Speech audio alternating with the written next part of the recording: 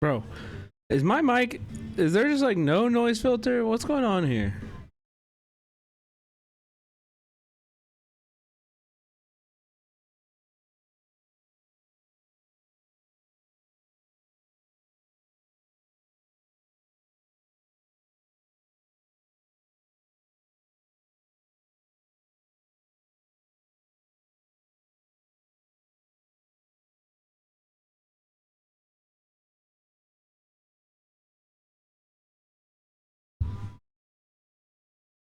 Also, I'm still making chicken. I need like 5 more minutes.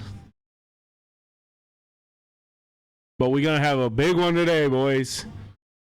Girls and NBs, we're fucking going off today. It's gonna be a good ass stream. I hope you guys stick around.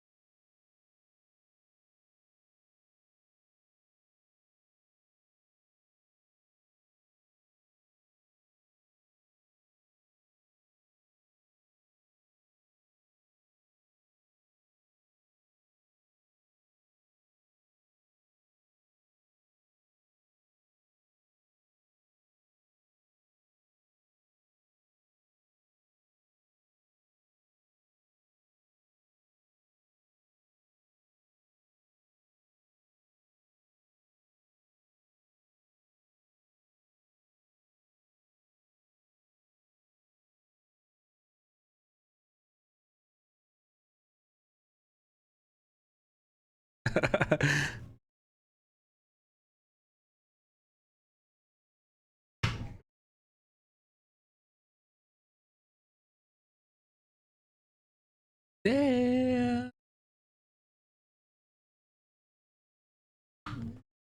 And you became out of me. Main a drug that's high out the pill. Did you know that when it snows, the eyes becoming large and the light that you shine can't be seen? I can give you to a kiss from a rose on the grave. Ooh, the more I see of you, the sweeter it gets. I don't know the words. Now that your rose is in bloom, a light hits the gloom on the grave. Na na na na na na na na. Sometimes I gotta reward. I gotta reward the Noti gang. You know what I mean? I need to reward the Noti gang.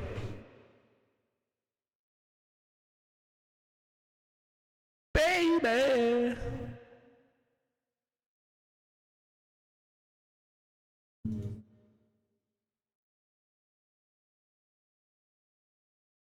My eyes become mine, the light that you shine can't be seen. Baby, I compare you to a kiss from a rose on the grave. Ooh, the more I get of you, the stranger it feels, yeah. Now that your rose is in bloom, a light hits the gloom on the grave. Da da da da da da da da da da da. Goated drunk driving song. I don't believe in that. I'm kissed by the rose on a ray. Kissed by the rose on the grave. Wait 6 months. Hey Chad, I had a LA question. I got an email from Knock LA claiming to be from Cerise Castle. It said something like "We're back and raising money." Is that legit? If it comes from Cerise, then it's legit. But you can always check Cerise's Twitter. She's very consistent about all of her messaging, and yeah, Cerise Castle is Knock LA. Don't let anybody tell you differently. And yes, there is a new Knock LA. They made new accounts basically. So here's the new Knock LA account. And then that also links to their new Instagram, which you should also follow. Ooh, the more I get of you, the stranger it feels, yeah. Now that your nose is in bloom, light hits the roof on a ray. Yeah, so Knock LA, yeah, they are trying to reboot it. It seems like they're just like ignoring that ground game is also, yeah, your nose and I don't know, man. I don't know the words. I'm just going for it. Yeah, Swamp, thank you so much for the sub, by the way. Anyway, welcome in, everybody. Welcome in. This is gonna be a good ass stream. Mic audio a little crispy. What does that mean? What does that mean? Is it, huh? Low-key deep fried? You're blown out? Is it better now?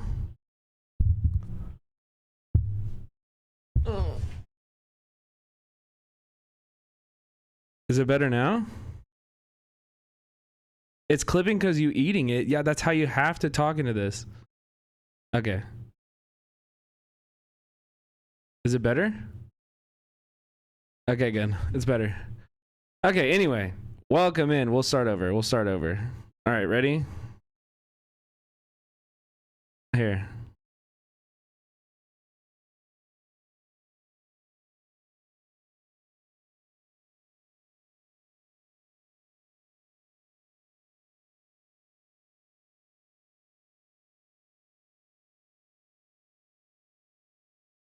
Yo, welcome in everybody. What up? Yo, thank you for joining today. We are wait, the fuck, stop. Welcome in everybody. We have a great stream for you tonight. It's gonna be a really good stream planned tonight. We're gonna have two guests on the broadcast. They'll both be calling in. It's gonna be lit.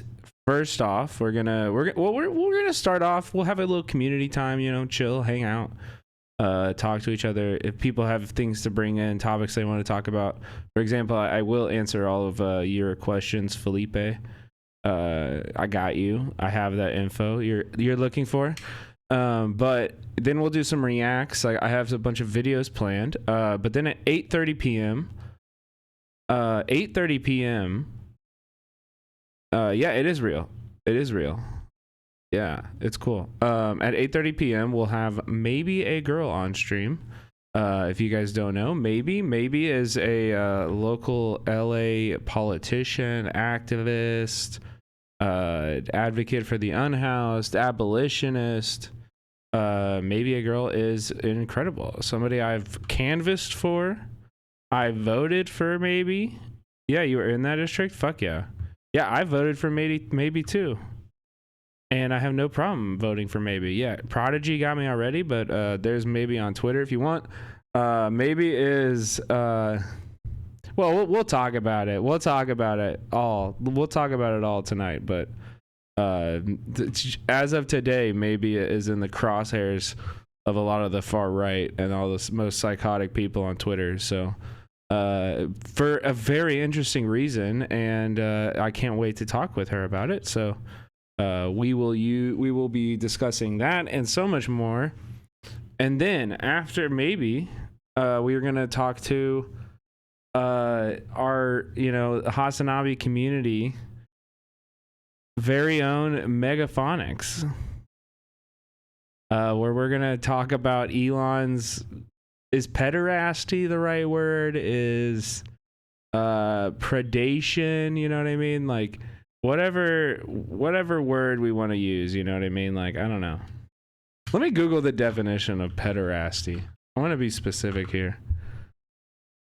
Oh wait, that's between an adult man and a boy. Okay, I did not know what that word means. Okay, I did not know that. I just thought it was like a sexual perversion. I haven't. Yeah. Okay. So like, yeah, his sexual perversion, his weirdness, man, weirdness. And his like inability to understand power dynamics in relationships. Yeah, he has a sex pest. That's a good word for it. Thank you, Sarah. Thank you, Sarah. Yeah, his sex pestery. He's just a little weirdo. So we'll be talking about that with Megaphonics. Maybe we'll reflect on what Twitter has become. Reflect on, just what a loser this guy is. Although, I don't know. Is Megaphonics... Yeah, we'll talk Elon after maybe. But I don't know. I got some questions, okay? I heard the Elon bat signal. Yeah, you guys are going to have to explain your obsession with me. You're going to have to explain yourselves tonight. I'm going to tell you that. Combustible Limit, welcome in. What up? You're going to have to explain yourselves, bro. But anyway, there is some news. We've talked about it. I just want to keep talking about it because this is exciting. Knock LA is back. If you guys have ever told anybody else or been told by somebody else to Google LASD gangs, that is because of the work of one Cerise Castle.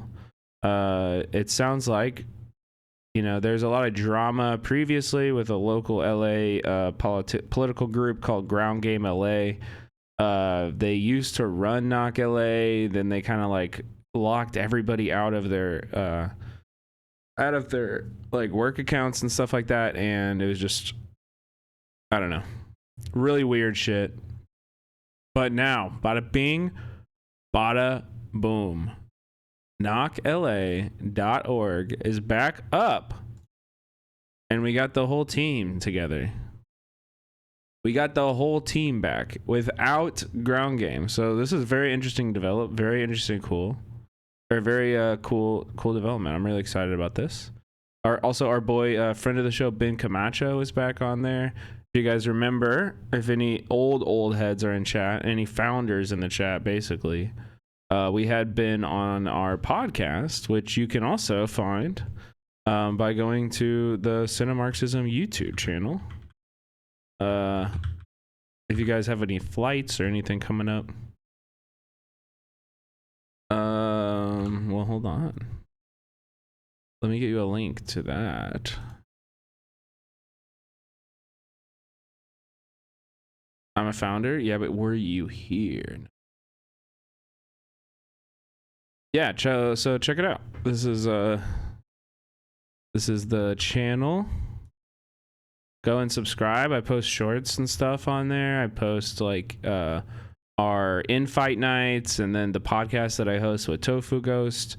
This was the episode that I was talking about here, where we interviewed and spoke with Ben Camacho about how the city of LA is suing him for an insane amount of money for just doing his job, for literally publishing something that he got from a public records request. So this is a good thing to go back to. I think this was really high quality, especially episode 2. So check out the podcast if you guys want. Anyway, we'll be doing like a little mini. I mean, why not? Like fucking a mini podcast tonight. I swear the last time I was here, there was no purple check. Yeah, you're right. How much for an oiled up twerk stream? I mean, everybody has a price. You know, just give me a bunch of subs and I'll see how I feel after that. I'll tell you how warm I am to an oiled up twerk stream. You know what I mean? Let's start. Give me 5 subs. We'll see. How much to not? Yeah, again. Every 5 subs that are gifted, I will give you an update on how close I am to an oiled up twerk stream. It's true. And, you know, if, just make sure you include include your twerk stream preference in your gifties. It's an auction. Yeah, bid against each other. Wait, who said anything about a thong? Okay. I know it's Friday night, guys. I know it's Friday night. We got East Coasters in here celebrating Pride hard. Okay, y'all are celebrating it a little too hard. Okay, I need you to chill out. Y'all need to calm down.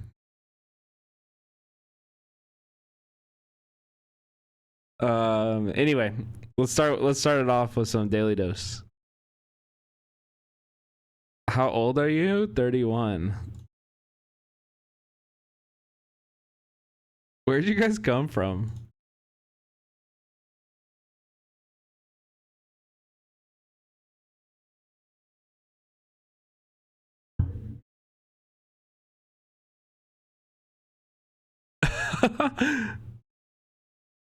We know what's happening here.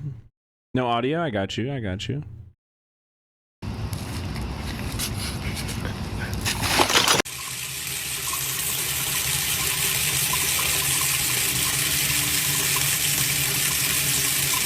This flight attendant discovered a loophole where he can call people trash without losing his job. You're trash? Oh, thank you. You're trash? You're trash? Bro. Uh-huh. I'd say, excuse me. You're bald. What about that? Find someone that... Also, dude. You're you got a bigger catch coming, dude. Let it bite, set the hook, reel in. Find someone that loves you like this. Bald phobic? Only when they call me trash.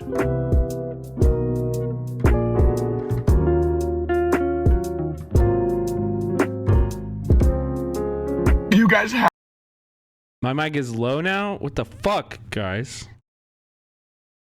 have to see what I found.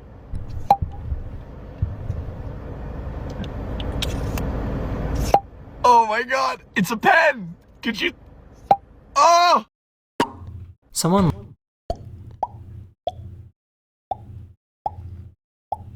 Now check this out. Wait. Wait.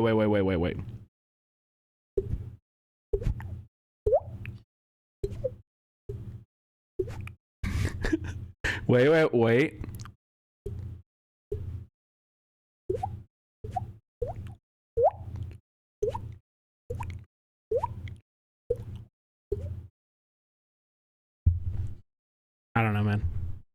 lost their phone. I got one.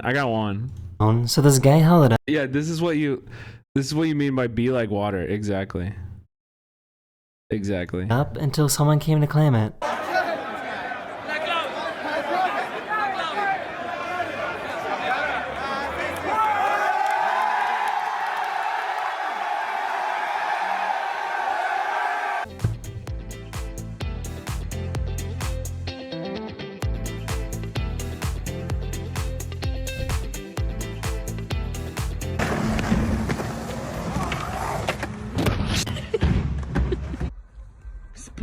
Bro, what he's just ripping off unusual memes.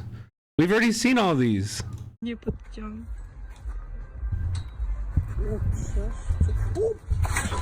What do you think is wrong with this cat? Stop it. Stop. He's thirsty. What are you doing? Jojo.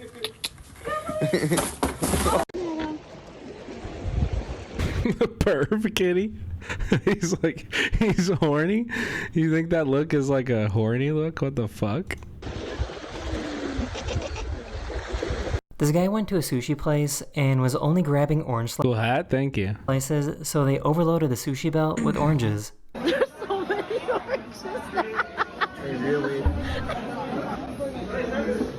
Bro, you keep eating them? Why do you keep eating them? No! Guys, that is not how conveyor belt sushi is not all you can eat. Most of the time you pay for the plate. What the fuck?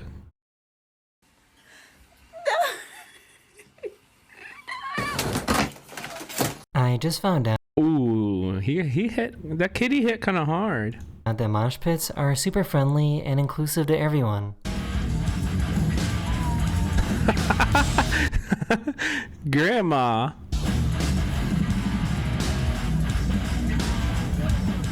I think this might be a dinosaur.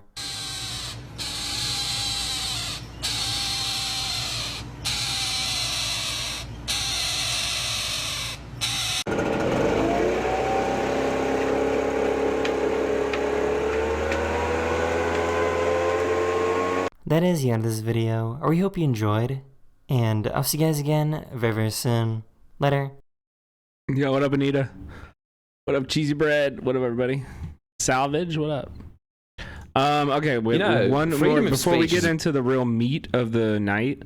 I did want to watch this video by Friendly Jordies, which is a friend of the Aussies, and an Aussie himself. He's talking about anti-Semitism, perhaps in relation to what's going on in Palestine. Let's go. Yeah. It's a bit like polyamory. It sounds good in theory. You get to go indoor rock climbing and have not one but two spotters. How safe is that?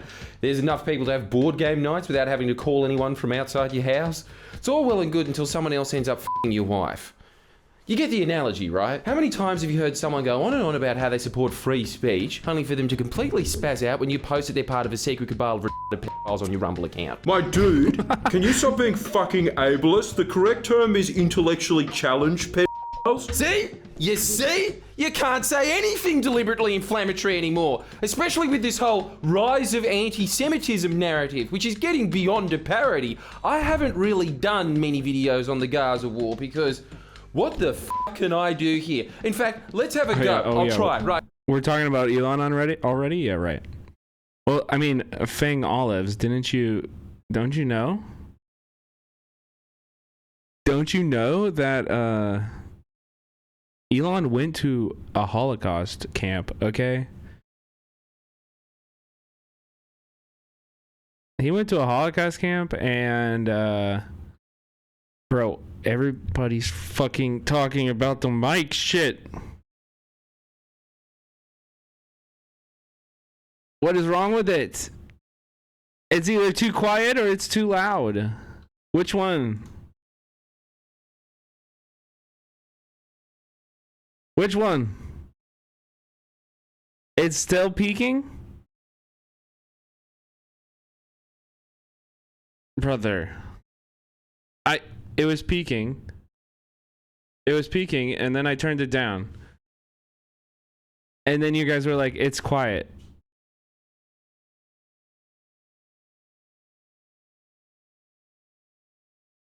What about now?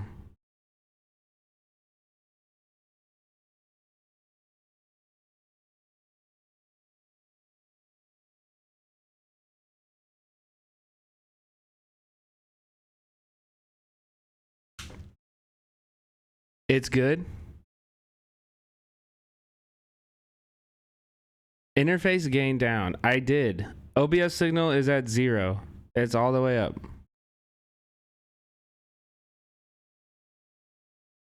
Need EQ to boost mids. Fucking just take my stream key. I'm going to kiss myself. Just take the stream key and I'm gonna go. Okay? Here you go. Here's my OBS. I'm dropping the file. Y'all do it from now on. I forget what we were even talking about. And I'm not mad. I'm not mad. I appreciate it. If I sound like a fool, I do want to know. So thank you for telling me.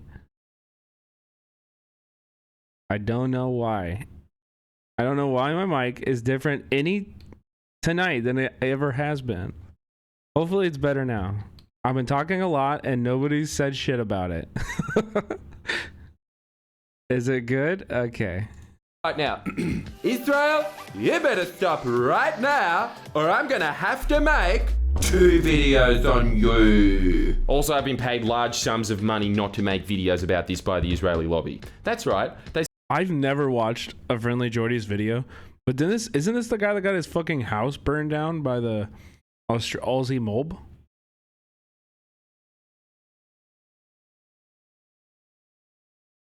So like he makes this kind of like boomer content, like hyper, and this is the shit that the Aussie mob burned his house down for. That's crazy. I sent out big shot Hollywood man Michael Cusack to pay me off, but I said, Michael. I've never watched these videos before, but it's a lot more. It's like so ADD that I'm having a hard time following. Is anybody else like that? Please, keep your money. You know where I stand. Wink. Anyway, that gag is the entire point of this video, which is that with one throwaway line, I'm going to be accused of being anti-Semitic, which to that I say, just wait till the end of the video where I reveal the secrets of the Talmud. Now, if you've watched any videos on this subject in the last 6 months, you'll know that this is the part of the video where you expect me to put on a bunch of disclaimers about how I don't support Hamas, I don't support terrorism.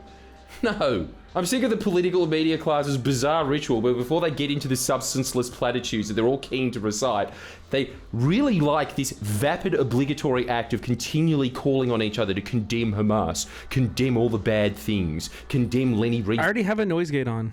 To which I refused to do. It wasn't just a triumph of the will, it was a triumph of the cinema.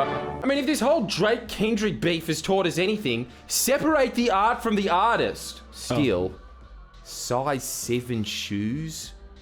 Gross. What is with this whole condemnation ritual? You think they're gonna hear Piers Morgan and think, the guy from Britain's Got Talent condemns us? I thought the Western media class was on our side. I mean, just about anyone commenting on it, talk about main character syndrome. Yes, this war on the other side of the planet is about me and how I feel about 19-year-olds holding up signs at universities I never have to visit. Social media takes, this one included by the way, they're insufferable enough. But the mainstream presses, how do they always manage to be more insufferable than TikTok? That's a true accomplishment. They've managed to turn the slaughter of tens of thousands of innocent people within the span of months into horrific development. The conflict in the Middle East finally turns ugly. A shocking rise of slurs written in paint markers in public toilets. Want an example? Check out former Treasurer of Australia Josh Frydenberg's career comeback. Oh, you haven't heard. After getting unseated last election, he's taken a bit of a break from politics to work on his true masterpiece. What Apocalypse Now was to Coppola's career, that's what this is going to be for Josh Frydenberg. He's making me miss my H&M bomber jacket. I lost a jacket like 6 months ago, and I just replaced it this week. And it feels really good. It's a black members only jacket that it used to be like staple in my wardrobe. But I've lost a bunch of jackets over the last few weeks and hats, bro. Just one of those periods where I'm just losing shit. Berg's burgeoning filmmaking career, we have a regular Lenny Riefenstahl on our hands, folks. Ladies and gentlemen, Sky News Productions present Never Again, the fight against anti-Semitism, Tuesday, 7 p.m. on Sky News. How weird is it hearing the Sky News voice make ABC points? I haven't watched it because this wasn't out at the time of filming this, unfortunately, but talk about spoilers in the trailer. Look at this all-star cast. They even dusted off Howard's coffin for a cameo. I do see why he got 4 terms. He has a really good, sad, sentient chimp face. He always looks like a chimp dying, weakly putting his hand out to his carer for some last assurance. Oh, no, it's too... I'm crying. I'm gonna cry. Oh, that was so sad. And you could tell the chimp was like a bit demented as well. No, I'm not going to show it. Why not? I can't, I'll cry. No, but you don't have to be in, like, it's just going to be in the video. Alright, yeah, just show it in the video then. As a Holocaust survivor, what would you tell the Prime Minister of Australia? Lead. Do something. Stand up. How we... What the fuck is this like a DMCA thing? Or did they shoot these interviews like this where there's like a weird filter that projects their face way bigger in front of their own face? Do something. Stand up. How we respond. What the fuck will is that? determine the kind of Australia we will be. Damn. They finally figured out a way for people to listen to a full sentence from Josh Frydenberg without falling asleep. Reverb. The same reason shit Triple J bands are popular. We already know what this whole doco is going to be about. It's so common at this point, it's almost as hacky just to point it out, but I will point it out. Weaponizing the phrase anti-Semitism to justify mass killings of people for their great crime of being born where you want to put a SodaStream factory. I mean, that's not entirely fair. It also looks like this doco is about pretending to be afraid of non-binary international studies students yelling from the river to the sea. I'm not going to morally grandstand on the dishonesty of that tactic. There's enough people on Piers Morgan trying to yell that point over the top of 3 other panelists every night, but I will offer some public relations advice to Israel. If you want an effective propaganda point about these student protesters, don't scream Jews everywhere are under attack, especially in Australia, because the most low-T segment of society have mustered just enough energy to slowly shuffle down university campuses. No one's buying that you're afraid of the... Like, calling... Oh yeah, there was a song, wasn't there? I didn't even... Oh yeah, the Piers Morgan thing. I don't know, man. What is this? He's like calling the protesters low T and shit, and like making fun of them being non-binary. I'm having trouble getting a grip on what exactly he's saying here. UTSR. Outside of like, why should Australians care about what's happening on American campuses? He's calling Australia low T? I thought he was saying pro-Palestine protesters were low T. Department, you know they're not anti-Semitic. They're the wokest motherfuckers on earth. They wouldn't even get a Jewish accountant. They'd be too scared of playing into the stereotype. Just call them cringe and focus on how handsome Benjamin Netanyahu was when he was younger. Might be a war criminal, but I'd let him break my rules of engagement. But just calling them cringe because he looks like you. Higher level of honesty and truth, and you know what they say about war. Truth is the...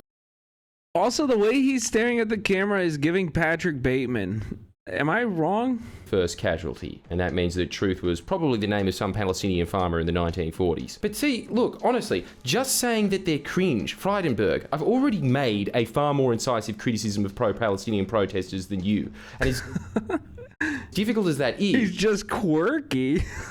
Because... He scares me. He's creepy. He scares me, dude. I don't know why. There's something very unnerving about this man. Give them a break. At least they're calling for the end to mass killings, not just crying about mean work. Same, but I like it. Yeah, I could see girls being like, yeah, can we roleplay serial killer? And being really into that with him. I could see it. words. In fact, let's start a bet. How many minutes into this documentary before someone makes the really annoying point of... Is he on our side? He's calling us cringe and low T. And he said the word woke. Is he on our side? I don't know. I'd like to see how these LGBTQI plus college kids do in Gaza. They'd be begging for a passport to Israel. Because you can say the converse. Hamas militants are thankful for their international support from college kids. Well, I'd like to see them survive not getting cancelled at Columbia. Right, but also, it's the height of hypocrisy that you have the supposed free speech warriors, the Murdoch press, and Josh Frydenberg, responsible for this banger. Their entire mirage that they have any ideology or morality is built around the premise that they defend free speech no matter what, and that all wisps away because some university students are being mean. What's new? A full decade decrying hate speech laws over and over, now demanding a slew of anti-hate speech laws. Huge restrictions on free speech. It's honestly terrifying, the ability of the media to turn everything into a culture war that they bitterly fight day in, day out, and then switch sides the next day. How do these trained monkeys justify in their little primate minds the thing that they were trained to do, writing for years quote-unquote quips like, well, I hate these hate speech laws. Does that mean I go to jail too? More clarity is needed. Got him. The man that feeds me wants to take the exact opposite side? Well, I can't use the words hate speech. That would be too obvious. I know, I'll sub it out for hate preaching. Yes, this conflict does have a religious undertone, and oops, I forgot to put the hyphen in one of them. Ah, well, who cares? Certainly not me. Like, Australia's media, I cannot say this enough to you. Can you stop being so dumb? It's fucking incredible that you have the same presenters you see on Sky News night after night, rolling their eyes. Well, it's ridiculous, Andrew. You challenge these uni students' worldview at all, and you're immediately accused of being a Nazi. Now pretending these Sabre-Demics are brown shirts marching down Berlin in the 30s. I mean, just don't do a genocide. All because there's some graffiti on a toilet. That's what they... Don't defend a genocide as it's happening. It's quite easy, actually. Don't be in support of ethno-states. These are both things that Nazis did, and that's why we call you a Nazi. You know? If it walks like one and it talks like one, you know? They want to focus on. Now to go fix my space laser. Yeah, on the way. I don't know how you haven't figured this out yet. I just can't follow his argument either. I don't know. I know. Even the Israeli government has had to change tact in their PR, but the old system of just not showing the bodies doesn't work in the age of TikTok. You can't play the victim, especially when your highest rated YouTube videos are calling out the lefties for having a victim complex. Wait, so we're not finishing off the video? Like, you don't... There's still more in the script. Yeah, I'm not reading that last sentence. That's too fucked. I'm not doing it. What? It's too scary. Not going to end it. You're not even finishing it. Well, this whole time you've been sitting there saying that everything that I'm saying is too red hot, and then the one thing that I think is too red hot, you're like, yeah, nah, fuck it, leave it in. I'm not fucking saying that. No way. Okay, we're moving on. We have 1 hour before... I think we could fit another video in, actually. Well, we have a 35-minute one with pauses. So this is like, yeah, I think we'll be good. Let's do it. All right, we're going to jump into, I don't know. This is another channel that I have never watched before, Kaz Row. Maybe you guys will have heard of it, but this is a video that I wanted to watch tonight to kind of prime us for our conversation with Maebe. And just kind of get into like a little bit of like a, you know, like a little pride mode. We're gonna celebrate a little bit of pride, you know. So we're gonna do that by talking about Los Angeles's history and with LGBT rights, and this has a content warning. This video will have discussions of historical violence, police entrapment, and suicide, among other difficult topics. There will be in-depth conversations about human sexuality. So children, be gone. It's true. We're talking about sex. And gay. And maybe trans. And all other kinds of queerness.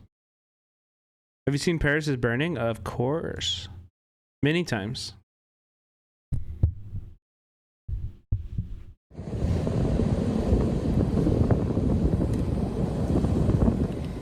In 1914, Also, I'm going to be right back. I'm going to take my contacts out and just wear glasses. 31 men were arrested in Long Beach, California for social vagrancy at 2 private clubs. The arrests brought a media hurricane, calling the men a holocaust of vice.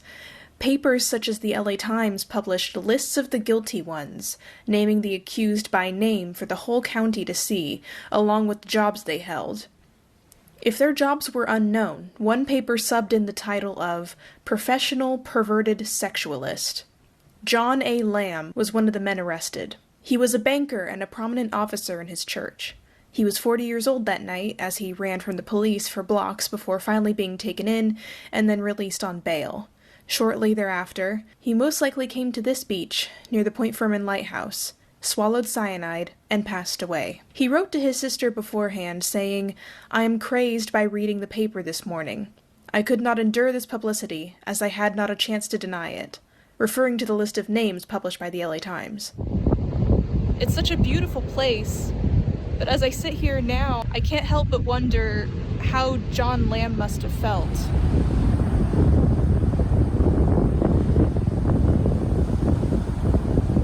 Driven to terror by the media frenzy, a mass wave of men flocked to Long Beach drugstores to buy poison. So much so that local officials had to ban the sale of toxic substances. This is one story of many like it here in Los Angeles. Today, a lot of people view LA as a sort of liberal haven, and there has always been some merit to that belief. This was the Wild Wild West, after all, but Los Angeles, as with most places in the US, spent most of the 20th century aggressively hunting down its LGBTQ citizens. Our history here doesn't begin with WeHo Pride, and it doesn't end there either. This is the story of LA's increasingly forgotten Okay, I'm back. homophobic history. So that was a rough intro, to say the least. I'm sorry to say the rest of this video isn't going to get much better, but take a deep breath with me, okay? The thing is, as hard as this history is to learn about, it's extremely important to remember as well.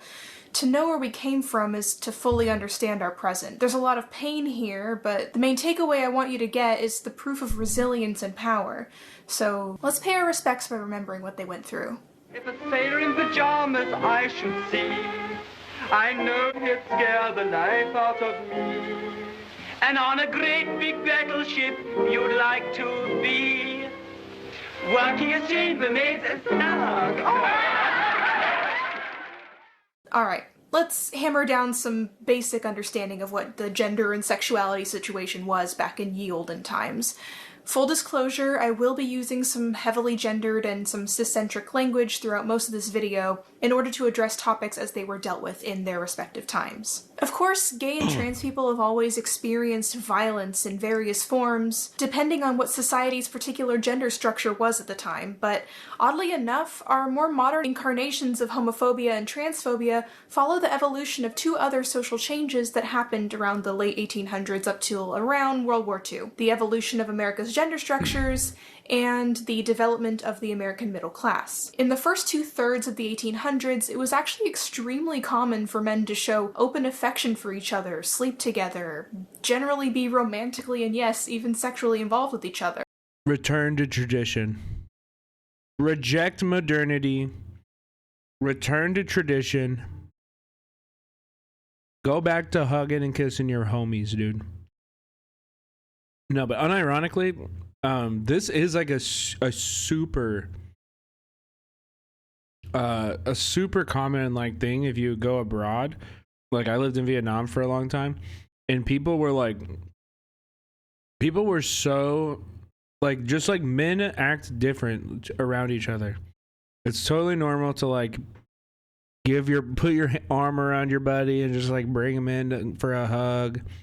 Like, people are just like, men in America are so fucking stunted. It's gross, man. It's a bummer. It's truly a bummer. Men in America are like, just like, they ain't got it, man. And it sucks. Sometimes I want to give my friend a kiss on the lips, you know? What does that make me, gay? The exact same goes for women. What usually tipped the scale towards something unacceptable was if these actions prevented you from getting married, were too public, or involved you altering your gender by way of partaking in the wrong gender activities or wearing the wrong clothes. We actually have a lot of accounts of men even openly declaring their equal attraction to all genders. Yeah, this is a not that last part, but just because men were wearing like weird capris and like, you know, just because the gender roles and gender expectations, especially in fashion, were different, doesn't mean that they weren't rigid. You know what I mean? Like, just because men were wearing high heels back then doesn't mean that if you did something that was not manly back then, that it wouldn't be like punished like severely.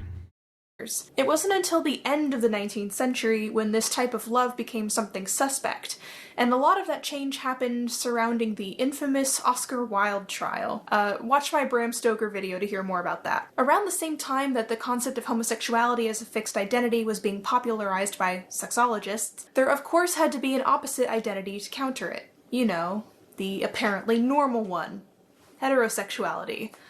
But because society's gender structure at this time was a bit different from the one that we know today, sexologists came to the conclusion that homosexuality could be explained by the idea that gay people, or inverts, were a different gender altogether. With increasing popularity over the years, people began to fully believe that gay men were inherently part woman, because only a woman is attracted to men, and lesbians had some element of a man in them, because only men like women, and if you fuck around with your gender presentation, then by God, you're the third sex now. We don't know what the hell you are, so here you go. Here's your very...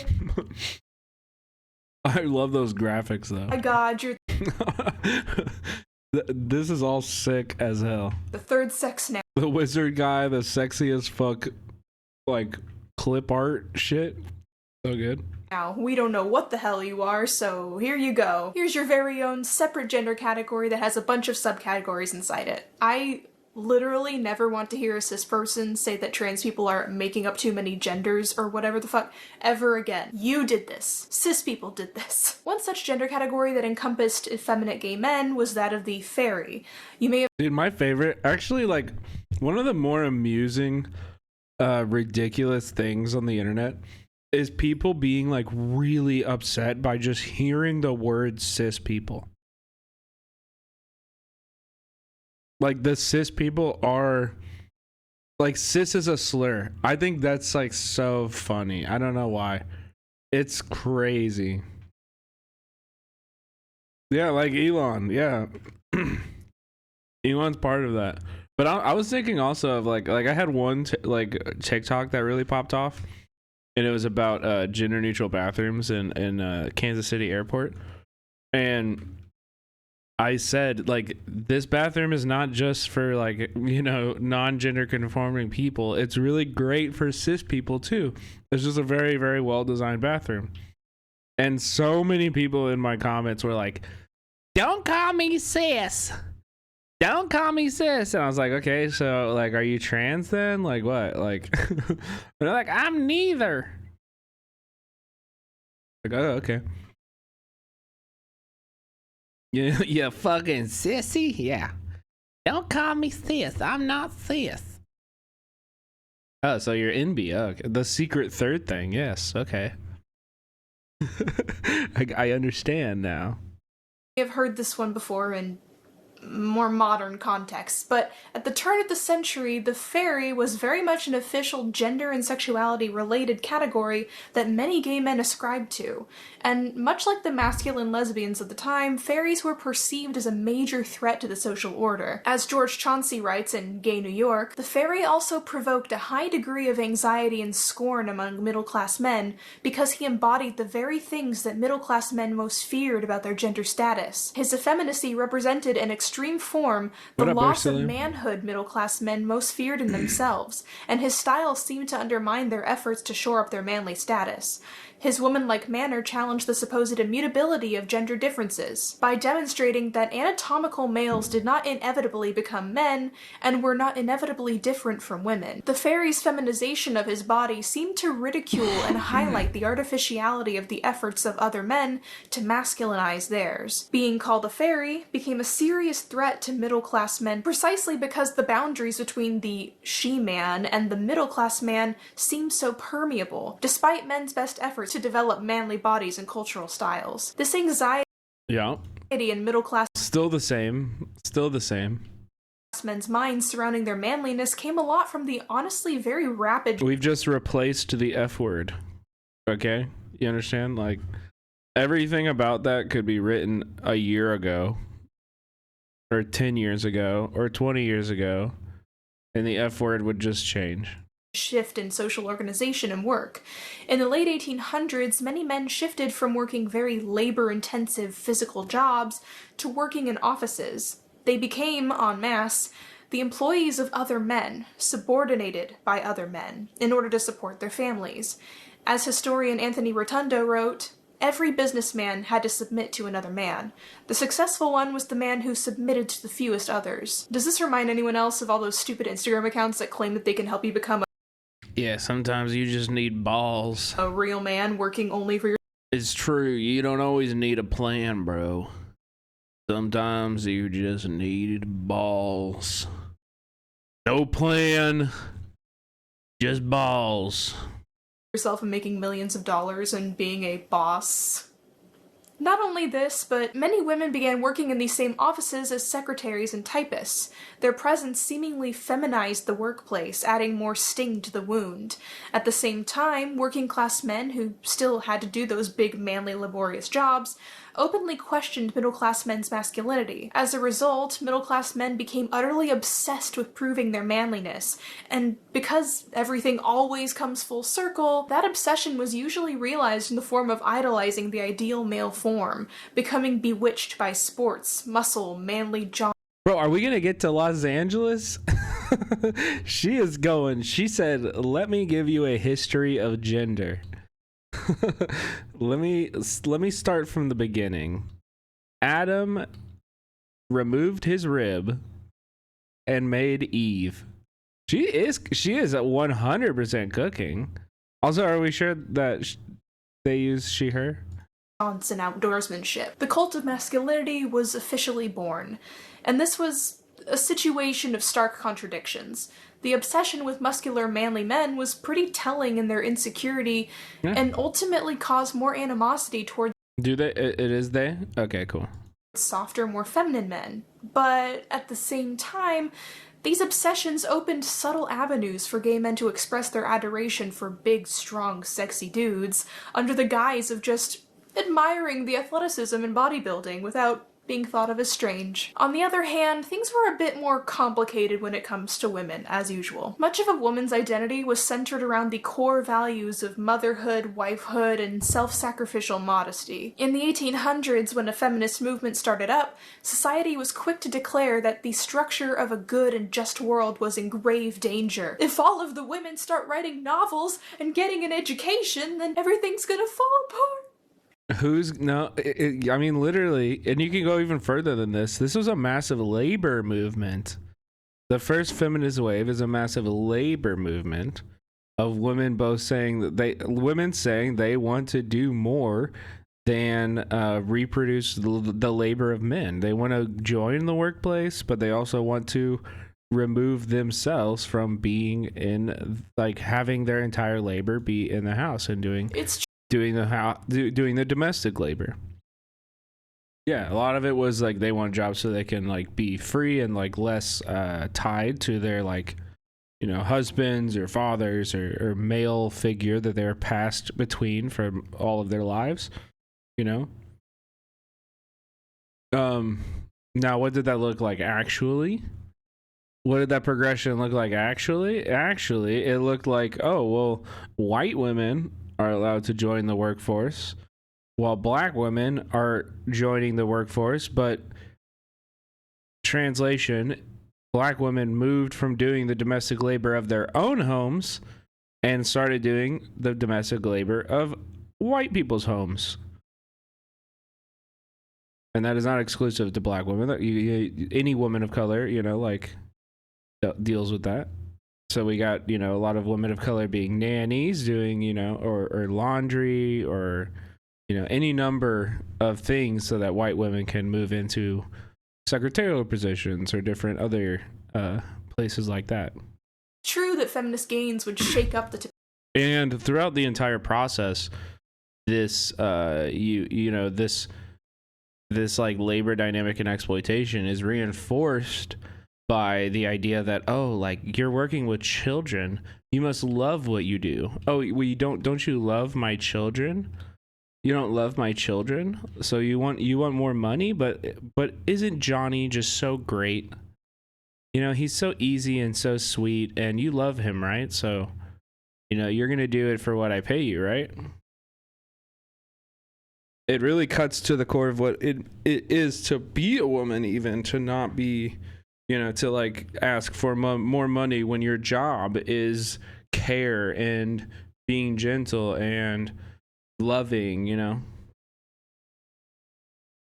It's a very, very nasty dynamic. Also, really a book that helped me to like learn about this and figure it out is the book The Work Won't Love You Back, by Sarah Jaffe.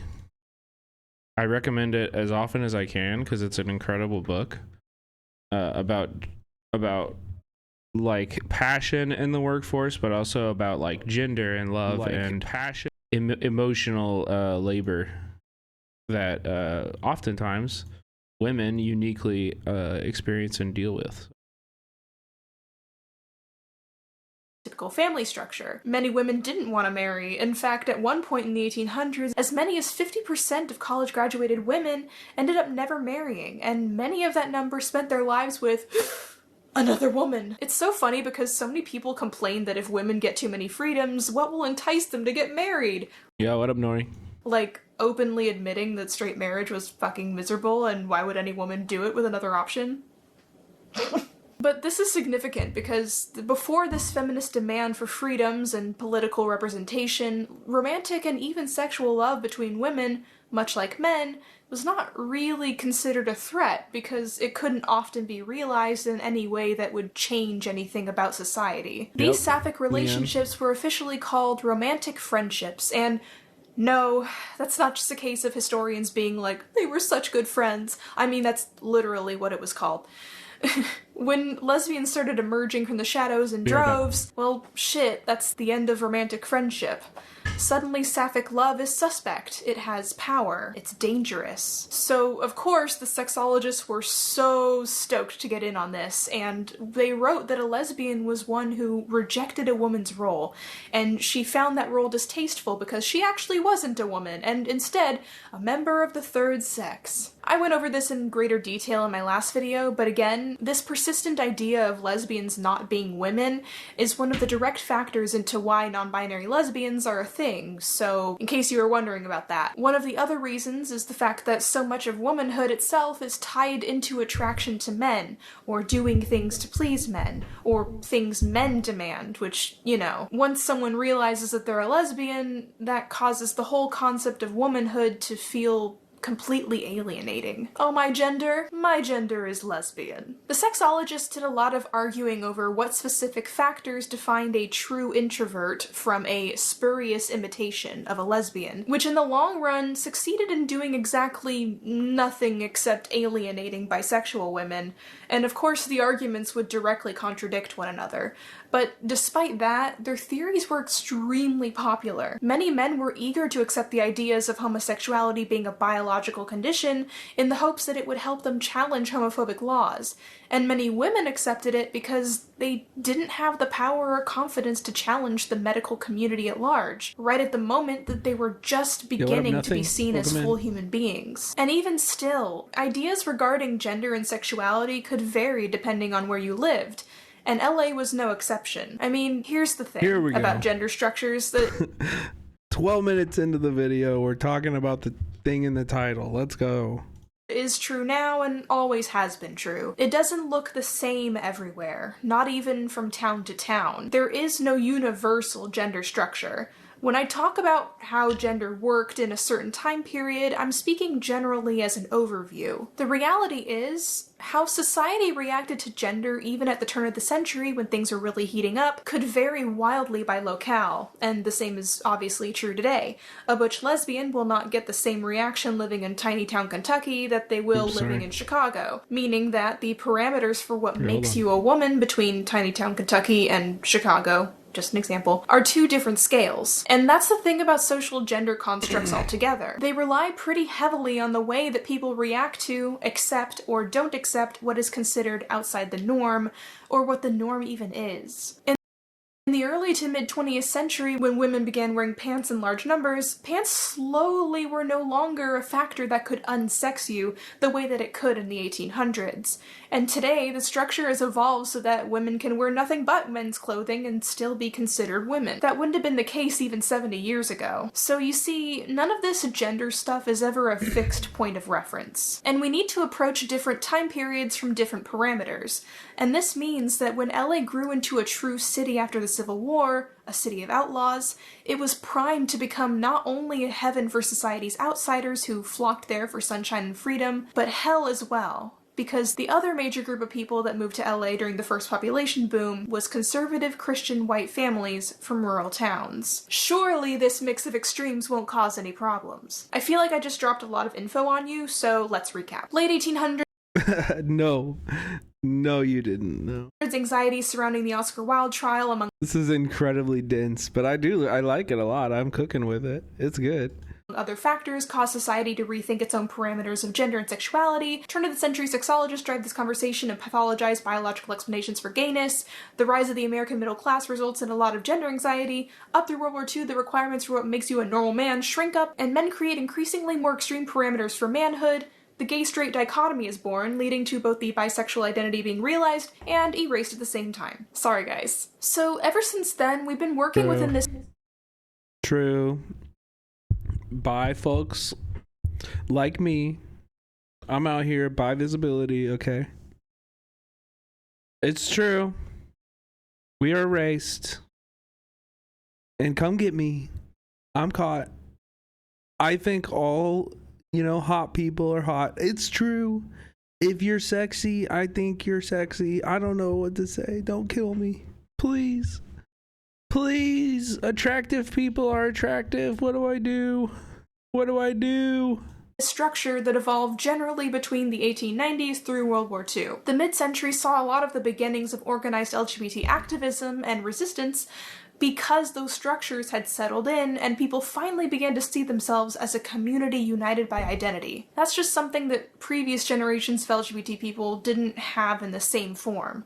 It was a bit more nebulous. For most people, your sexual preferences were just a thing you did rather than who you were, which left plenty of room for a lot of men to have sex with other men, but still consider themselves normal men, because they still presented masculine, acted masculine, and, well, topped. Nobody was going to question that. It wasn't selfish tops. Always been this way. Austin show right here. Tag them next time, girl.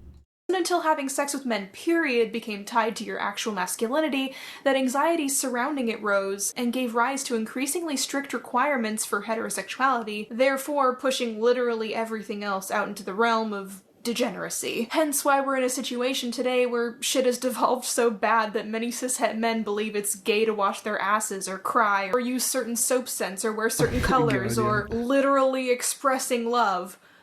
Guys, it's not gay to wash your ass. If you think this in chat, go take a shower. It isn't. It's not gay to get your hands really, really soapy and just stick them right up your butt. If a finger slips in, a finger slips in, okay? Okay.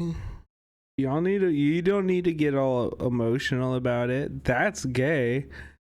That's gay. How far up though? Until it feels good. Until it feels good.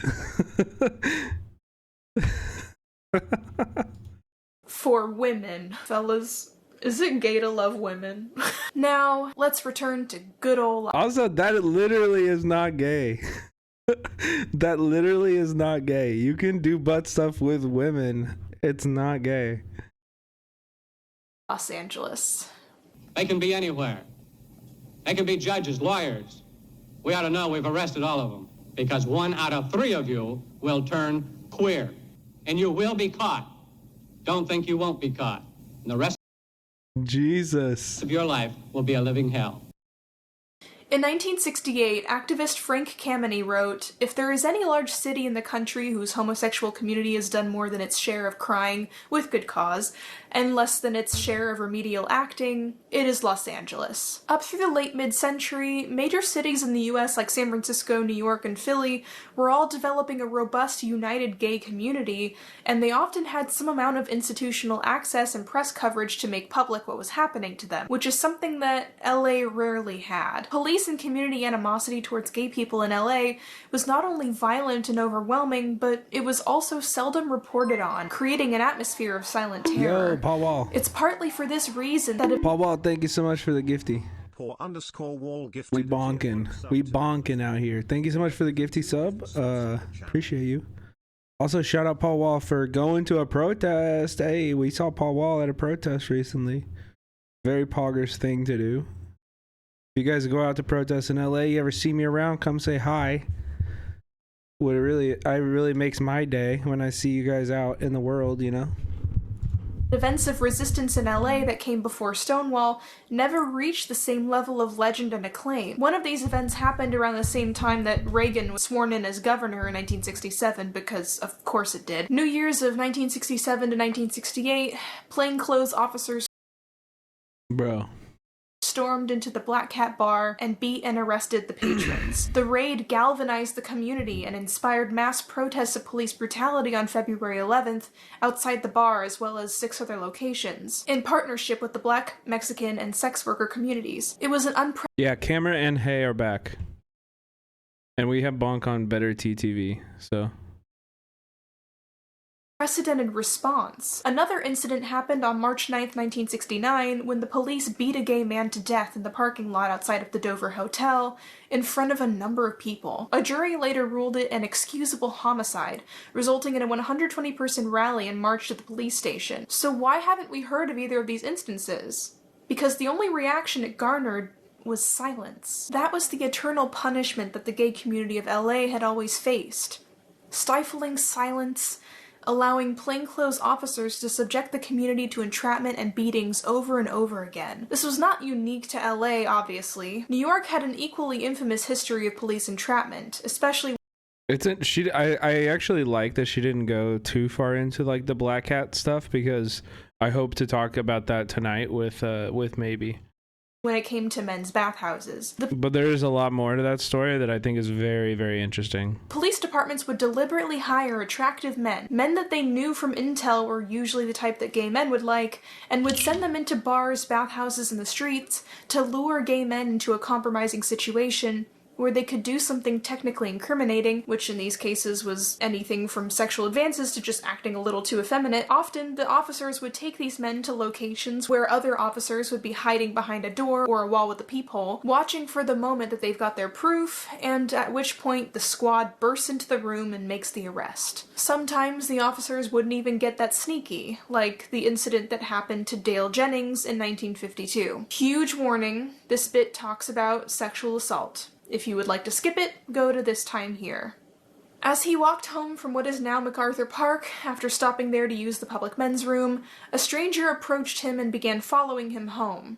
Jennings protested multiple times, but the stranger persisted. When he reached his Echo Park home, he told the stranger goodbye very firmly again, but the stranger forcibly followed him into his house. And after a lot of arguing and the man desperately trying to convince Jennings to be intimate with him, the man grabbed Jennings' hand and forced contact, at which point the man whipped out his police badge, handcuffed Jennings, and arrested him. During the brother, Drive to the station, the officers purposely drove in strange directions for over an hour and made jokes about police brutality. The beginnings of structured vice policing have their roots in late 19th century, early 20th century social reformers, usually of the Christian variety. As the American middle class develops more and more, these reform groups created a vision of the ideal social order centered on the nuclear family. And because of this, anxieties grew about people who stood outside of that structure: sex workers, saloon goers, cross-dressers, gay people. This time period saw an especially prominent bachelor subculture, especially in cities of immigrants of all backgrounds, like LA and New York. Many men and some women traveled to these cities alone, single or without their wives. These people formed prominent working class communities that social reformers viewed as rife with vagrancy and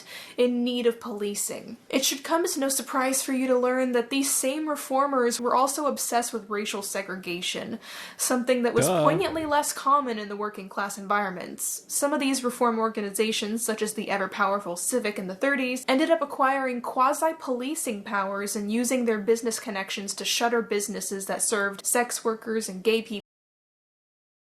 Damn, moral of the story, we need to abolish Christianity like you can abolish the top of the hour ad break by subscribing for $5 or for free with a Twitch Prime. You know what? This would be a 10 out of 10, but we're talking about the police. What do you mean abolish? I mean, I don't disagree, but we're talking about the cops, and you got abolish right here. Are you just not with it? Are you just not with it? We gotta abolish the police, dude. I don't give a fuck what people do with their religions. I don't give a fuck what people do about their religion. As long as the cops aren't beating us based on their beliefs. You know what I mean? It's the cops that are the problem. Holy smokes. No, I'm just giving you a hard time. But you're right. You can avoid the ad break. I just ran it. But yeah, you can subscribe or gift subs or use your Prime sub. Establishments that We've got a bunch of good chatters in the chat who I'm noticing are not subbed, like Bubble Line T, formerly Catboy, Austin Coolstun, Chris the Nerd TV, all these people that need a gifted sub. They're out here eating ads. They're literally watching Air Force ads. They're literally going to join the Air Force if you don't give them a sub right now. allowed the Katie, thank you for gifting. Mixing of the races. Over time, this obsession with vice and the honestly near mythical impact these issues actually had on society ended up turning into a situation where a major form of official policing was the vice Cheesy Bread, thank you for gifting Chris, the Nerd TV. Squads. I and from me. Hi. And from you. Or hi from me to you. And targeting queer communities was a favorite Yo, Cheesy Bread with another one on the northbound train. Thank you. task of the LAPD. It was an elaborate game of chess between the cops and the Bro, also, why are we only getting one alert tonight? What the fuck? community. Many gay people, especially gay men, didn't have the luxury of bringing a partner home. They might live with their family or others, or they may get turned in by nosy neighbors. And getting caught was serious, because until 1975, oral and anal sex were literal felonies in California. Oral could get you 15 years of prison, and anal could get you a life sentence. 15 years and anal sex could get you a life sentence. What the fuck? I knew they were illegal for way too long, but holy shit, dude, those sentences are unbelievable. Because until 1975, Until oral 1975! and anal sex were literal felonies in California. Oral could get you 15 years of prison, and anal could get you a life sentence. And both were enough. What? Where? California! Yeah, in California! enough to ruin you. Many gay men were taken in on lewd misconduct misdemeanors, which required them to register as a sex offender. So many gay men's only option was to have semi-public, intimate encounters, easy to get in, easy to escape. This wasn't limited to the bathhouses or public restrooms. Pershing Square was I think they're mostly all gone, Leanne, but they were like very, very prominent in the South, especially, and like, yeah. Okay, Fang Olives has the better history. But yeah, I remember it was like early 2000s. Like anti-sodomy laws were declared unconstitutional in 2003. So there were a lot of states that did have and were punishing. Yeah. Yep. Greedy's putting more info in the chat there too. Was a nationally famous cruising area, so much so that it attracted tourists. Griffith Park in particular was a favorite orgy spot, some of which even happened in broad daylight due to the vast expanse of the park where people didn't venture into often. While the vice squads did hit these areas for arrests, they often couldn't keep up with the sheer number of gay men showing up, so they focused instead on easier targets. Gonna have an orgy in the mountains of Griffith Park? That's crazy. There are too many helicopters nowadays, bro. You would get fucking caught so fast. Yo, Cheesy Bread, thank you for the gifty to Fang Olives. Bars remotely tolerant to gays and lesbians, even bars that allowed same-sex pairs sitting with arms around each other's shoulders, would swiftly face the wrath of the LAPD. The bars ended up crafting creative ways to avoid the vice squads. The Canyon Club in Topanga Canyon would alert patrons of the vice squad's arrival by flashing the dance floor lights, which signaled that the gay couples needed to Cheesy Bread he keeps going. He's got Louis 774 now. God damn. Better watch out. You're unsubbed in the chat. Cheesy Bread might snipe you, bro. Watch out. to switch to a hetero pair. Geno's in Hollywood had He's sniping. the funniest one in my opinion, which was a Vice Squad warning system that changed the music to the Star Spangled Banner. Lisa Ben, the publisher of the legendary lesbian magazine Vice Versa, once said, Wait, that's hilarious. the gay couples needed to switch to a rival by flashing the dance floor lights, which signaled that the gay couples needed to switch to a hetero pair. Geno's in Hollywood had the funniest one in my opinion, which was a Vice Squad warning system that changed the music to the Star Spangled Banner. Lisa Ben When the cops were coming in, they would play the Star Spangled Banner. That's awesome. Cheesy Bread, thank you so much. Another gifty to Dav. Appreciate you. 98 gift subs in the channel. Holy shit.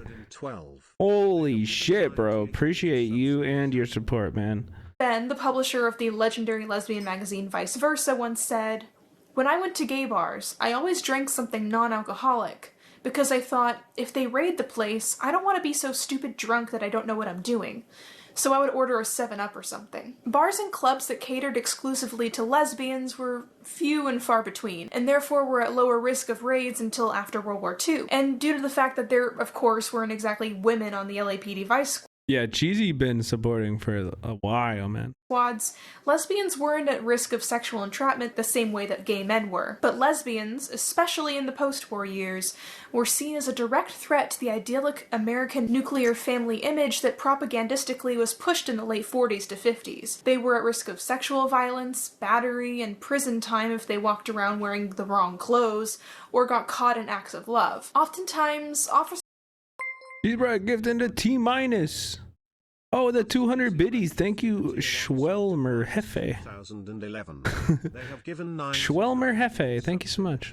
would walk into the bars, buy a drink for a woman, and then make arrests for serving liquor to an intoxicated person. Many lesbians went to great lengths to disguise their lesbianism in order to stay safe.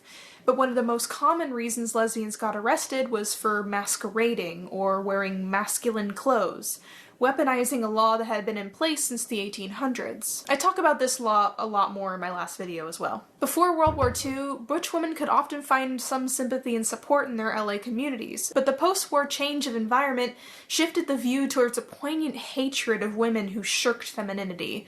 If cops couldn't book a woman on charges of male impersonation, then they would instead go out of their way to harass and intimidate her. Of course, it was the exact same situation for trans people, and this behavior towards anyone gender non-conforming of course, ended up harming cis people as well, because literally all transphobia comes right back around to bite cis people in the ass too, every single time. Sometimes a cis woman could be wearing perfectly feminine clothes, and maybe she's tall and has a more masculine face, so that's more than enough for the cops to arrest her, claiming that she's a man in disguise. The present laws give the adult homosexual only the choice of being, to simplify the matter, heterosexual and legal, or homosexual and illegal. This, to a homosexual, is no choice at all.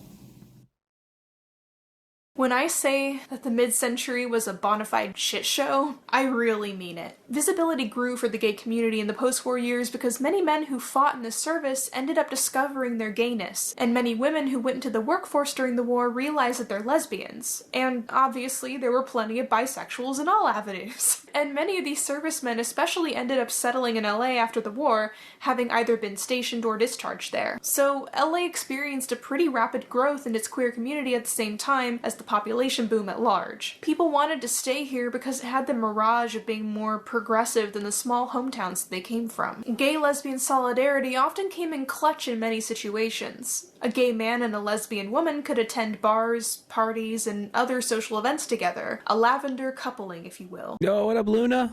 A lesbian named Millie remembered how she and her girlfriend would attend events with a gay couple. When we got out of the car, Bob would say, "Okay, boy, girl, boy, girl." He'd take my arm, and Michael took Sylvia's arm. And then when we got back into the car, he'd say, "Okay, boy, boy, girl, girl." And Sylvia and I would cuddle together in the back seat all the way home. These friendships were very common and gave couples a feeling of unity. It also provided gay and lesbian couples a safe space to engage in conventional gendered behavior without. That's kind of beautiful and awesome. I mean, they shouldn't have to hide like this, clearly.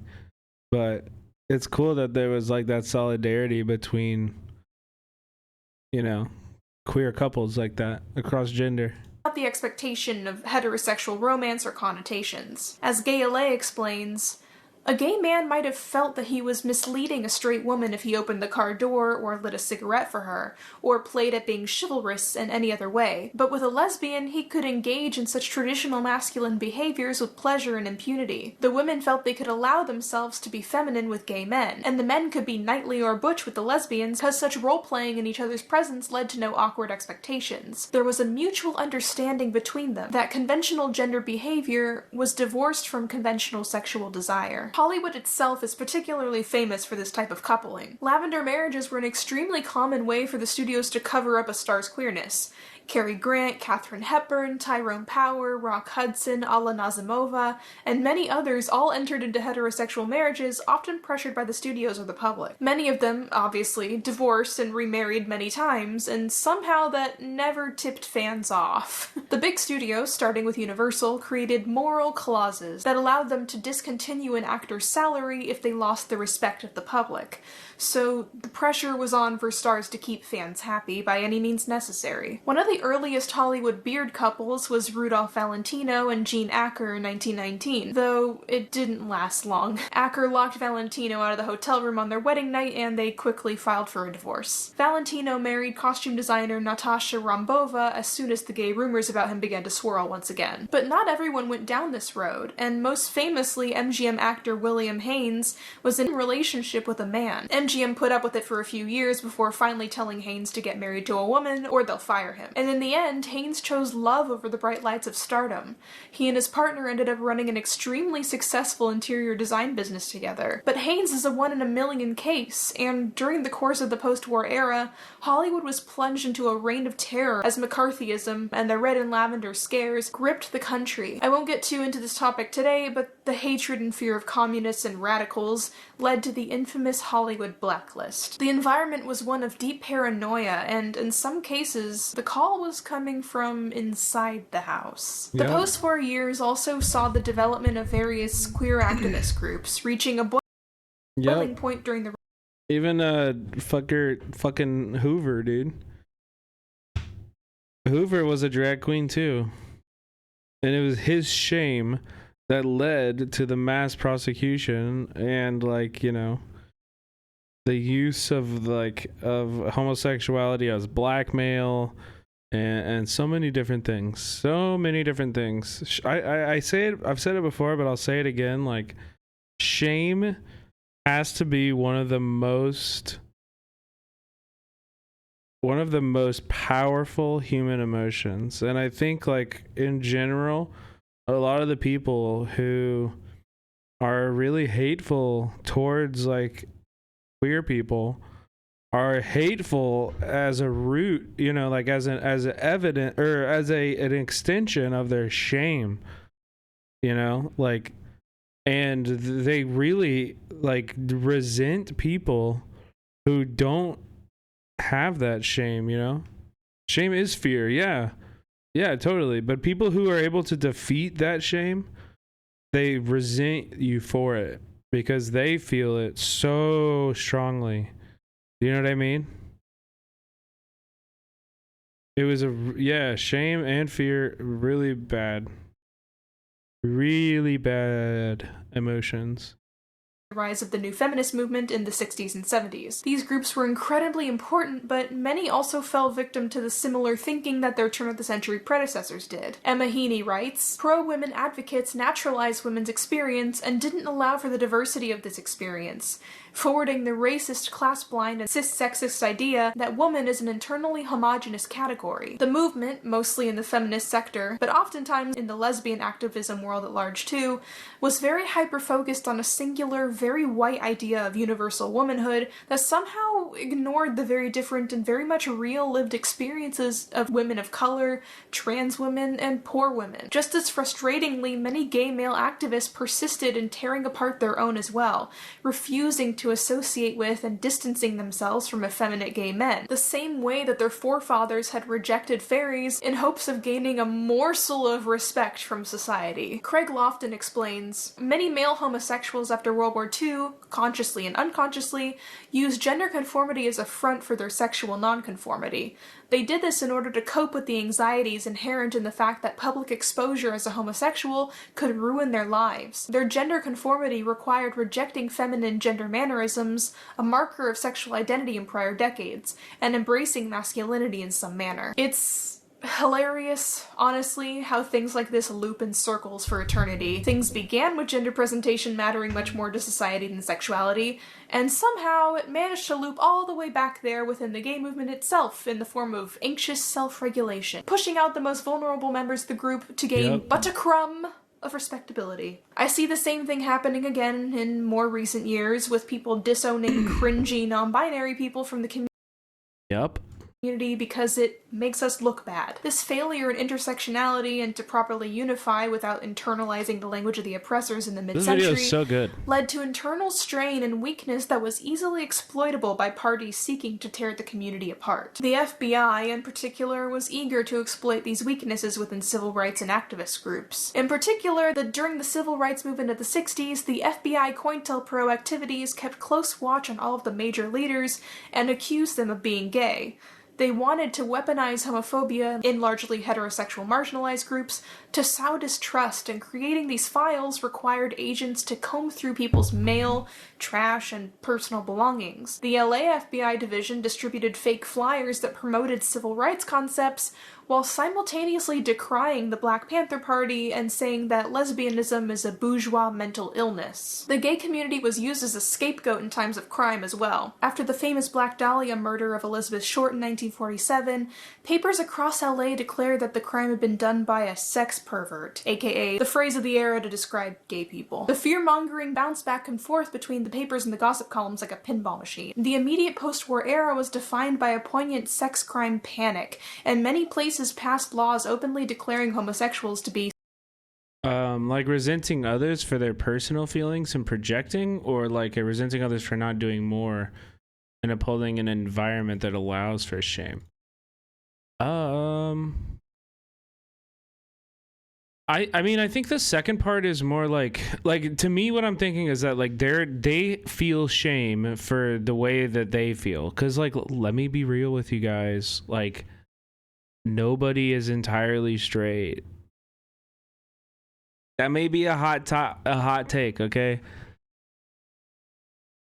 That may be a hot take, but as somebody who has dealt with a lot of shame around my sexuality for most of my life, but like I feel like everybody has, sexuality is a spectrum.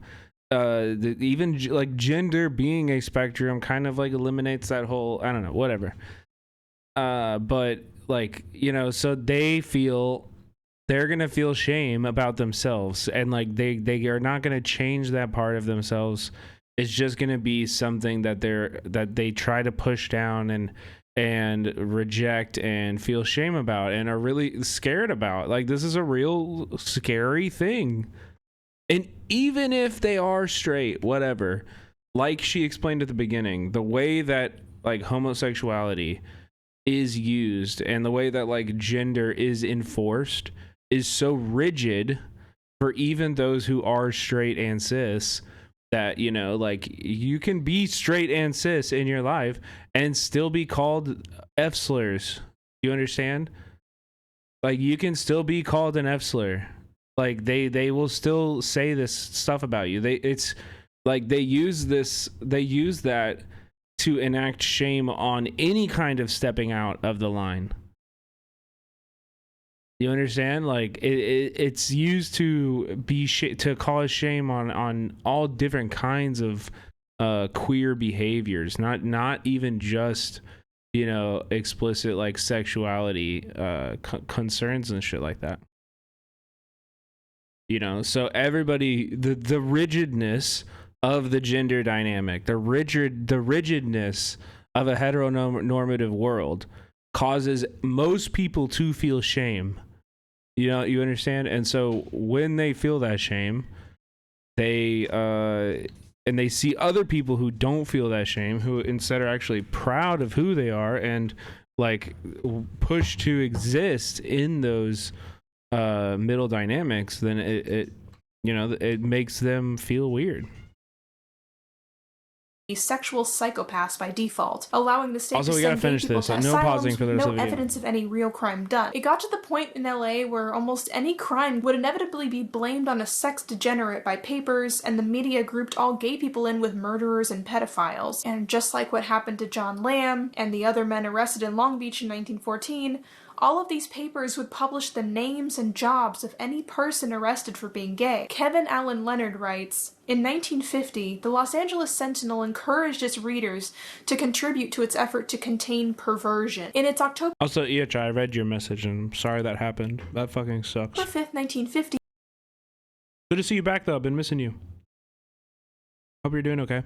the issue, the newspaper announced that it would publish photographs and descriptions of dangerous and wanted criminals who are being sought by our police department. The Sentinel urged readers to notify the nearest police officer if you should happen to see any one of the wanted criminals who will appear in this column. In underscoring the importance of community involvement in this effort, the Sentinel reiterated the connection it had previously asserted between any kind of sex perversion and violent crime. The newspaper warned that a dangerous murderer, robber, or sex pervert may be hiding out in your neighborhood in the guise of a respected citizen. This age of anxiety caused many LGBT people to hide, fearful for their lives and livelihoods, but it also gave birth to one of the first major gay rights activist groups in the US, Maebe, which was founded by Harry Hay, Dale Jennings, who I mentioned earlier, and partners Bob Hull and Chuck Rowland in 1950. Maebe was responsible for setting up the lines of activist communication that was later used to actually kickstart a major gay rights movement after Stonewall, and largely worked at first to fight against police entrapment. Because of Maebe and the organizations that followed it, it slowly became easier for LGBT people here to scream and for people to finally hear it. I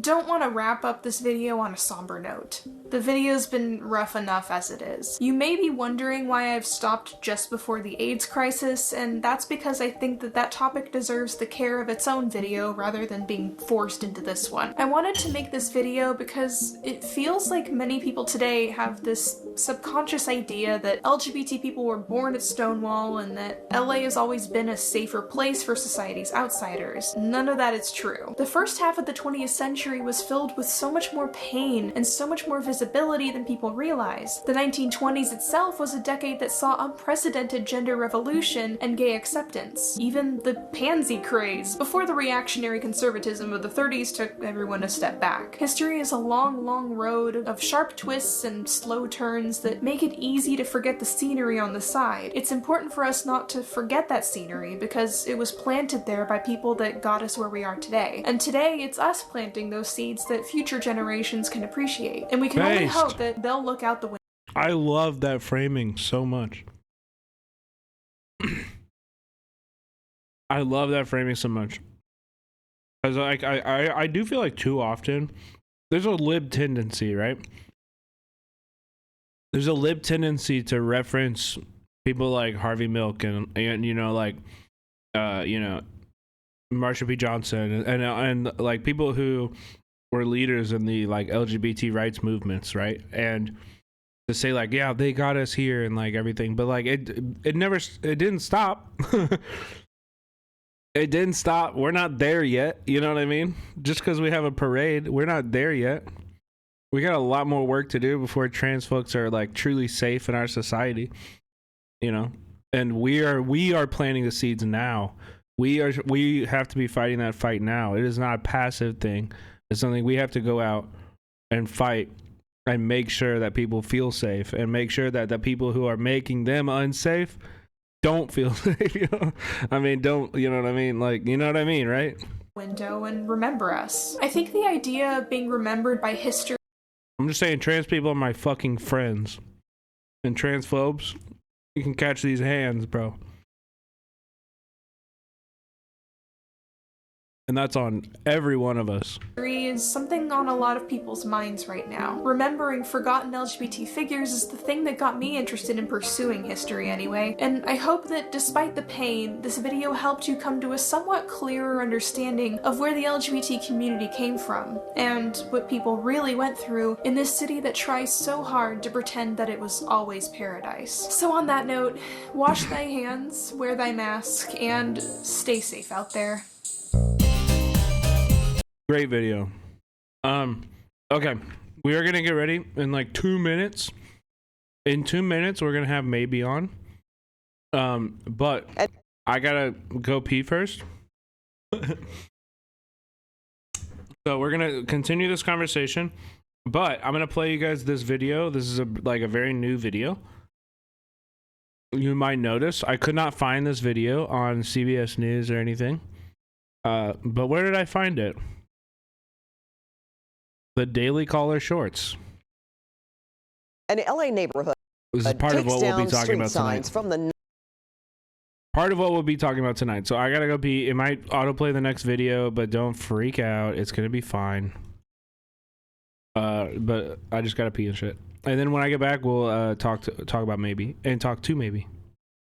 90s that officials say discriminated against the LGBTQ+ community. The signs that read "No cruising" and prohibited U-turns were installed in Silver Lake. It was an area known to be a hotspot for gay men.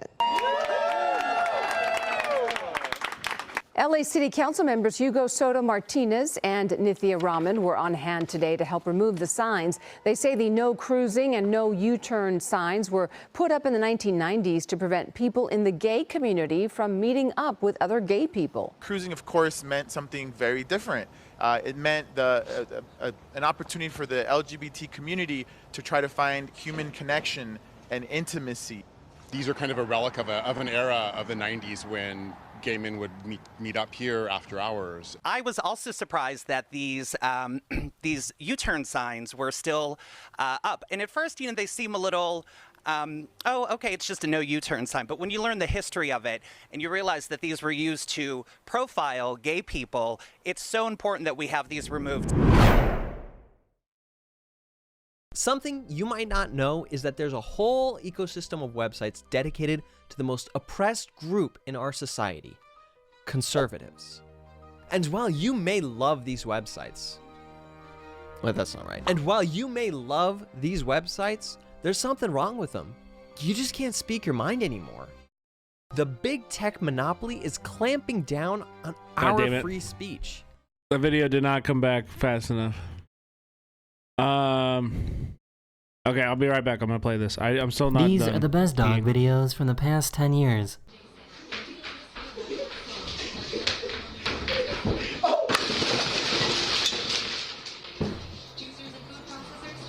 Stella, you wanna go bang,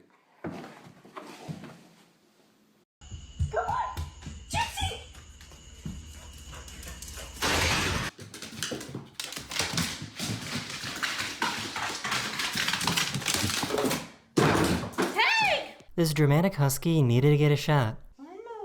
No sea chillón. One more.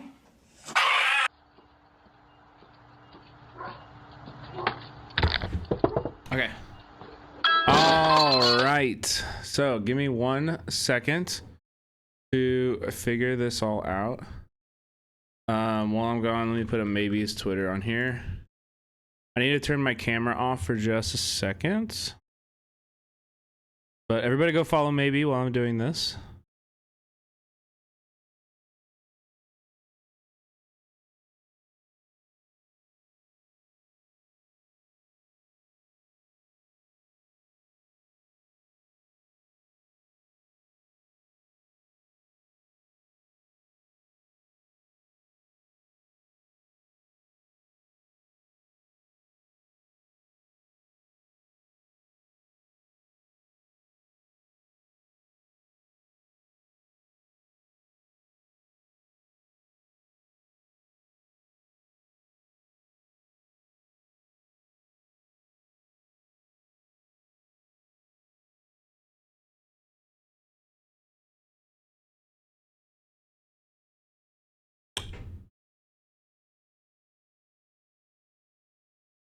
Okay, there I am. Now.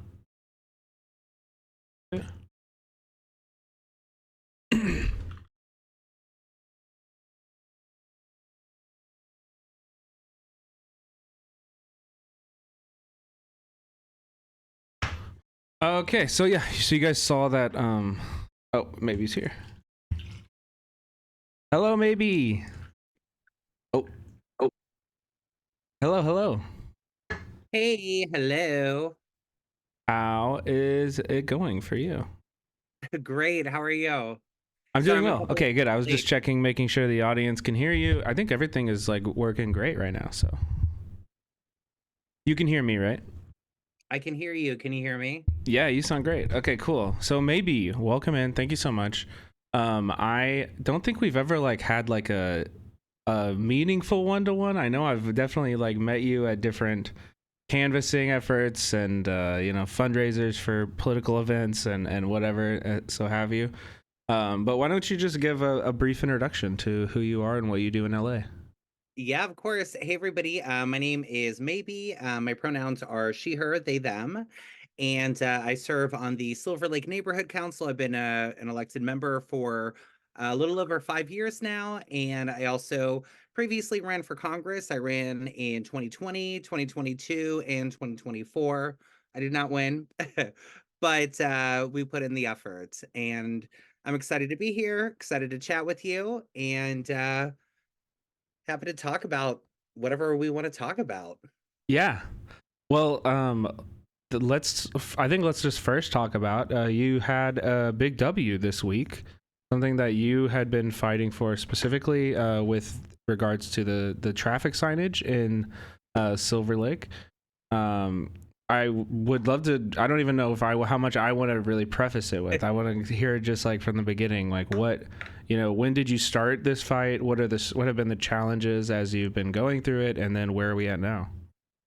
Yeah, so I had I guess for me this goes back only about a year or so. I had been talking to some stakeholders in the area, and somebody had mentioned to me that there were still some remnants of the no cruising. Oh no, you skipped out.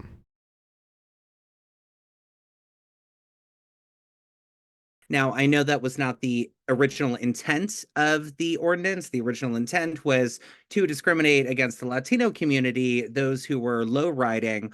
But I had never, I had just only recently become aware of it being used to discriminate against queer people.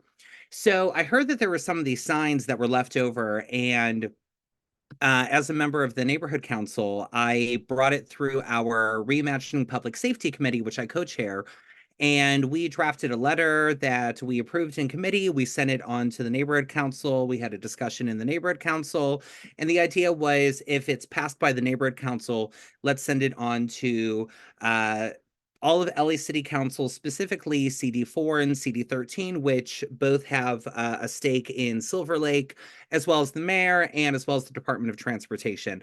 You know, as simple as it sounds to remove signs, it's actually quite a complicated process. You have to go through so many bureaucratic levels. So basically, we were sort of ground zero. We were like sort of the lowest level, but we said, hey, if we can, put in our support to have these signs removed, let's at least try to get the process started.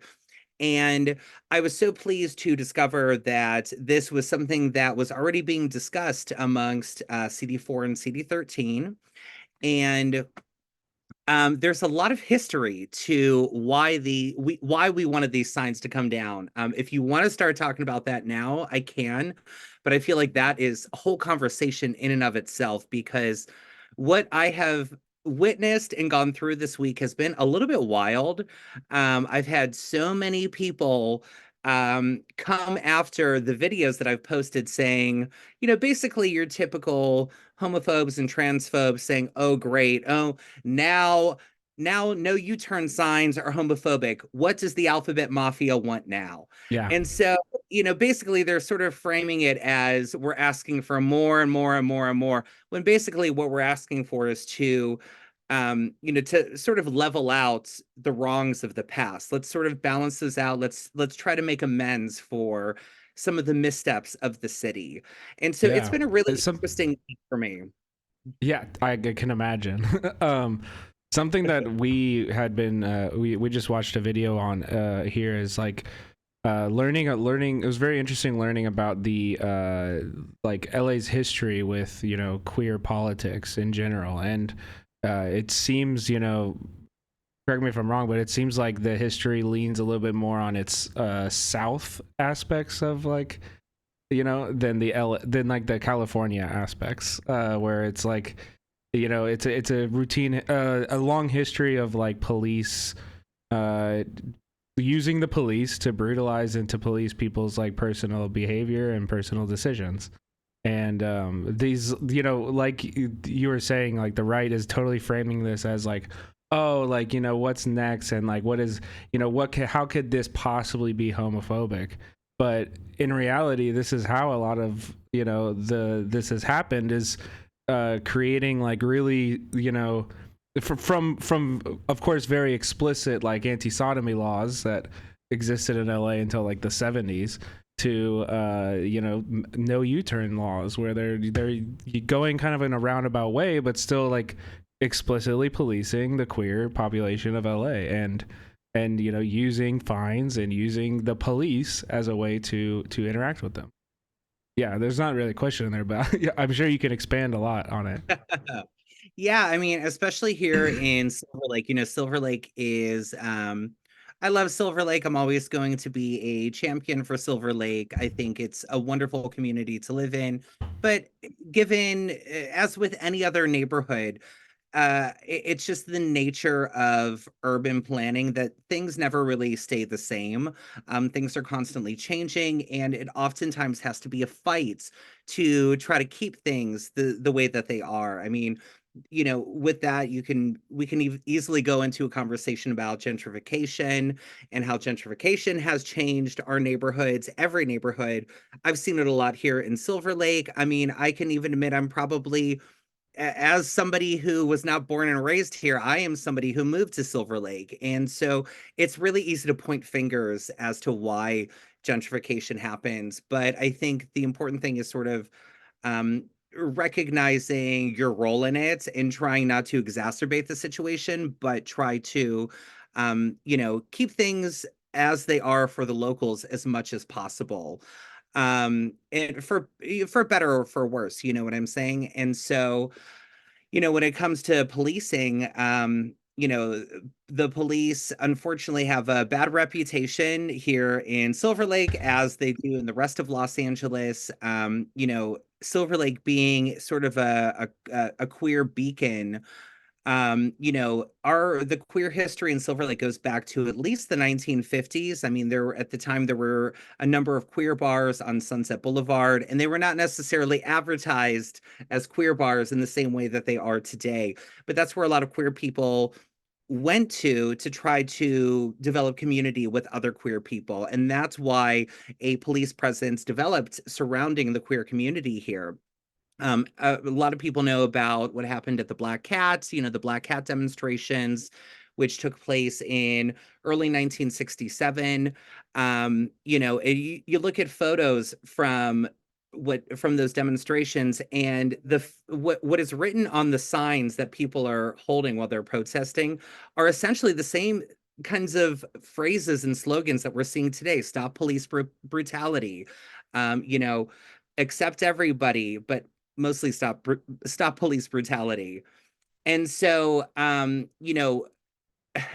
with that, again, there's a lot of negative history with police in Silver Lake for the Latino community, for the queer community.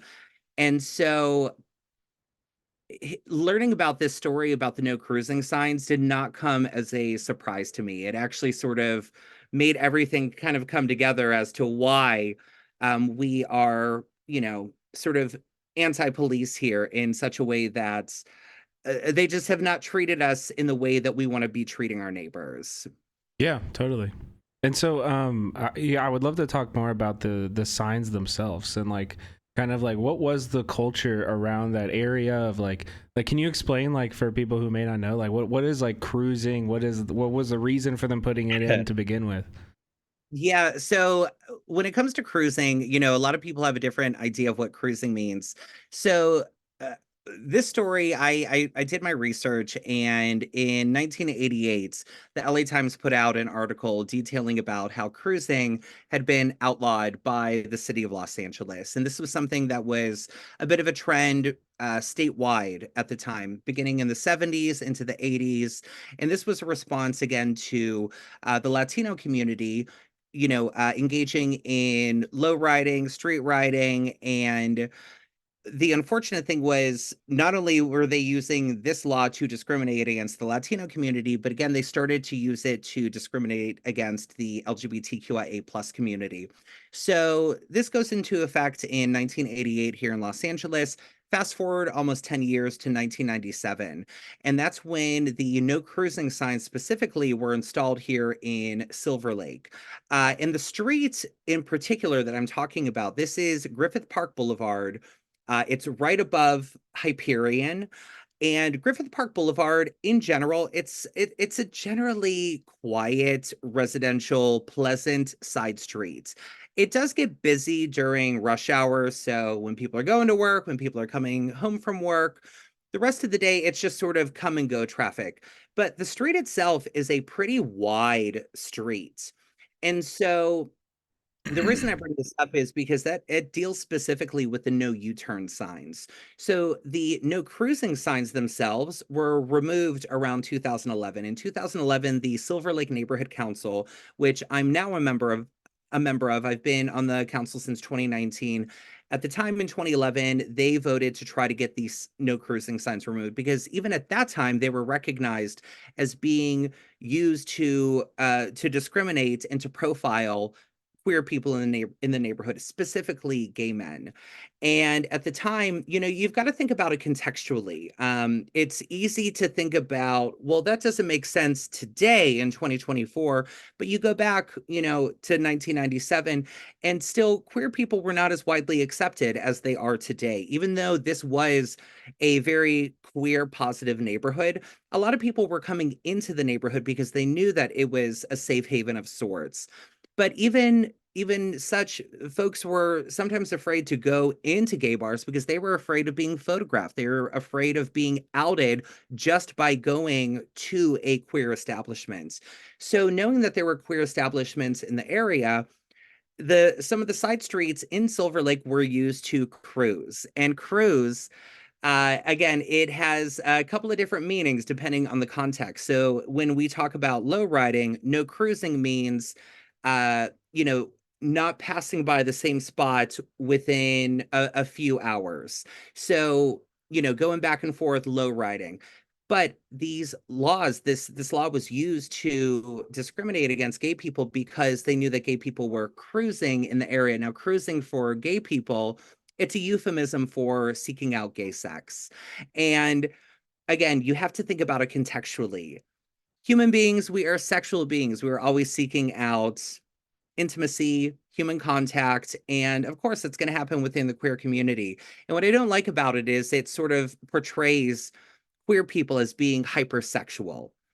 But the fact of the matter is, we are just as sexual as every other human being, whether you're gay, straight, anything in between. Yeah, and if queer people weren't being beaten for going to a public place and seeking that, then maybe it wouldn't have to happen in the back end. At the most extreme, but even at the least extreme, like the amount of shame and societal ostracization, of course, would require different ways of seeking a partner.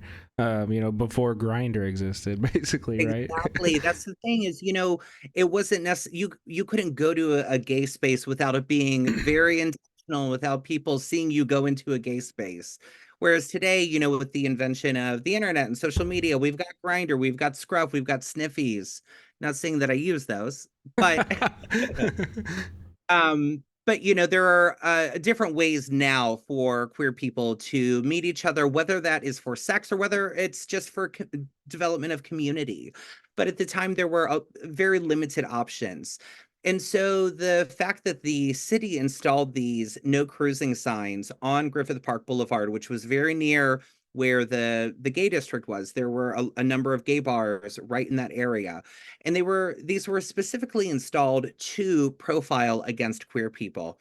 And there were no cruising signs themselves, but then there were also a number of no U-turn signs that were installed. And the no U-turn signs had a separate sign right beneath them that listed the hours, and the hours were between midnight and 6 a.m. So you really have to stop and sort of think about this. If this was actually a traffic safety issue, then it should just be no U-turns all the time. Or if anything, just during rush hour when people are going to work, when kids are going to school. So to make it just between midnight and 6 a.m., I think really demonstrates how it was used for ulterior motives. And this isn't just me speculating. This is, you can go back and you can see there are articles written in the LA Times, there's articles written in the East Sider, a lot of local publications about how this was specifically used to target the queer community, and again, specifically gay men. And it's as early as 2011, this was recognized as a problem. And the Silver Lake Neighborhood Council, again in 2011, they voted to try to get rid of these signs. So this was just, the signs were installed in 1997, 2011, which is not that long afterwards. The neighborhood council says, let's get rid of these. And this was overwhelmingly supported by the community. I believe that it was voted on unanimously by the council itself, but everybody that attended, the majority of the voices were saying, these laws, they've outserved their purpose. And so why don't we get rid of these signs, because they are relics of the past. And so that's why they got rid of the no cruising signs. Fast forward, here we are in 2024, and we still had these no U-turns between midnight and 6 a.m. signs. Now, again, they're seemingly innocuous. It doesn't seem like, oh, how can that be homophobic? But again, these were used to specifically target and profile queer people. So I thought that it would be a great idea to get rid of these. I'm not the only person. Many other people at the same time were saying, let's get rid of these signs. So as somebody who is a part of the neighborhood council now, I co-chair our Reimagining Public Safety Committee. I co-authored the letter to ask City Council and the Department of Transportation to remove these signs. And it was voted upon unanimously. Nobody in the audience had any objections to this. And it basically was just a moment of support to get rid of these signs. So I got reached out to by CD4 and CD13, and they said, hey, we're removing these signs. We're going to do it this previous Monday. We're going to do it in conjunction with a Pride event. We would love to have you come and participate, be a speaker, because you were one of the people that was involved with, supporting getting these signs removed. I'm thinking this is just going to be a nice community pride event. And essentially that's what it was. It was a really wonderful event. We had a couple of speakers, and then everybody walked over, and together we took the signs down. Now, granted, the DOT had already removed the like back screws, so you could easily just sort of take them off. This wasn't just done on a whim. This was again, there were so many levels of Yeah, bureaucracy for us to be able to do. And I was really proud of this moment because as a neighborhood council member, you know, the neighborhood councils, we're not legislative bodies. We are advisory bodies. So there's very little that we actually can do. But when we can do it, we try to do it. And this was a really proud moment. And I had somebody take a video of us taking the signs down. I posted it on social media, just being like, oh, this was a great community moment. The video that I posted on TikTok ended up getting at over 5 million views right now. 5 million people have viewed this video since Monday. I can assure you, 5 million people do not live in Silver Lake. We have Yeah, about right. 1,000 people living here. So again, it's a very micro, hyper local issue. And so many people got offended about the idea of no U-turn signs being homophobic. But in the context that we kind of just talked about, I think you can see why these particular no U-turn signs were used in a manner to discriminate against, target, cite, and arrest queer people that LAPD, you know, perceived to be engaging in lewd conduct. Yeah. And so, you know, when you have laws, when you have ordinances that are being abused in such a way that they're not based off of their original intent, and the original intent in and of itself was very racist in nature, we have to get rid of these systems.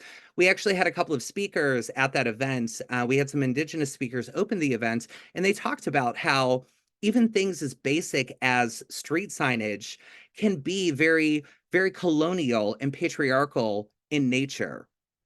Yeah, of course. And you know, first off, congratulations on the victory, because you know, congratulations on your work and everything you do. But also, I know that you know, there is like a price to pay. You know, especially being someone who is like a drag queen who you know goes out and I mean, you know, in many ways, like I'm sure, like, you know, you are the tip of the lightning rod in some senses of this story, right? Like you know, while they may be mad at Ugo or Nithya for allowing the sign to come down, that a lot of that vitriol and hate is going to come towards you. So you know, without really, you know, needing to get into it more than you're willing to, I would love to know, like, what are the ways in which you are able to kind of like stay committed to this work, and how you you know, maintain hope, and how you like continue fighting, and you know, we have a lot of trans folks in our community here who are getting active and you know, getting involved in their community, and I would love, you know, for them to hear how you manage to deal with this even in really tough moments like you're experiencing like today. And I know it's not your first time probably experiencing that either. Absolutely. And I think, honestly, I think that's why this was not as challenging as it has been for me in the past. I mean, it sucks when people are coming after you, when strangers are coming after you and saying, you know what the fuck you're talking about, this is all nonsense, et cetera, et cetera. I mean, just the number of comments that I read this week, and I try to avoid the comments, I really do. But sometimes it's unavoidable. You start to read and you just get, so you're like, oh, I got to read this. And a lot of these comments were just, oh, now no U-turn signs are homophobic now. Oh my God, the alphabet mafia. What are they going to ask for next? And it was just all of this nonsense that I've heard over and over and over and over again. So for me, yeah, it does hurt a little bit, and it does kind of suck, but I knew that I was taking this on when I ran for public office, you know, not only just talking about running for Congress, but running for even a local position. And when I decided to run for the neighborhood council, I ran under my drag name, which is Maybe a Girl. Now, I always go by Maybe, that's my name, but I went under my drag name, and I always get dressed up when I go to the neighborhood council meetings. Part of the reason I did this is because I think that government, especially in this day and age, requires this sort of blatant, unapologetic queerness, because queer people exist everywhere. We especially exist here in California, and especially here in Los Angeles. And so for me, it was about being very outwardly and openly, visibly queer, because I never had that growing up. As somebody who grew up and came of age in the late 90s and early 2000s, I didn't see anybody who looked like me in politics. I didn't even see anybody that looked like me in the media. I mean, we're talking about Will and Grace, Queer as Folk. That's about it. That's all we really had. And so for me, it's about showing other queer people that there are people like you out there, and not only out there like you, but who are fighting on your behalf, who are actually taking a part in local government and who can make a difference locally. So I mean, yeah, this was kind of a tough week, but also, for me, the most surprising thing was that the right wing took such an interest in such a hyper local issue. I mean, they were basically saying, oh my gosh, the LGBTQIA community, they're upset about signs now. Well, no, actually, the community voted to have these signs brought down. This wasn't just me coming in and saying, let's take these signs down. It wasn't just Hugo or Nithya coming in and saying, let's take these signs down. These were community forums that developed the reason that we have these signs taken down. And then you have all these people saying, oh, the queer community, now they're asking for more and more and more. In reality, it is the conservative alt-right that is flipping out about this. They are losing their minds over signs being removed in my community. It has no bearing on their lives whatsoever. And yet they're using it as an excuse to come after the LGBTQIA plus community, which doesn't surprise me. They come after us for whatever reason they can. But to me, it was just so interesting. Today, I was shocked to see that my name, that I was trending on Twitter today. I wish this would have happened when I was running for Congress 3 or 4 months ago. Right? I wish I would have been trending then. But the fact that I was trending, maybe a girl, and then trending beneath me was happy birthday, President Trump. That was actually kind of a gag that I was trending more than happy birthday, President Trump. And then also no U-turns was also trending, like nationally on Twitter. And that just was such a gag to me that, you know, people just made such a big deal out of this when, again, this is such a hyper local issue. I'm not saying let's ban no U-turn signs all over. I'm not saying no U-turn signs in general. It's just, it's very specific to this location. So you kind of have to take it with a grain of salt. And honestly, I'll take the attention. Yeah. Yeah, I mean, I think that's a great attitude to have about it. Of course, you know, you're in so many ways, it's you're suffering from your own success, you know, and that's like, well, I'm sure it's a difficult place to be in. It is also like, it means if you weren't making them mad, you know, would you really be doing it right? You know, like you're making the right kind of people mad. So, right. Have you heard of Libs of TikTok? Of course, yeah. Libs of TikTok was posting about this. Matt Walsh, the bad Matt Walsh, was posting about this. And Wokeness, that like big, vague Twitter group, they were posting about this. It was just so bizarre to me. And the fact that they were saying, I'm the snowflake, my community, we're the snowflakes. I'm not upset about this. If this had not passed, I would not be making this big deal about it. I'm glad that it did because, it was a community endeavor. But you have people coming from, you know, Texas and Alabama who are upset about street signs being removed in Silver Lake, Los Angeles, California. Come on. Yeah, it's really silly. And also, I mean, again, it's just like when the basis of it is just a genuine going through every approved method. Like, it's not like we were just going out and like, you know, taking these down rogue. You know, you went through the approved processes of the democracy. Somebody said they were going to report me for tearing those signs down. I was like, go for it. Go for it. Yeah, we have every permission you need in the city to have these signs taken down. But if you want to go through that trouble, go for it. Yeah. And I don't know. I think it's a very simple, but also like a very admirable request to just say like, hey, this is one of the many ways in which the city continues to use policing to you know, like subjugate the queer community, and this is one small way that we can start to, like, you know, reverse that and change it. So mad respect for you, Maebe. You know, with that, can I add one thing, Brad? Go I just ahead, wanted to say that. I was really happy with the city's response to this. I do not agree with everything that our CD13 and CD4 representatives. I don't agree with everything that they do, but as somebody who is on the most very lowest level of local government, you have to be able to work with your representatives, whether or not you agree with them on every single issue. And I was really happy that our council members were so responsive to this. Even if I disagree with them on certainly a number of other issues, it really made me happy to see that the city is trying to make amends for past faults. Yeah, that is good to hear. When they do right, I'm happy to give credit when it's due. Yeah, exactly. And give criticism when it's due. Yes. 100%. We agree on those. So, is there anything you'd like to plug? We have your links and like Twitter's going in the chat, but anywhere else that people could follow? Is there any? I'm sure you haven't announced a running again, but if you were to run again, where could they find you and how could they help on your campaign? Sure. I would say if you follow me on Instagram, on Twitter, on TikTok, I'm always posting about those kinds of things. I do have something in mind that I don't want to bring up quite yet. Sure. But you have not seen the last of me. And if I may plug something personal, I have a show coming up. My best friend and I, Izzy a she and maybe a girl, we have a show called Titanic, The Deleted Scenes.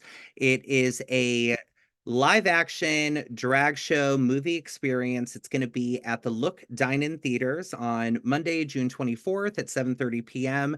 And it is the deleted scenes that you have never seen from Titanic. Essentially, we are Rose's sisters that you never heard about because the movie was so long and our scenes got deleted, but turns out we sunk the ship. So anyways, it's a super fun parody. If anybody wants to come out and see, I'd love to see y'all. Oh my goodness. What can people do what can people type in to find that again? Titanic? Titanic, The Deleted Scenes. But if you go to my Instagram, it's in my pinned post, and the link for tickets is in my bio. So I am a politician, but I'm also a drag performer, and I love to entertain people and make people laugh. And it's a really funny, silly comedy. So if anybody's that sounds interested, incredible. That sounds so incredible. So thank you so much. Oh yeah, the rose necklace. I didn't even. Incredible. Okay, thank you so much, Maebe, for coming on.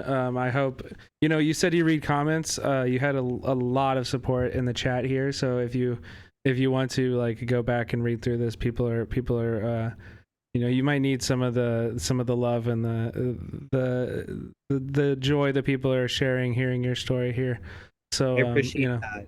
Yeah. Thank you so much, Fred. I'm so glad we finally got to connect, and me too. I would love to come back and chat with you again, maybe on some more fun circumstances. Yeah, no, totally. I mean, I had a great time too. But yeah, of course. And if you ever need video work or anything like that, hit me up. I appreciate that. Thanks, Brad. Thanks, everybody. Take care, maybe. Bye-bye. Thanks. Yeah. Wow. Oops, I gotta fix my camera. Wow, what a great conversation. That was awesome. Thank you guys for joining. Welcome back. We're back. Yeah, links in the chat. We got them right here. We got maybe on Twitter right here. Becca posted the Instagram right here. Definitely someone to follow. Follow on Twitter and on Instagram and the TikTok too. They said they were popping off on TikTok. Let's find those TikToks.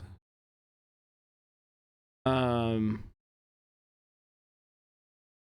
god, it's gonna play something off.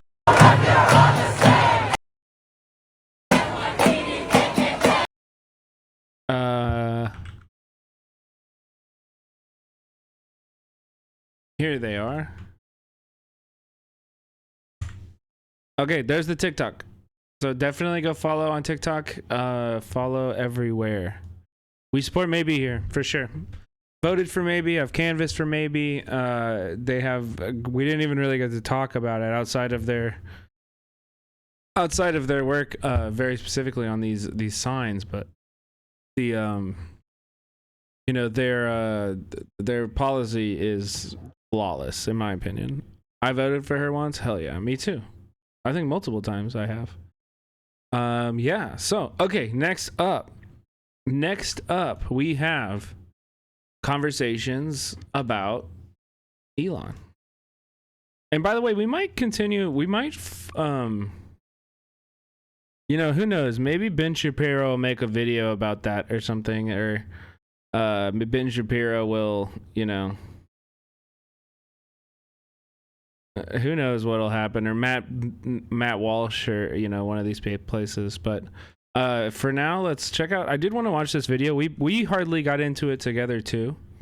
But this is a longer video about the Black Cat, which is a riot that happened a few years before Stonewall, and it happened in LA and is very central to like a lot of the same topics we were talking about before. Police, you know, or the city trying to use police to police human sexuality and all of the, you know, aspects of queerness. This specifically surrounds a bar called Black Cat, which is in Silver Lake, very close to where the signs came down. And I mean, well, here, let's just let the video play. Let's just let the video play. It'll tell it probably better than I could.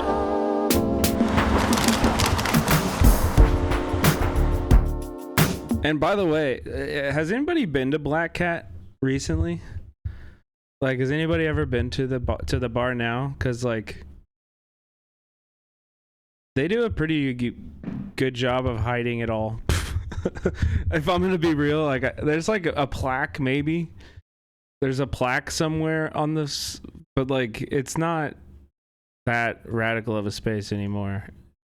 And I kind of wish the city would do more to highlight this aspect of LA's like queer history. If I'm being honest. History was made here, period. And that's what led a lot of us to this, I think, is the personal experience of having our friends, either ourselves be sick or our friends be sick and dying, and nobody at any level appearing to care one whit about it. Oh, the face cam is still gone? What the heck?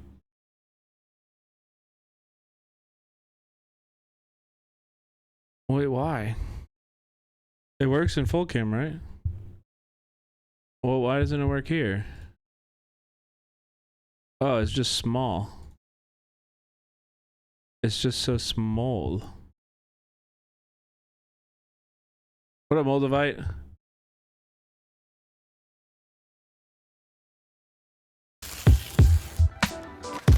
We can learn skills that we've never learned before, and more important, that we can just create our place in the world, which is really what the Women's Building represented. It's a public center for women's culture. 2 bartenders were dragged through splintering glass. People were dragged out into the parking lot where the police cars were waiting. 14 people were arrested.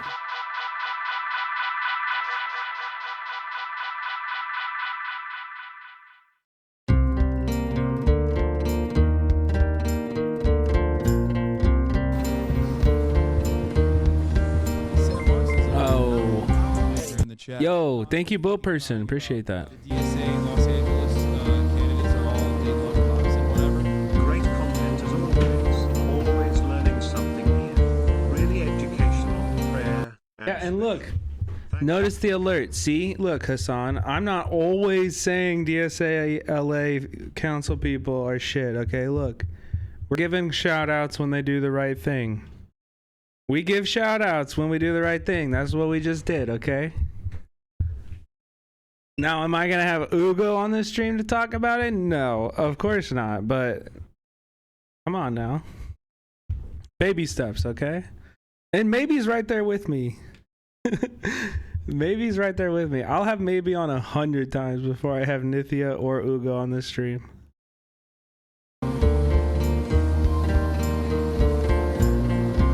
We're at the Black Cat, which was a former bar. Dates back to the 1960s. It's on Sunset Boulevard in the Silver Lake district of Los Angeles. I'm West Joe, and I was involved in designating this as a City of LA Historic Cultural Monument. Yo, Bungalow Bill, thank you so much for the subscription. In 2008. Yeah, like this is the plaque. This is the plaque, site of the first documented LGBT civil rights demonstration in the nation, held on February 11th, 1967. On New Year's. Doesn't mention police brutality. Doesn't mention why they were demonstrating. You know what I mean? Like, it's not enough, man. It's not enough. You gotta Google to find this kind of info. Of 1966, that's December 31st, 1966, there was a New Year's celebration here. There was a live group, there were Christmas trees, and the LAPD decided to make a statement by sending in 8 undercover vice officers. And a few seconds after I don't know about the Compton Cafe. I'm not sure, Suki. I'm not very familiar with that. But the date that this happened was like late 1966, early 1967, and a lot of that is because obviously it happened on New Year's Eve. Essentially, the story is that there are the LAPD sent in a ton of undercover officers into this bar, waited until midnight, and then when midnight happened and everybody kissed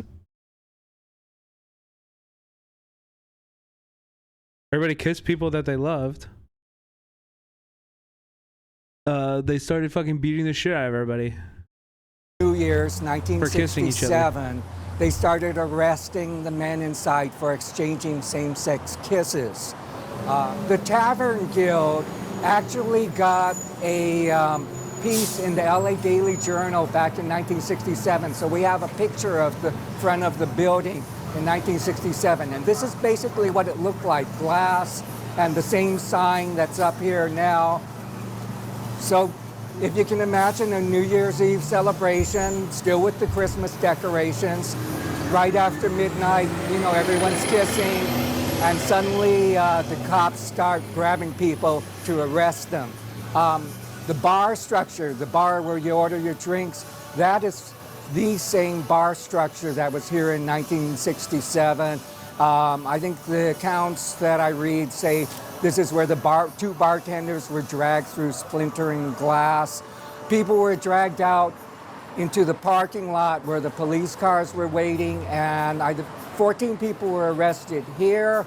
After people think of this as a riot, that's not actually what happened. There was quite a bit of chaos and pandemonium, but I don't think people were arrested. They were mainly just, if you can imagine you're at a bar celebrating New Year's and suddenly people around you start being grabbed, you don't know what's happening. Yeah, I'd fight back, bro. It's absolute chaos. So it's described as a riot or a confrontation, but actually it was just real panic over what people saw was an assault by the LAPD. A lot of people were very much angry about this. A lot of people saw this in connection with Ronald Reagan's inauguration. He had been elected the November before as governor, basically on a law and order platform, perhaps in reaction to the free speech movement at Berkeley, and also the riots which had happened here in 1965. So organizations organized a rally over here in the parking lot. There were estimated 300 to 600 people in the rally in the parking lot of the bar and walking up and down in front of Blue fascists must go. Based woman. The bar. It's probably the largest LGBT demonstration to be held in this country up to that point in time. People forget how difficult it was, you know, in terms of not just the fact that same-sex relations were criminalized, but also, especially in Los Angeles, that there was tremendous harassment and oppression on the part of the LAPD. It was notorious for that nationally. Yep. That's forgotten, and we need to remember the people who were brave enough to come out here and demonstrate, and they were scared. They were scared, but they were also very angry, and it's important to remember that, and they probably shared a lot of the same emotions as the people in Stonewall 2.5 years later. You know, you can read about things in books or see videos, but having someplace, you know, something about touching a building or seeing how it really looked, it can spur your imagination and it can deepen your understanding about the significance, and hopefully that's what it does. People need to know where we came from. And LGBT people need to know this is one of the first places where people were brave enough to stand up. I get emotional about this. It's emotional. There's a It is emotional because, and it's something that is erased from LGBT history unless you look for it. You know, the fact that that for a very long time, queerness was not only enforced by massive shame and societal, like just societal ostracization. Not only that, but with batons and fucking tear gas. You understand? Like this, that it was at the always brutality at the hands of the police was part and parcel with all of this shit. And so that's why when you're at Pride and you see your local PDs fucking float in the Pride, you boo that shit. You boo that shit, you yell at that shit, you say you're not welcome here, go the fuck out. You know, like seeing pictures from the WeHo, West Hollywood, from the West Hollywood Pride Parade, and they have fucking FBI, they got the FBI in the parade, brother. What's going on here? What the fuck is going on here?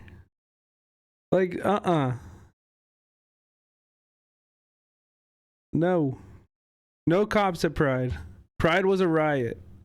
The first Pride was a riot, okay? Never forget that.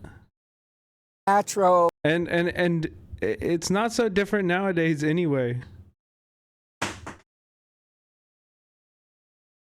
It's really not. Our queer, our trans, you know, like friends that are most at risk of societal violence, those are risks that come a lot at the hands of the police. Those are risks that come a lot at the hands of prisons. It's the same structures. And while we are making we're making progress, it's true. Things are getting better. We're not there yet. And so it's still on each and every one of us to make sure that the world is safe for trans people, to make sure that the world is safe for gay people, for lesbians, for non-binary people, for bi people, for every single way that we could identify. We have to fight for it. We have to plant the seeds now that people will later appreciate. You understand?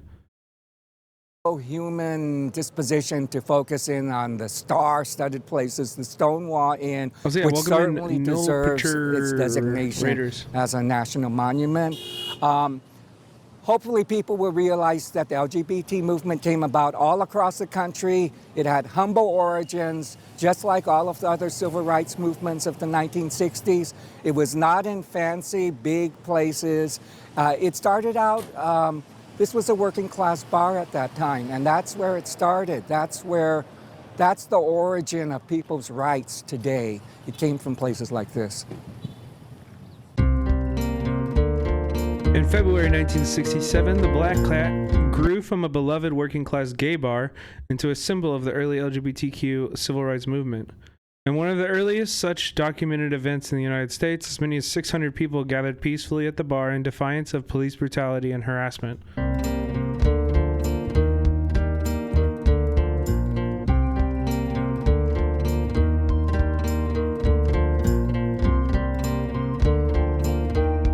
Since the raid and subsequent demonstrations, the 1939 Art Deco building has housed numerous businesses, It reopened in 2012 as a gastropub under the name Black Cat Bar.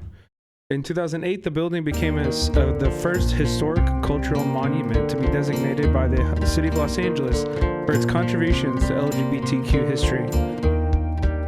Curating the city, LGBTQ history, historic places in LA, is a project of the Los Angeles Conservatory. For more information, visit laconservatory.org.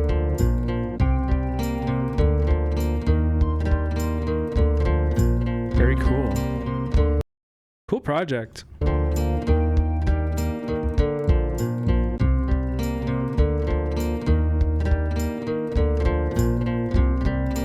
Cool video. Good project. Okay, let's just get into it, dude. Elon Musk is running. Switching gears. Last thing I'll say on it. Trans people, you are safe in this community. You are loved in this community. You have friends in this community. We appreciate you. We love you for exactly who you are. And if anybody ever says anything mean to you, tell them I'm going to kick their ass. Tell them I'm going to kick their ass. Okay?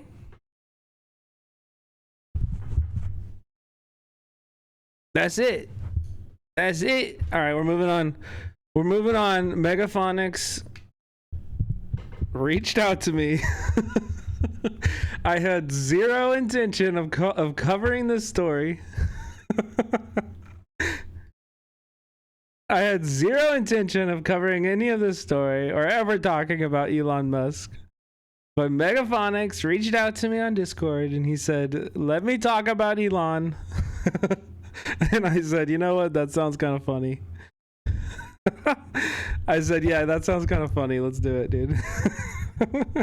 So if you guys don't know, there was a story, I believe, in the Washington Post earlier this week. The Washington Post wrote an article about how, Elon has been really freaking weird with basically any young woman that he has ever been around in the workplace. Yeah, this is the full article. We're not going to read it all. It's really long. But, I guess it's not that long. Most of this is comments, huh? Are we shocked? No, this is all information we all knew already. This is all information we knew already. Even like 2 years ago, he was being sued. He was being sued by a lot of people for his like sexual transgressions and being weird, for harassment by fucking flight attendants. Like literally, homie thinks he's a Rizzler, man. He thinks he can just like be. He I don't know, man. He's delusional. Have you never listened to this guy talk? He has delusions of grandeur and all of the money to, facilitate them. A quote animal house. Yeah, they called it an exclusive, but a lot of the stuff isn't very new. They dropped it at 11 p.m. Eastern, which is weird. But that's because there's a lawsuit filed the next day. SpaceX founder and his company being sued by 8 former employees who allege that 8 former employees, bro. They were illegally fired for raising concerns about gender discrimination and about sexual harassment. They were fired back in 2022 after their open letter criticizing Musk and urging the company to make some cultural No, it was released yesterday or 2 nights ago. changes. Mega, let's do stream together. So I'll send you an invite to the stream together. Hold on. This lawsuit alleges that Musk trumpets himself as, quote, the leader to a brave new world of space travel, but runs his company in the dark ages, treating women as sexual objects to be evaluated on their bra size, bombarding the workplace with lewd sexual banter, and offering the reprise to those who challenge the animal house environment that if they don't like it, they can seek employment elsewhere. And like, by the way, none of this changed. You understand like that this is exactly the same shit we were hearing coming out of Twitter when he took over? How he was just like, yeah, the wokeness is over. I'm firing 80% of you anyway. If you have a problem with with a fun work environment, then get the fuck out, you know? SpaceX did not immediately respond to a request for comment on this lawsuit. Paige Holland-Thielen is one of the plaintiffs in this case, and she joins me now. Paige, thank you so much for joining me this evening. I do want to go through each of these allegations one by one because they are frankly extraordinary. One is that people are evaluated on bra size. What's happening? Can you elaborate? What's happening? There was a very popular tweet from a little while ago where Elon claimed that he was starting a university with what he considered humorous acronym, and I won't go into what that is, but that got very popular and got repeated all over the workplace. And one of the follow-up tweets was that D's get It was TITS. degrees, which was a joke about breast size due to the acronym of the fake college. So things like that were widely shared on all internal chat channels and talked about in meetings and used as fodder in professional environments. And that's just one of many, many instances like that. I mean, you also talk about lewd sexual banter. Did that play off of a similar theme as well? What kind of things would Musk say? Most of the interactions that I'm familiar with from Elon Musk himself are just, his widely shared Twitter feed, which is written into the employee handbook as a source of SpaceX approved news. We were encouraged in our orientation to follow him on Twitter. Really? Tweets were Oh my God, dude. shared. Yes, SpaceX will retweet Elon Musk's Twitter and he will retweet them. And so it becomes impossible to separate his personal nonsense from the. By the way, if you're gonna watch me, you have to follow me on Twitter. I'm sorry. It's true. You have to. Actual day-to-day life of an actual working environment where. Just like Elon, I'm forcing you to follow me on Twitter. It's a must. It's a requirement for the employment. I'm sorry. Engineers are working hard and trying to get things done.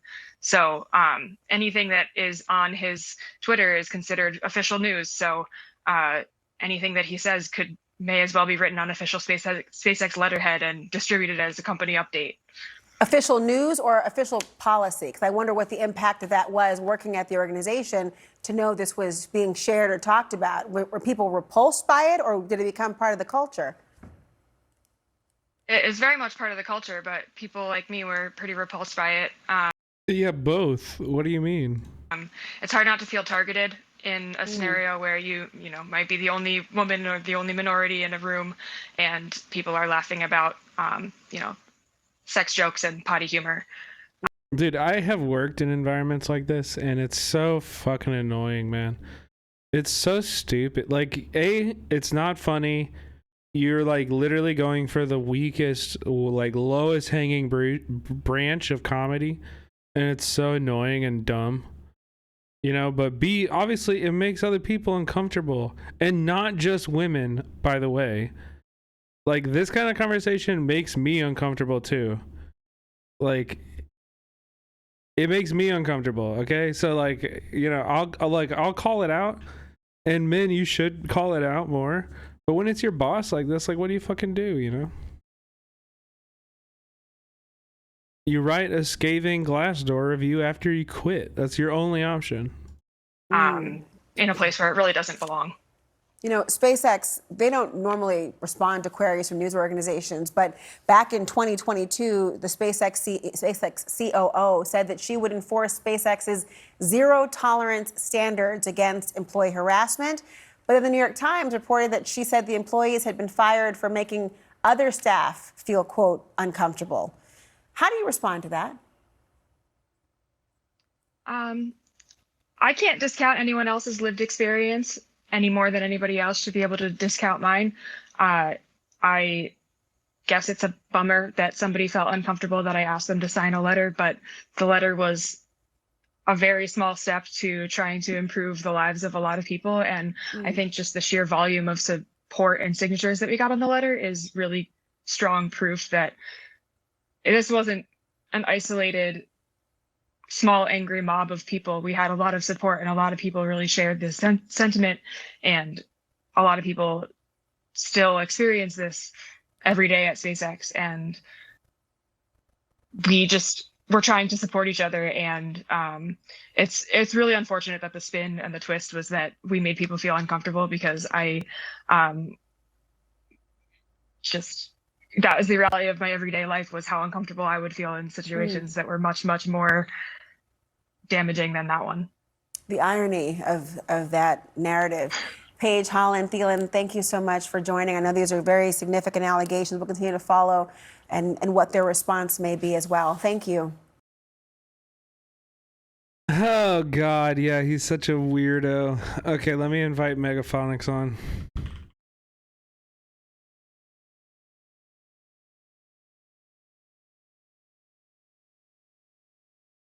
Man, hold on.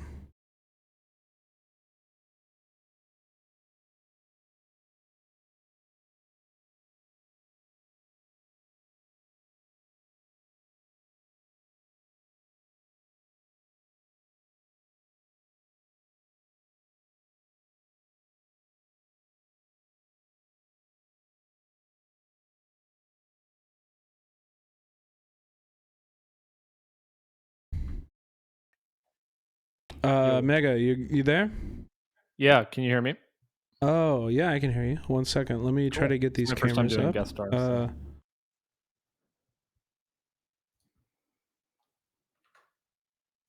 One second.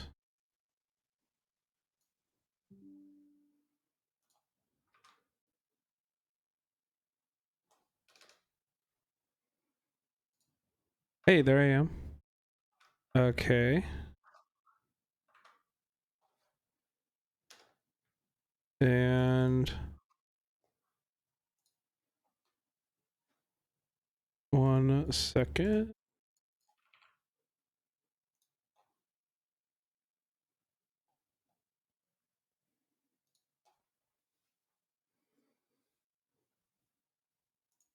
Have you done the guest star before, or streamed together, whatever they call Yeah, it? yeah, I just need to Oh, okay.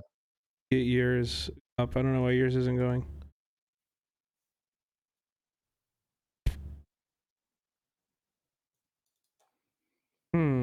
I see Oh, the it's appeal because I now didn't when- click the show on stream. Here we go. Oh, now there we you go. should see him. What's going on, everyone? There he is. Okay, cool. Well, welcome in, Megaphonics. This is the first time we've talked together. Thanks for having me. Yeah, definitely. Thanks for inviting me, or thanks for accepting my offer to talk. I guess it was a little bit of a one-way thing. Yeah, it's a little choppy, but hopefully it's fine. Oh, it is? Okay. Yeah, I don't know why. It's fine. It's what. Okay. I could also just do the. I can lower my quality. Maybe that'll help. I think this will work. Let's just do this. Okay. Okay. So yeah. Megaphonics, what the fuck is up with you and Elon Musk? Okay. Okay. To start, I just want everyone to understand my situation with Elon, and Fango will back me up on this. Fango lives in chat. I used to be, and okay, I'll fully admit it. I used to be, hardcore Elon, hardcore Tesla, all this stuff for a few years. I had a Tesla. I sold it last year, but obviously, I mean, like, it's And no you bought a secret that Rivian, Elon right? no, car free, baby. There we go. Yeah, I live in a very walkable neighborhood now, so that's been pretty good. But anyways, yeah, I mean, I sold it, and obviously Elon's been losing people left and right, just fans, customers, what have you, for years with his right wing slides. So I think it kind of culminated for me in he made obviously a lot of like interacted with a lot of anti-Semitic accounts, and this was like back like a year ago when that was like, whoa, why is he doing this? And now it's like, oh, that's a Thursday. You know what I mean? When he does that. But yeah, I mean, he surfaced anti-Semitic things, anti-Semitic memes, and as a Jewish person, I was like, I don't know how I can still support this at this point. So yeah, so I sold it. But anyways, ever since then, I've become like the opposite of like a fan of Elon, just like obsessively, just like hating on him, which I guess makes it sound kind of bad. But actually, I've had him blocked for several months now. So You've had him blocked? yeah, I blocked him because I'm like, I don't want to see this shit anymore. It Wow, was that just must have like, been a big yeah, moment for you. yeah. But I mean, yeah, and as far as the reason why the reason why I offered to like talk about it is just with someone as someone who has the knowledge and the background of not just, seeing Elon over many years, but also being part of the Tesla community, being part of that community and seeing what it's become now, what kinds of people he's attracting now, and the people who were in that community, like Fango Lives, who I mean, we're still very obviously into it, and like we pay attention to the news about it, but you know, it's way too far gone. But So I guess my yeah, that's question why I is, offered to. did Elon change or did you change? Well, I guess both. Well, Which only sped up the process. Yeah, I mean, I used to be, a lib, whatever you want to call it, and then now I'm definitely like socialist. And he used to be like a right of center, Obama voting kind of person, and now he's full on. I mean, yeah, it's just Nazi, right wing fascist, et cetera, et cetera. So it's definitely kind of both, but yeah. So it seems like did like I mean I don't know. I've followed I don't really follow Elon that much. I've always kind of just been like, yeah, he's like a billionaire or whatever, like fuck that. Yeah.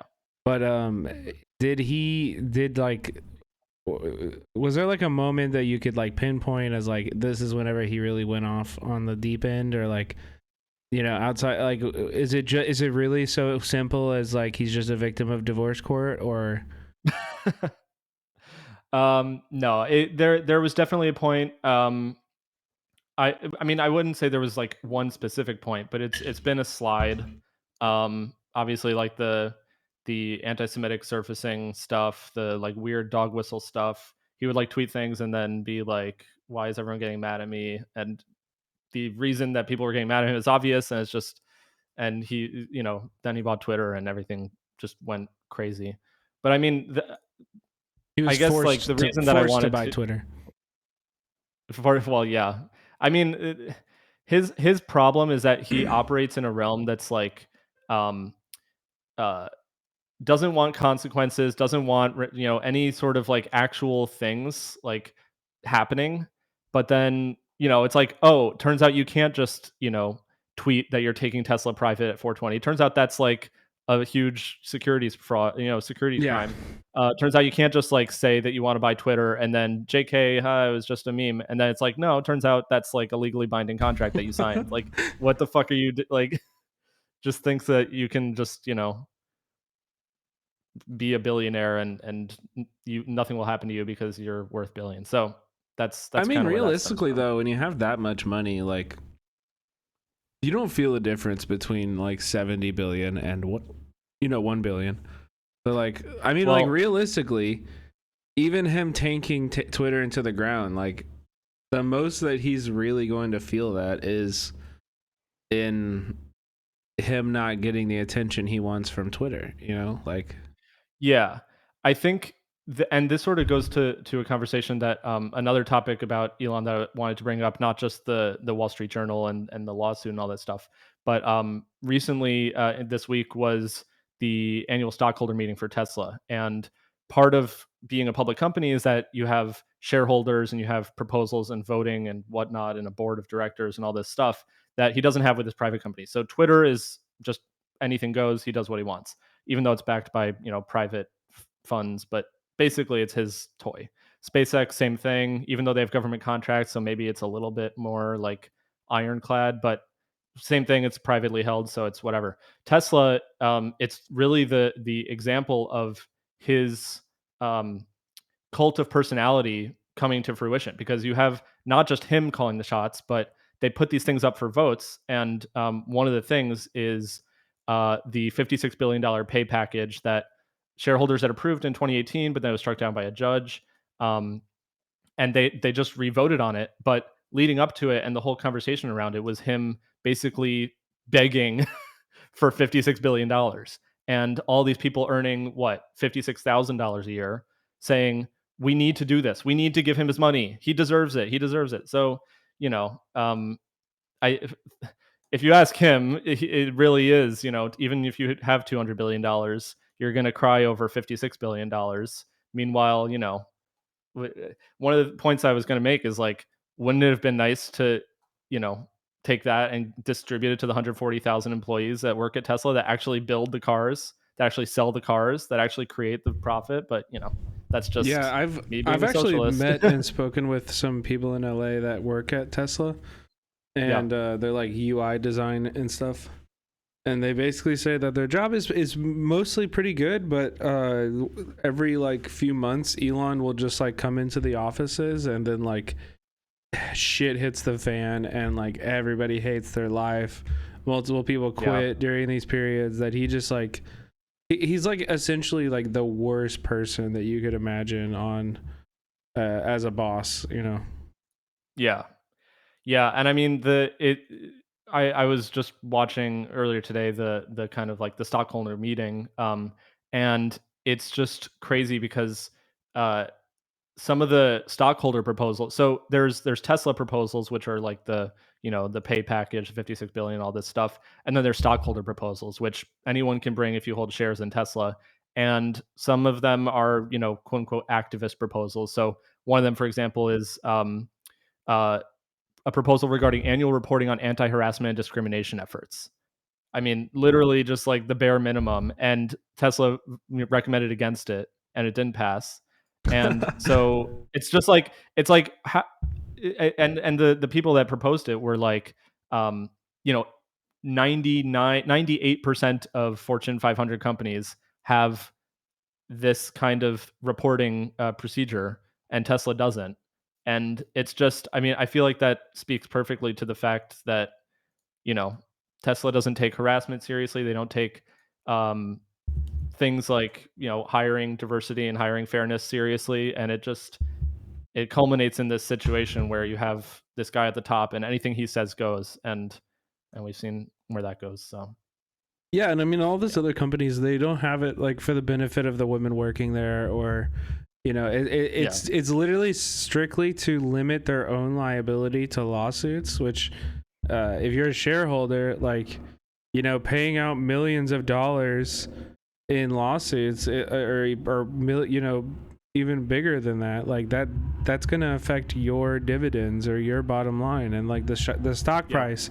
Having massive articles written in the Washington Post, like that is not good for the stock price. That's why these places establish these kind of policies. Like, so yeah, it really just kind of shows that, like, in some ways, like Elon is almost like his insistence on being like anti-woke, like kind of like wraps around and is like anti-profit, because like there's a reason that the capitalist class works in unison, and why like they adopt like pride events and shit like that all together at the same time.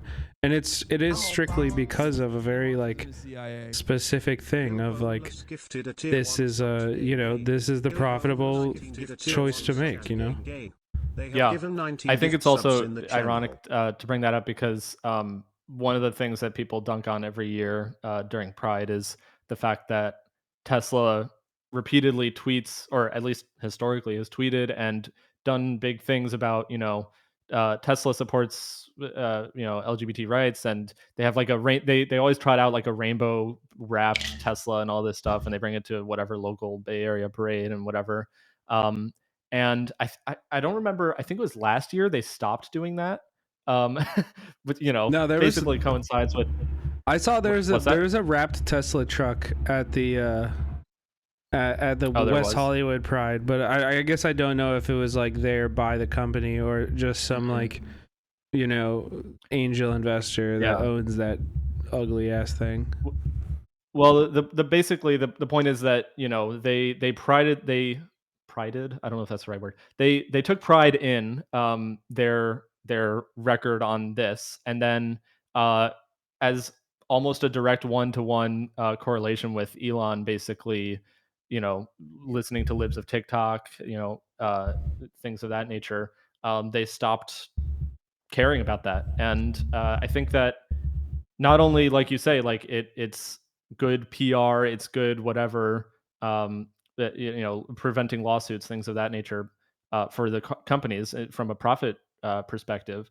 But I mean, similar reason to like why I ended up selling my Tesla. Like the CEO of the company being supported by by the board of directors, all the stockholders, all the shareholders, spouting whatever drivel online as the representative of the company, like makes people who identify with whatever is being talked about not welcome basically as your customers. And I mean, there are people who obviously just put that by the wayside, and they're just like, oh, it's just a Tesla.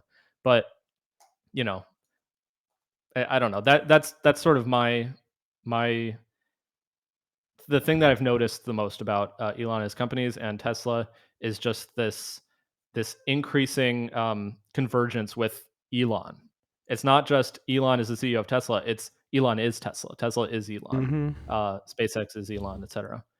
Yeah. So that's like what we see with these stories, like Wall Street Journal about all the stuff at SpaceX. It's just that's SpaceX now. That's how that operates. Yeah, he's clearly a narcissist and is like very, very. He's one of the like I think most billionaires have like a personality disorder, but he has a very unique personality disorder of billionaires where he like needs attention, and so he needs to like constantly be in the public spotlight, and he needs all of the credit to go to him. He just like needs the attention, and it's like it's fucking weird because if you're smart, you know what I mean? If you were smart, you would not do that. There's smarts and there's ego. It's like pick one, you know what I mean? Yeah, his ego is so massive. Yeah. And also it's I like was we just blame everything on him. Like, if he just like bought Twitter and like put in a CEO and like never got his hands so dirty in it, none of us would blame him for every pussy in bio, reply that we get. But we do, because it's like, dude, you said you would come on here and you promised taking care of the bots, and you basically the only thing we've gotten with Twitter since Elon's like Elon taking it over is just like way more Nazis on the platform. People who were banned and rightfully banned being let back on. I don't know what he could have possibly done to the algorithm to make it the way it is, but the whole like you can't go on the fucking website without seeing the most atrocious shit you've ever seen, and not just about Palestine. Obviously, like you see people die on there every day, like just like random people, like, oh, look at this sidewalk crossing, and a guy gets fucking blasted. It's like, and I mean, it extends also to open just violations of their supposed policies that you then report it, and you get an instant email saying, oh, well, we looked into the report and it was nothing is wrong, and there's still the account is still up. And it's like, well, I just reported it 10 seconds ago. How could you have reviewed it? And it's obviously just bot. But are you in the community notes behind the like? No. You're not a community noter? No, because I would have to contribute so much to it, and I am. Oh, you are? Yep, I am. And it's really interesting too, because you see like I get to see community notes before they're published. So I always find that interesting. My community note score is like abysmally low because of course I'm an activist, and like Twitter, people who do community notes on Twitter are like awful. So that's the irony of it too, is like a lot of the community notes are biased and are like argumentative and all that shit, but if it's in the the right direction, then then it stays up. But if it's too combative and you're coming from the left or whatever, then oh, they're being ideological and they're misusing community notes. So it only ever works in one direction, as always. They're awful.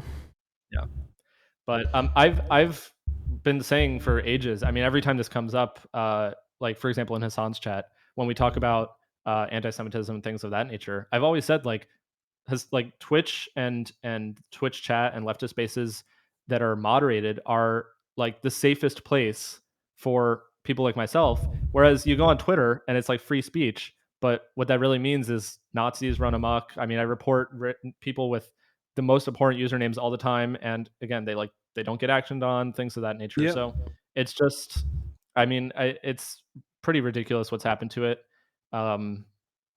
Yeah, I mean, there's no other answer to that other than just Elon is addicted to it, and his Twitter addiction has been long documented. So yeah, it's not. I mean, it is crazy because like it just seems to me also like there's just this there part of the nature of like Elon's like attitude towards censorship is like he is fine with censorship. He's fine with like suppressing, you know, like topics. He's fine with doing all that, but just not about certain things, which is of course how it would go.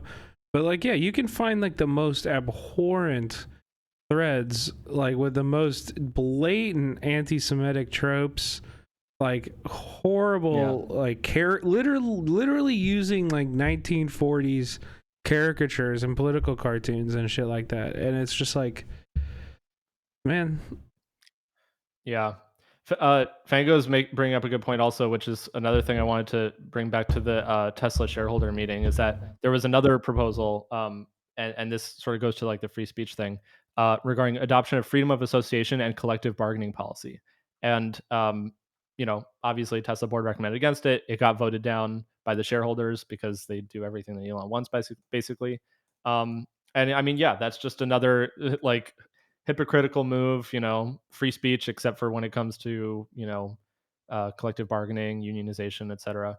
And I think Fango might be able to correct me, but I think it was in I don't know, one of the European factories of Tesla. They tried to start to unionize because it's like whatever the country was, I don't remember, but it's like a very high union membership country, and Elon just went like full like batshit like crazy about trying to stop that. And it's like he doesn't even get it. Like that is the norm in Sweden. There we go. It's not a factory. That strike is ongoing. Okay. Yeah, basically it's just like another example of it's his worldview. It's not like free speech. He's defending free speech. He's defending Elonism, Muskism, Yeah. whatever you want to call it. Yeah, he's Whatever railing works for against him. wokeness and you know, people's ability to call him stupid on the internet, like basically. Yep. Well, anything else you want to plug or talk about in this?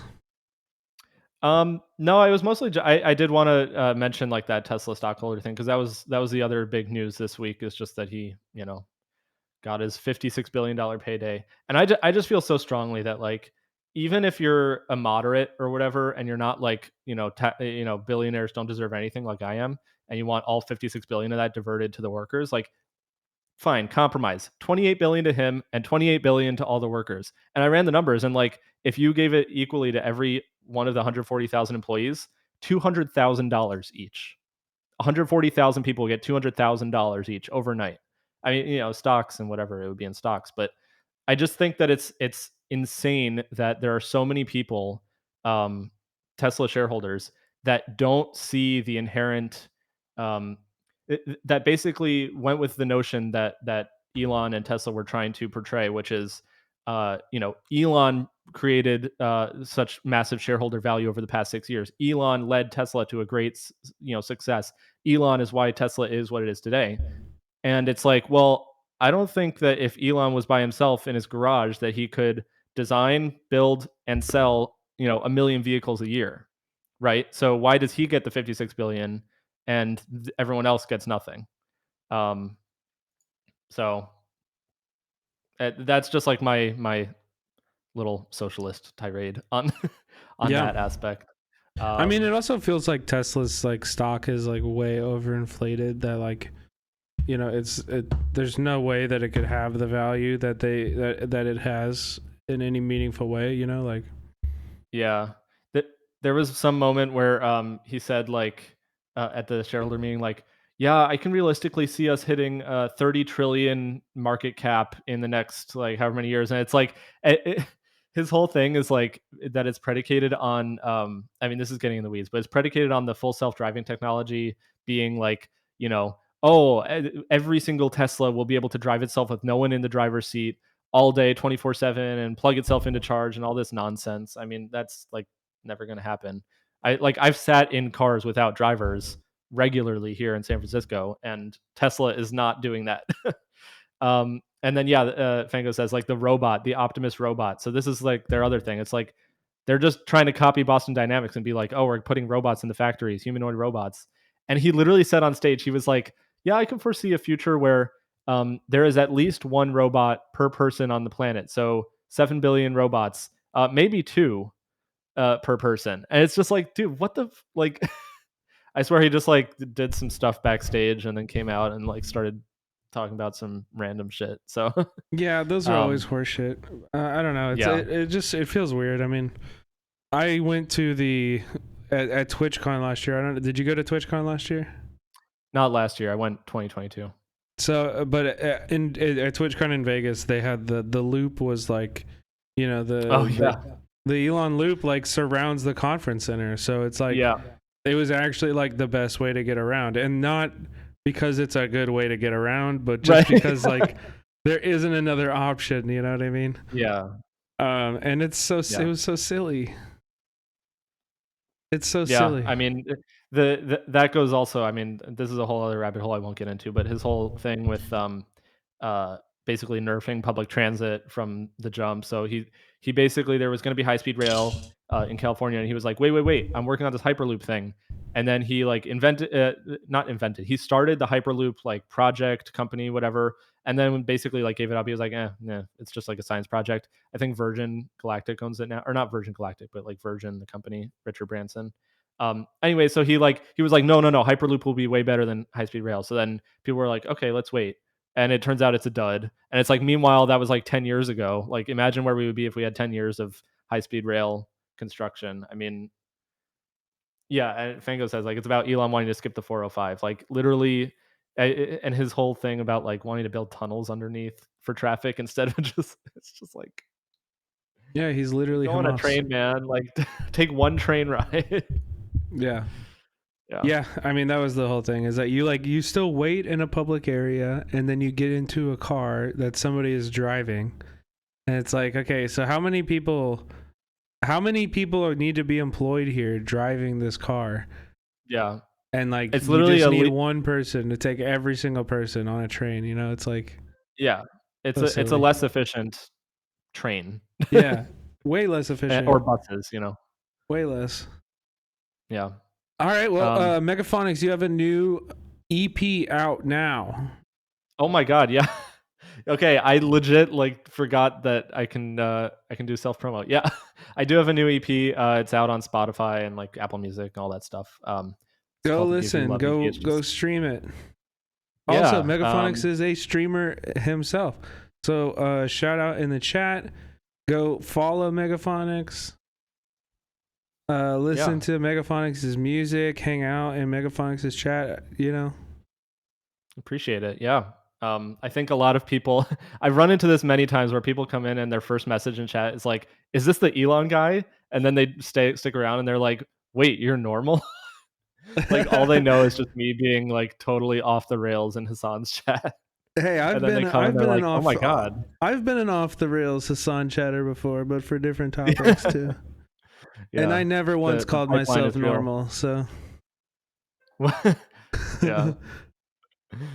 But anyways, yeah, thanks for having me on. It was a good little conversation. And if there's ever any major news in this realm in the future, I'll gladly be your correspondent again. Sure. Your on-call correspondent. Sure.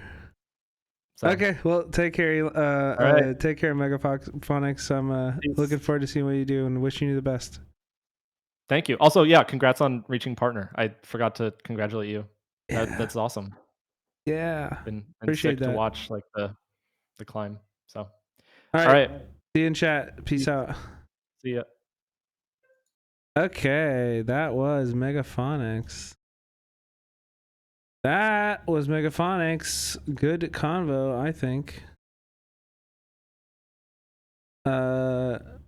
Whoa, all the guests tonight. Wasn't even a debate. What did you want me to debate him on?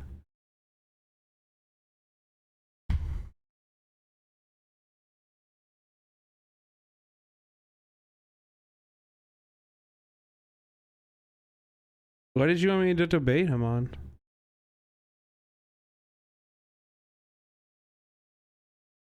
Partnered? Yeah, baby.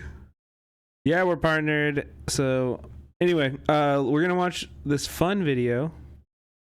Best dog videos of the decade. And then maybe we'll watch, oops. What? Wait. I fucking hate it when it glitches like this. It's so annoying. These are the best dog videos from the past. Okay. Chill out. Okay. We're going to do dog videos, and then we're going to watch this Fern video about the CIA. What do you mean F? Are you frozen? Wait, can you not hear me? Why am I frozen? You can hear me, but I'm still frozen? Why am I frozen? Oh.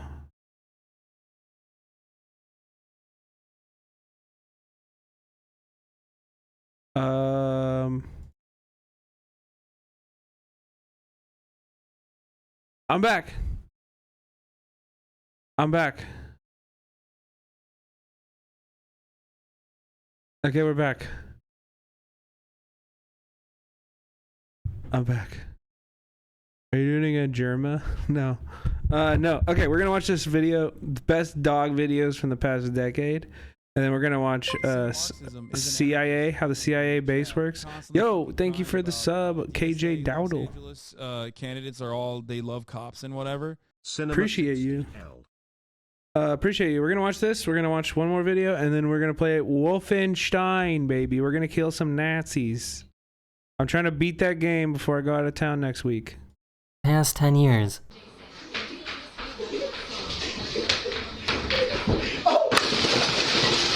Oh! Look at both of them.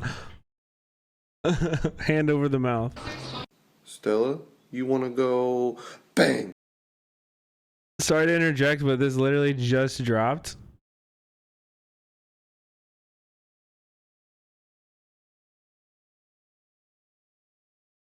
Elon Musk's Neuralink has been sued by a staffer who says she got scratched on the face by a herpes-carrying monkey, then was fired a day after she said she was pregnant.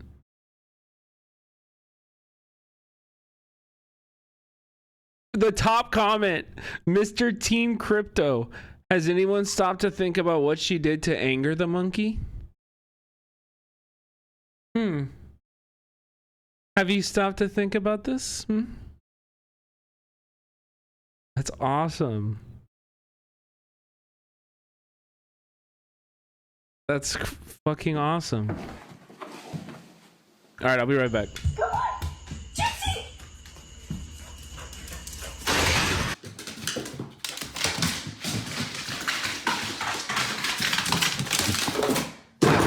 Hey! This dramatic husky needed to get a shot.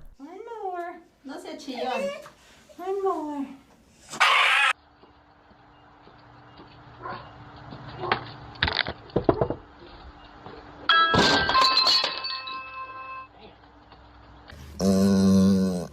Кайф,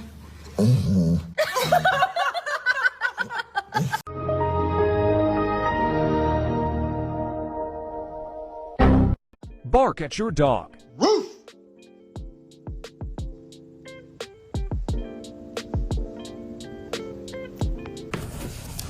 Kai. Come. Hey, boy. What's up?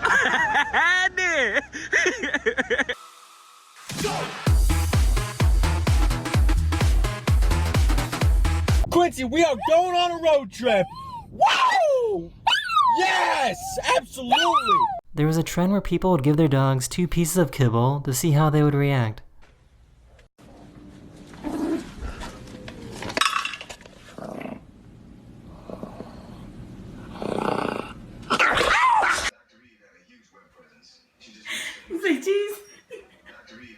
They were so proud of showing off the stick that they found.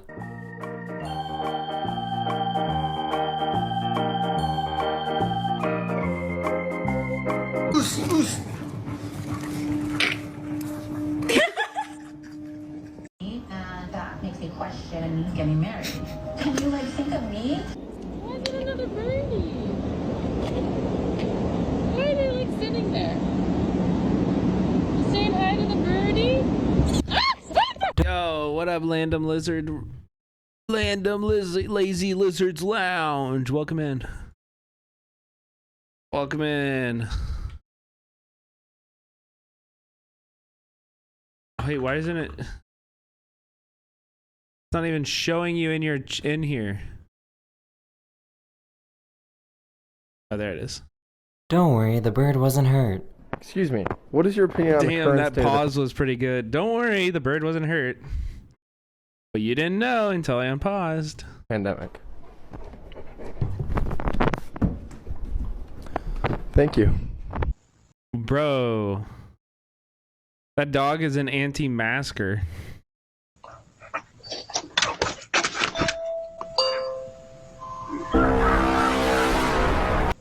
Okay, he's like a 10, but his eyebrows are just like little dots on his head.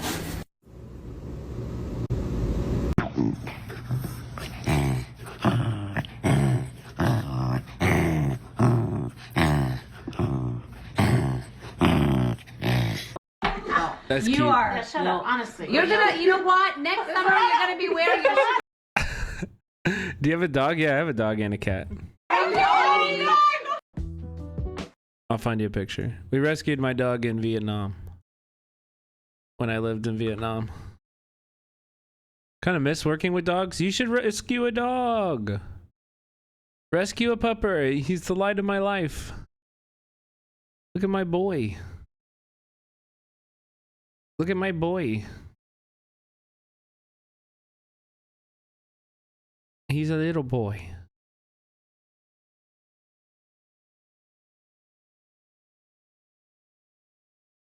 Your dog has been to more countries than I have. Yeah, probably. Yeah, rescue is the only way to go, man. You'll get a healthier dog. You get a happier dog.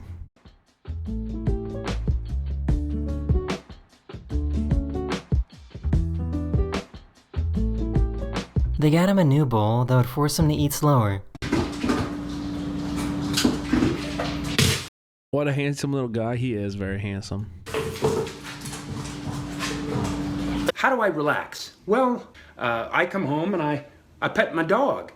You see, petting your dog is one of the most relaxing things you can possibly do. It releases a hormone called oxytocin, which reduces stress. Dude, that's an old video, but I hate that. I hate that dog. So I can see if there's any funny bits.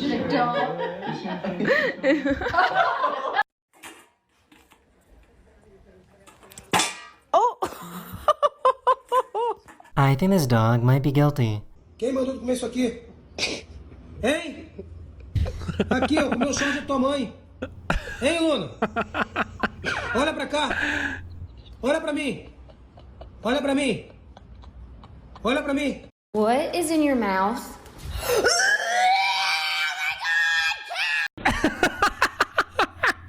I love this video too. She goes full R2D2, brother. She goes like full R2D2 getting shot on the fucking X-Wing. Your mouth.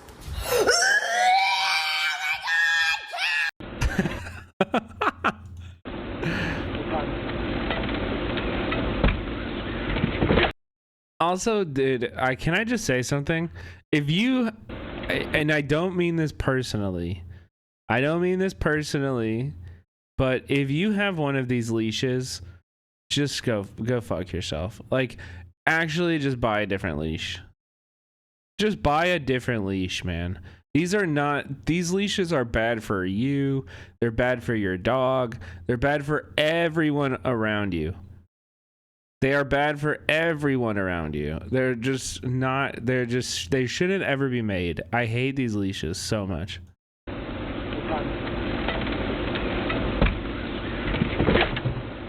Get a harness.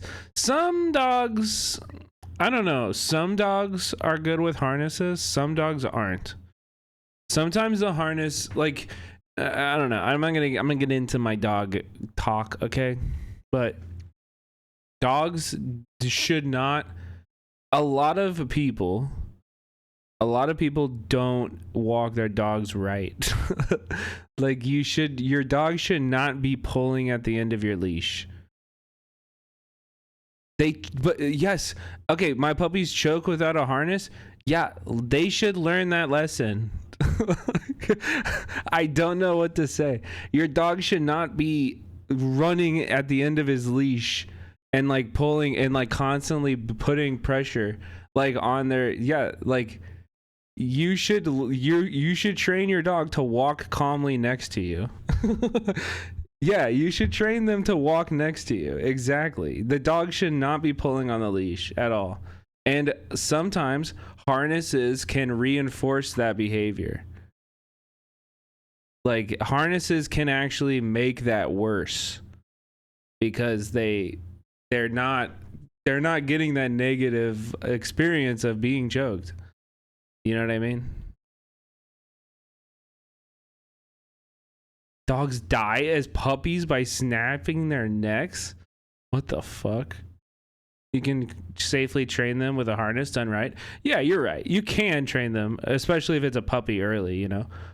But for a lot of older dogs, I think, you know, wearing a harness can reinforce the leaning aspect of it. And it can become like something they're comfortable with, which is not good. It's not good. You should teach your dog to control themselves and to be chill. It'll be better for you too. You'll want to walk your dog more. That is heartbreaking, of course. But you'll want to walk your dog more if you don't, you know what I mean? If they're not like breaking your arm every time you take them on a walk. If they calmly walk next to you, you know, they can still veer off and go sniff and shit like that, of course. Do you walk your dog? Of course, every day. Twice a day. minimum twice a day. You have to remember I live in a city, so I don't have a backyard. You know what I mean? For my dog to poop, I'm walking it. You know what I mean?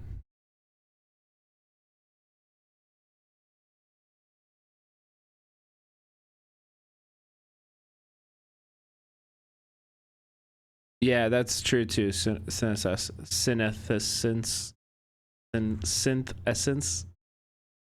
I got it. Okay. Yeah. You can't, I don't know. You've literally left this guy hanging 5 minutes for what? Oh, I just haven't acknowledged his, I mean, you know, there's a lot of, I'm reading the chat. I'm reading everything, okay? Imagine thinking LA is a city. Well, I don't have a backyard. You're not wrong, but I don't have a backyard. So how about that? Oh, this guy in the video hanging. Yeah. Yeah. Unlike this guy, you guys are going to maintain hanging. You're going to continue hanging because I'm about to run the top of the hour ad break a little bit late, but you cannot be left hanging by subscribing or gifting a sub to somebody else in the chat that you see unsubbed. Somebody like Megaphonics is unsubbed in the chat right now. We got Elon made Twitter fascist subbed in the chat right now. Cheesebait 666. These people need, if you don't gift them, they will join the Air Force. I'm telling you. Leave debates to the pros, please. Hey, I'm getting better every day. Every day I'm getting better. Bill Boneless, thank you so much for the gifty. No ads, please. Only one way to avoid them, and I just told you how. Tier 1 sub to Megaphone. Ads are coming. Sorry. I've given 20 gift subs in the channel. Come on. Avery. God. Oh You'll my never God. guess what this dog finds in this. This is what you should not have. Notice it's not a harness. It doesn't matter. God. This is what you should not do. Yo, Mad Bagel, thank you for gifting to Rotten Angel. You'll never guess what this dog finds in this Terrible for that dog. Yeah, man. The dog's not happy. tree. Did a tier 1 sub to 7 Rotten 7 Angel 7. And this is not to say that dogs should not be let off leash sometimes. I love taking my dog to off leash parks and shit like that. I love that. He's very good off leash. Uh-oh, hype train. True. Wait, you guys want a hype train? I'm gonna leak something real quick. I'm leaking something. All these people out here on this gaming platform think they can talk politics and nobody will notice that they all suck at gaming. I don't help you out. I don't do anything Well, I'm for you. exposing these I just bitches, make you okay? laugh and entertain I'm you. exposing these If I motherfuckers. don't entertain you, then you don't. You shouldn't And I'm care. coming for you you. should move One on with your life. by Megaphonics gifted a tier 1 sub to Synthesence for. This is their first gift sub in the channel.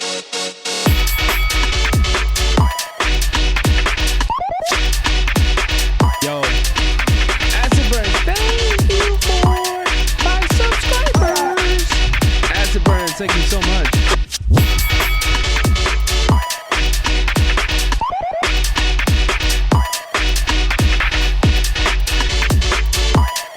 Invite night.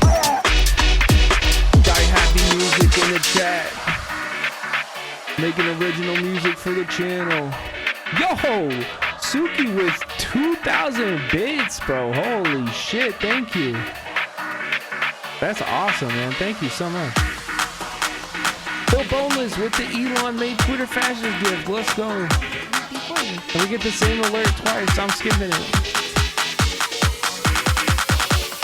Round 2, fight.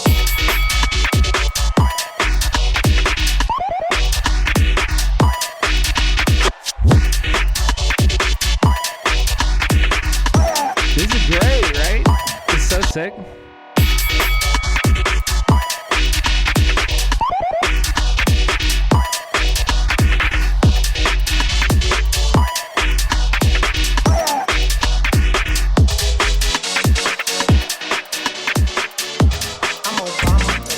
Yo, cheese bait.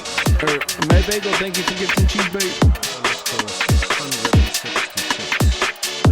Peace fire now, thank you for the 100 bits. Let's fucking go. Hype train rocking.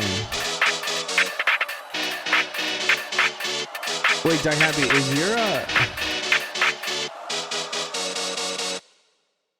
did you put your this is Die Happy's, all of Die Happy's music, by the way.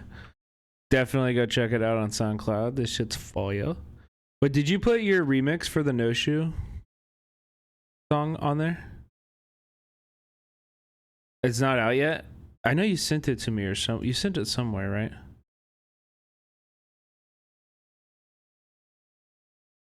That'd be a good one for this too. Did I play the remix on stream? I did, right? Oh, hell yeah. This is good too. This is sick. I got a bunker for the summertime. I brought a bonky boy, I'm ready if we're gonna fight. So if the piggies come on bonking, I'm in. Wait, did you never told me? Did you? Where did you get these vocals? You shouldn't care. You should move on with your life. Bill Boneless gifted a tier 1 sub to Fabulay. They have given 22 gift subs in the channel. Where did you get this first verse? This is like a new verse. Another time, traitors to the working class, so it's completely justified. And you wonder why we hate the cops, cause we're forced to watch this shit a lot. Solidarity could make it stop, so hit your local cop with the bonky bomb. All jugs to the front with a juxtaposition. Just guns versus jugs, that's just a juxtaposition. Just so you know, I brought some veggies and a can of beans. Now we got the water and soup for our family. Stay dangerous. Have you sent this it's okay to take a risk. Give a fuck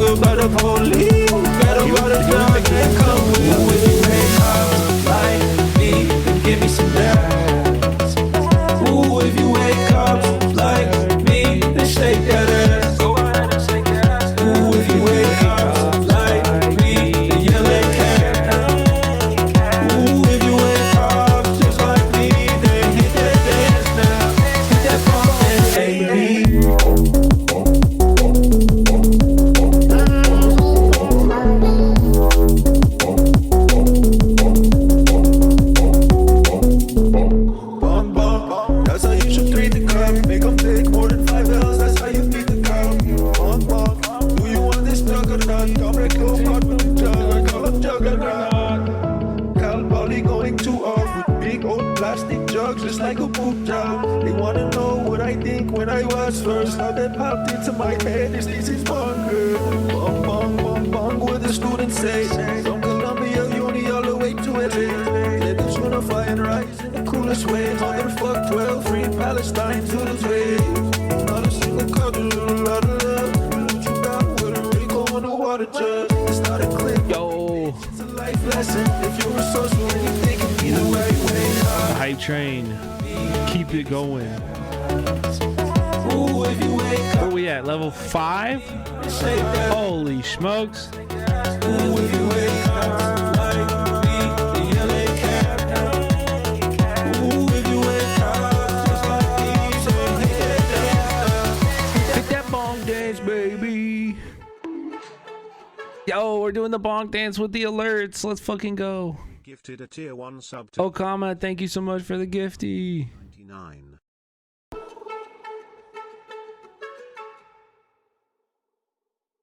Nah, this is dope. This is cool as fuck. Ty Happy, these are these are bangers, man. These are bangers, dude.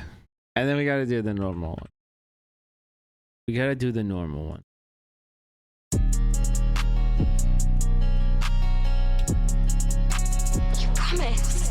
Treasy.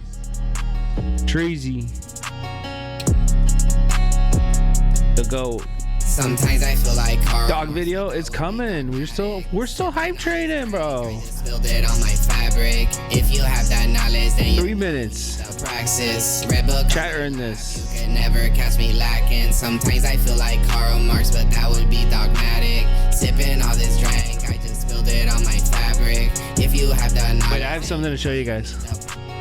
Red book on my lap, you can never catch me lacking. I don't worship idols, man, that shit just be so corny. I be with the masses cause the rich kids be so boring. I be on the internet whenever I feel lonely, and I rather feel like Che Guevara than ever be Tony. Tell my mama when I grow up, sorry I'm a communist. Take a flight to Cuba. Okay, check this out. Right in that bed. Check this out. Jamaica, swear you need to see this shit. She don't wear no makeup. Wanna get new issue of Rolling Stone magazine. Peep this. Page 17. The AR for the AK like a Soviet. Say Peep this. Get her high like some opiates. Sometimes I feel like Karl Marx, but that would be dogmatic. Sipping. Now peep this. Now you're really gonna need your peepers for this, okay? You know you need the red book on my lap. You can never catch me lacking. Sometimes I really gonna need your peepers for this one. Sipping all this drink, I just spilled it on my fabric. See me? If you have the knowledge, then you know you need the see me there? Red book on my lap. You can never catch me lacking. That's my name, baby. Look, that's me. That's me right there. With Cardi B on the cover.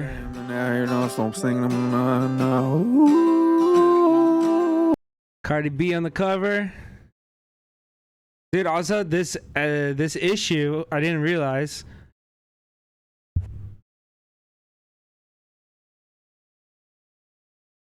Has this article in it too. It has the Kid Rock article that we read together. So good.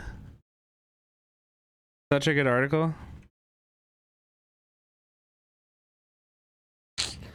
Hell yeah, bro. Proud to have my name next to that fucking article. Next to this queen. It's in the print, baby. It's in the book. It's in the book.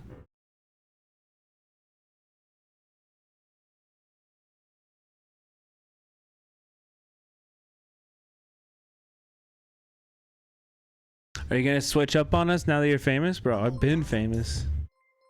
Y'all just know about me recently, okay? Sub to FR. I'm Obama. Hey, Bill Boneless, thank you for the sub. Thank you for gifting. Gift subs in the channel. I've been famous, okay? I just started streaming, okay? Off topic, but...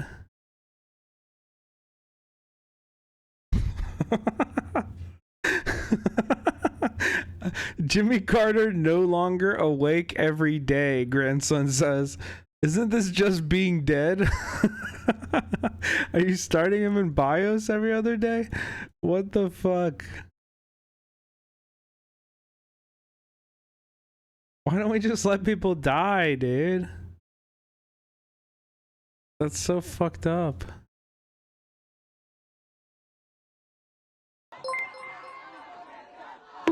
Hey bro, I took some photos during last week's DC protest. Do you have an idea what I should do, where I should post them?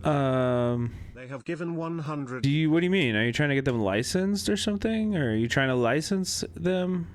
Probably a little too late. I think news you need to publish pretty quickly. I also am kind of learning about what that looks like. Well, let's look into that. Wait, there was one Storyful. Is that what it is? Okay, so I guess you can upload footage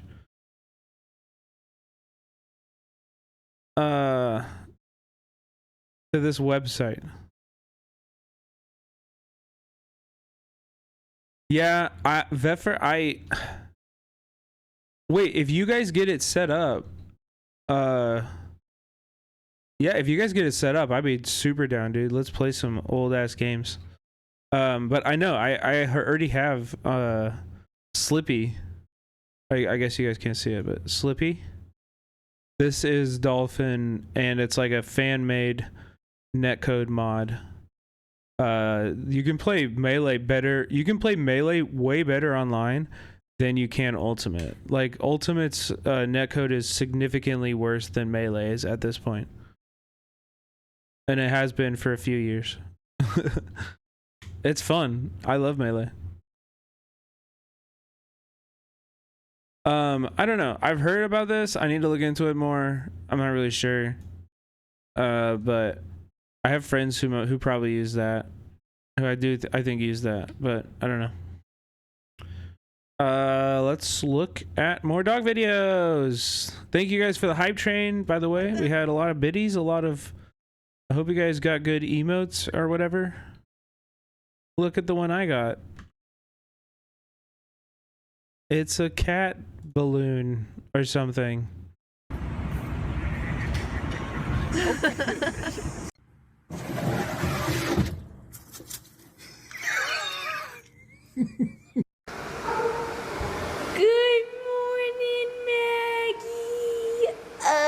No. Veffer, I know how to use Dolphin too. Because I played Melee before Slippy online also, so. Goodness. We're boneless with the big gift. The pooping. What is this? It's like a pooping balloon dog. And the poop grows? Why does the poop grow? Thank you for the biddies though. Baby.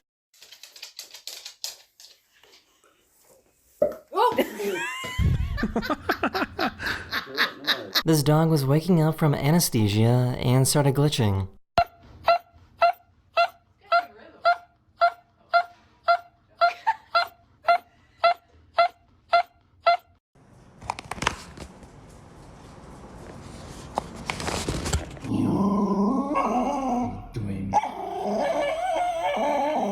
You're adopted. Yeah. You're not mine. You're adopted.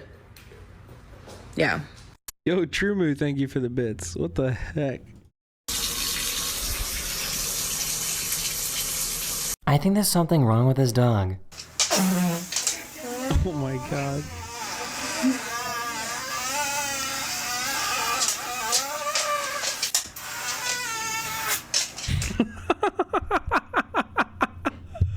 Oh my god.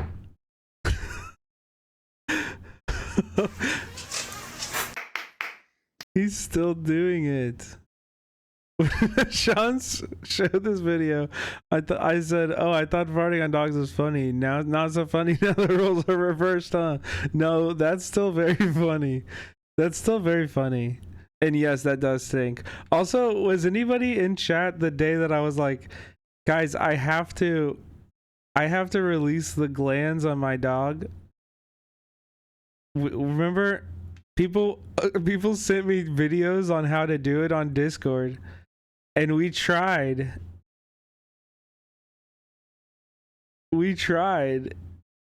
Release his glands, his anal glands.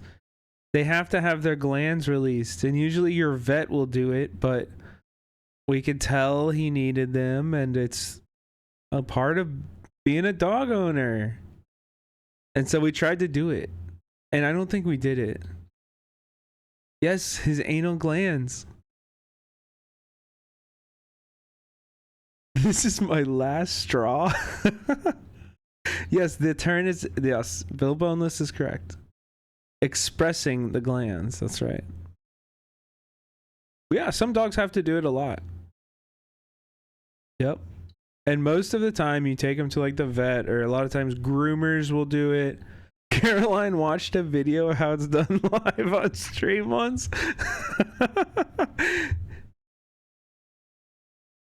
All dogs need that? Yeah, most do. If your dog has ever like sketched, like, well, there are many reasons for this, but dragging your butt on concrete and stuff like that, they do that because of they need their glands expressed. That can be one reason why they do that. Yeah. Yeah. It's a whole thing. And my dog doesn't even do that, but you can just tell he's just kind of uncomfortable, and he gets a little grumpier, and he like sometimes when he's like sitting next to you, he'll like waft out a little bit, and it's a very distinct smell, and you know what it is. It's not even like, it's not a fart. It's not a fart, guys. It's like musk. It's hard to explain. It doesn't smell like fish. It smells like death. Yeah, it can also be worm infection. Also that. But, I mean, go to a vet or whatever. Duncan. Duncan. Duncan. Duncan. No one is here. No one. See? Look. Yeah, dogs ain't natural. Stop barking. Want a treat? They wanted them to try sparkling water for the very first time.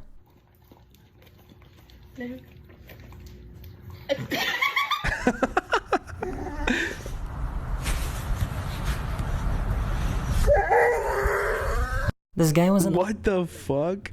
The hospital for a very long time, and his dog didn't recognize him when he came back home. He don't know you. Look.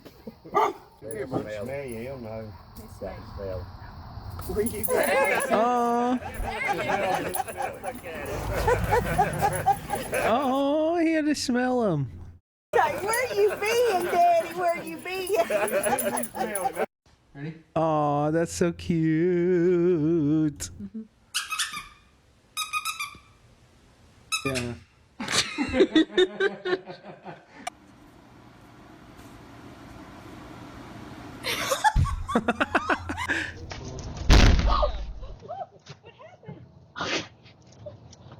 I have never heard a dog with a British... Dude, I've never met a nice Dalmatian. Can I say that? I've never met a nice Dalmatian in my entire life. Every Dalmatian I've ever known has been like pretty mean and scary. accent before. Our family had two? Really? I've never met a Dalmatian. They're pretty, I don't know, man. Just in my experience, I'm scared of them. A Dalmatian and Pitbull mix? Wow. Okay.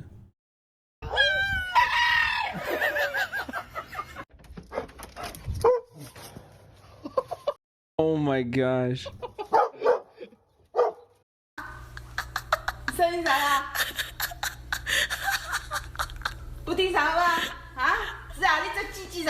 This guy saved this dog that got stuck on an elevator.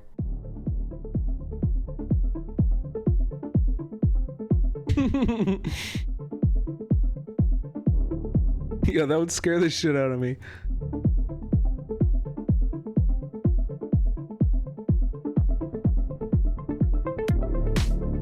Come see what is it. Come see what is it. Don't bite it. No. Be sweet. The duck. And then is there a locking button on the top right? No, ducks are assholes. Write a book about that. This puppy was born with only one ear. What the fuck? It's on the top of his head? What? Brother, the fact that he has one ear is not even the weirdest part. It's that it's like in the middle of his head. That's crazy. Can he hear? Or is he deaf? Wow, I want to know everything about this dog.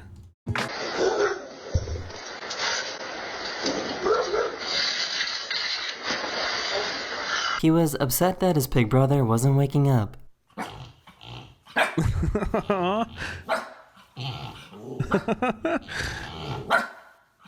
Huskies seem like really cool dogs. Like they're like super expressive, but they just need a lot of work and attention. Like you have to work that dog.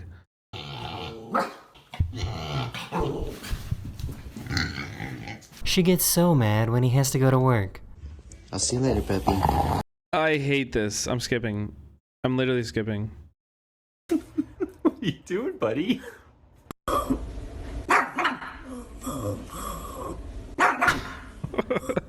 Yeah, no. She was pretending to be a dog and was begging for some Cheetos. One more. I can't breathe. Jesus. Yeah, you fed it? Are you serious? Wait, this dog's trained to do this. No, you literally just trained it to do that. Immediately giving it a treat. Ready? Ready? Okay.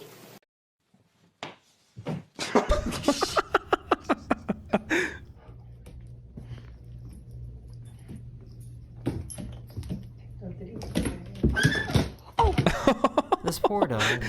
Jesus. That's how my dog plays with cats too. He does this same shit. Where he gets way too close to them and just keeps punching them with his nose. And then they freak out. They finally get... It's exactly the scenario. Yeah, he's exactly like this. This poor dog had an allergic reaction. Except for if a cat did that, my dog would fight back. He would get scared really quick and he would start fighting back. Georgia? There was something inside this dog's mouth. Come here. What is it?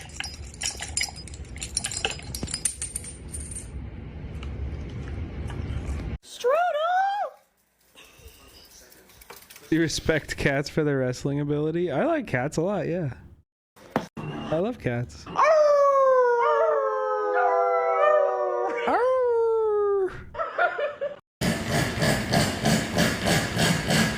Did anybody's dogs at home?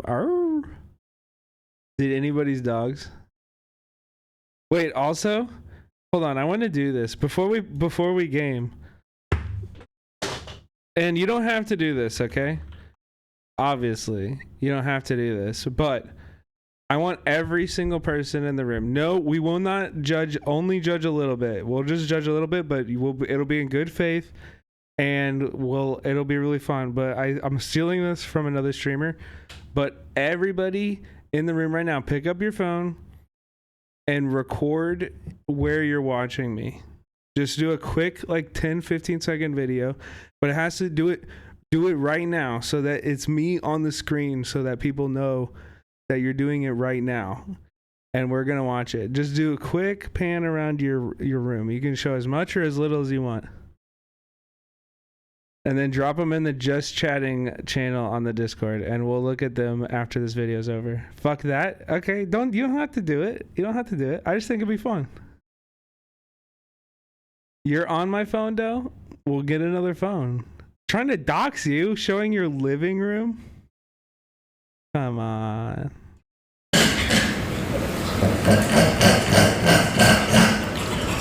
Can we get a Discord link? There's been 2 posted in the last 5 minutes. Do you need another? It's exclamation point Discord.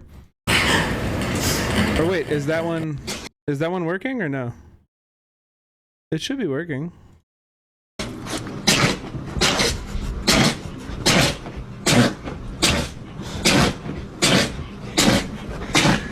Post where? Post in the Just Chatting channel. Oh, we're still full cam? My bad.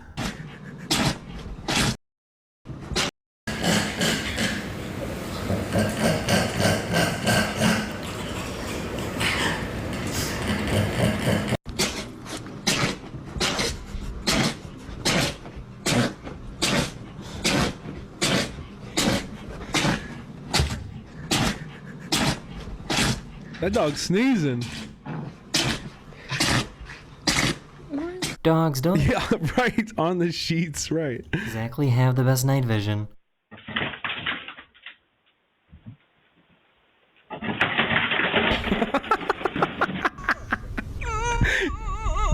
Dude, big dogs are so fucking clumsy.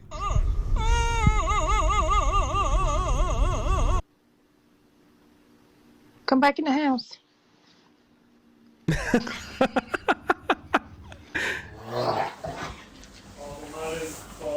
Lukta. Lukta.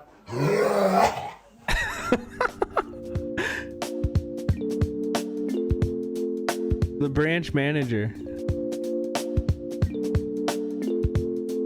You guys are wondering, this is 150 calories. Isn't that so sad?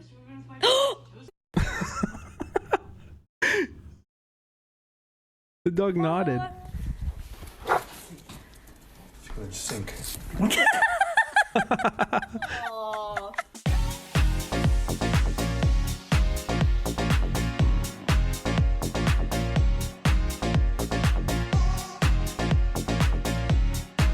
This dog hates getting their nails cut. No, don't touch.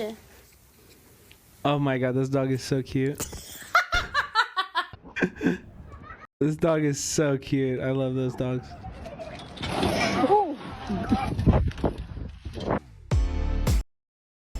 Dude, classic dog. This is a classic dog.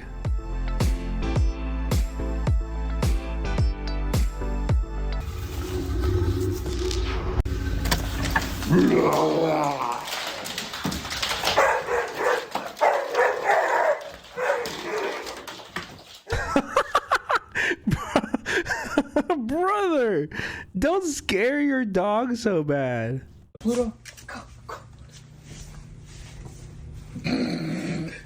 Oh man, he's This on dog duty. Found out that they are perfectly buoyant. That's the end of this video. I know this video is a little different than what I usually do, but I wanted to try something new and different. So let me know your thoughts, and I'll see you guys later. Bye now. We fucking loved it, Daily Dose. Okay, we have videos in the Discord. This is gonna be fun. This is gonna be fun. This is gonna give me perspective on who you guys are. What do you guys do? You know, this is gonna be cool. Okay, this is Megaphonics. Let's see how you rats live. Yeah. That's so cute. Wait, the kitty just sits on the bed like that? That's so cute. Damn. Very nice. Very nice. POV, you're a Tesla stock owner. Just kidding. Okay. We got the third monitor. This is also going to be good for me because I need to get another monitor. No, I'm just joking. I'm joking. I need to get another monitor. I regret posting. No, don't. You're fine. Okay, wait, hold on. We got peanut butter here. I fuck with that. hate to rain on the parade, but the government is talking about drafting people for the army. Okay. Who? We got a vitamined up king or queen. I don't know. Peanut butter. I love the peanut butter. But I before I go to bed, I usually have a tablespoon of peanut butter. Ooh, the stream deck. Okay. And the wine, vino, mommy whiny. Top 50 police fails on the TV. Thank you, True. That's awesome. It's exclamation point Discord. Chris Valenti, okay. Got some Helldivers going on the side. I'm on the side monitor. I fuck with that. Kitty. Okay, everybody give me primary monitor. I like this. Wow. Ooh, you got some Sudoku on the side. Sudoku. Hell yeah.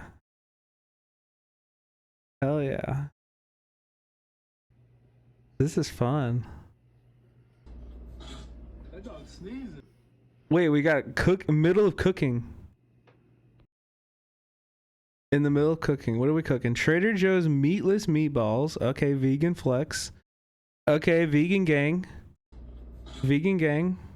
Here are the meatballs.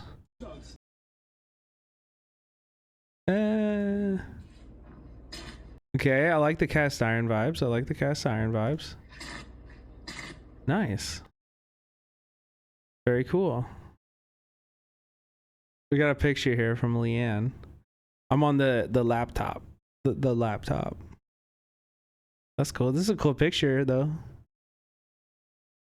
On the back. Late anus. I'm just kidding. Late años. Oh, book flexer. We got a reader in the house. Oh no, we have a reader. We got a hydrated king. Or queen. Ooh, an Umbreon. You get me picking up my vape off the ground. Classic, dude. Okay. Ooh, oh my gosh, it's so small. The kitty is just a little kitten. Oh, what's the movie you got going on? Oh, The New Boys. Dang, The New Boys. Is it good?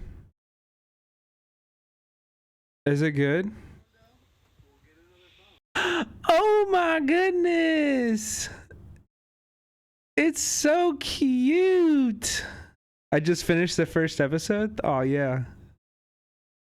The New Boys is really good. Okay, I can't wait. We're gonna watch it. That is so cute. Why did you gasp? Why did you gasp? Who was that? I can't see who that was. Was that Phil? Wait, here's Leanne. Uh-oh, got a mushroom. Uh-oh. NYPD. Eric Adams. Do you know all the places you can hide weed in a room? Oh, here's that same. Oh, yeah. You sent a picture earlier, but. Nice. Oh, wait, I like this. This is a good idea, too. I like to see people's water bottles. This is a good sticker.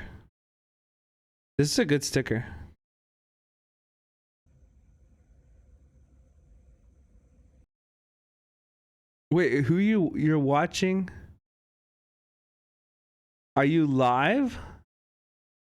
What is this? You're watching me. Oh, you sent this more recently, so this was after. I got it. I know, but I'm like, wait, huh? Wait, we got some camera equipment. What is that? Is that like a custom case on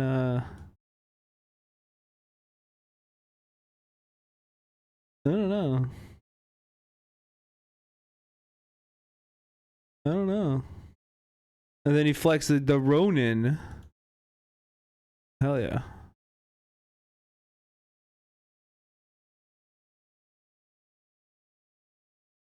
Hell yeah.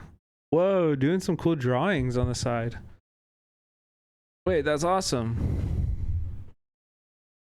Dragon fruit hamster. These are cute. Oh, here's Veffer. Damn, Veffer keeps it. Veffer keeps it fucking red light only in the room. Bachelor pad. All red at night? Wow. Wait, what's the light for on you? Are you streaming? Are you playing Monster Hunter? Is that Monster Hunter? What is that?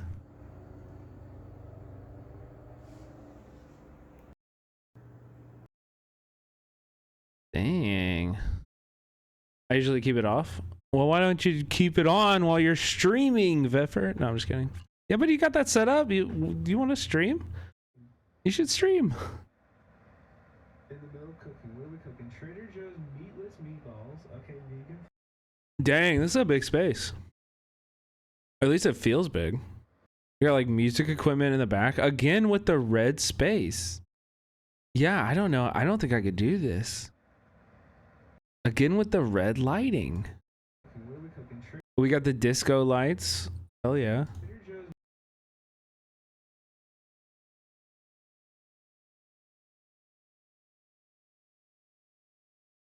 We rock disco lights. The X-Files poster, very cool. What is this poster? Is this somebody said 9 Inch Nails. Is that the 9 Inch Nails poster?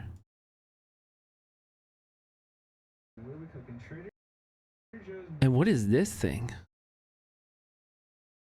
What is that?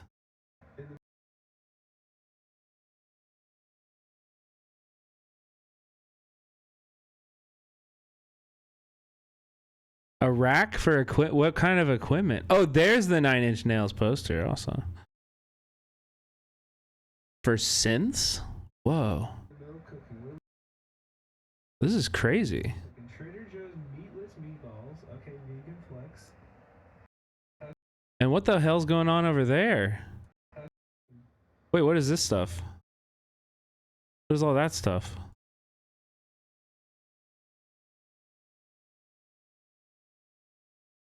Blinds? Oh, yeah, maybe. Yeah, maybe.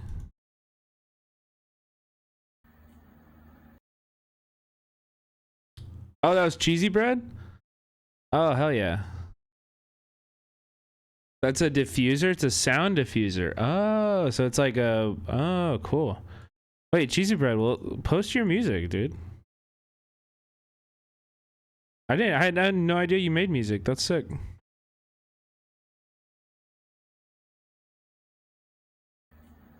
Okay, another one. Yo, I use this too. Wait, is this not loading right? What's going on here? I use this Bose Mini sound link. This is exactly what I use for stream too.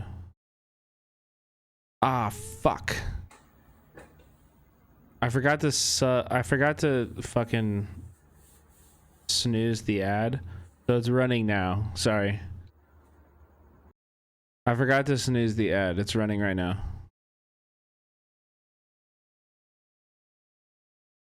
You can sub or gift a sub. Watching on the clock. Let's go. Hell yeah. Please log in with your work email and the password you always use to log in. Let's go. We got a lanyard. Whoa, security. Whoa.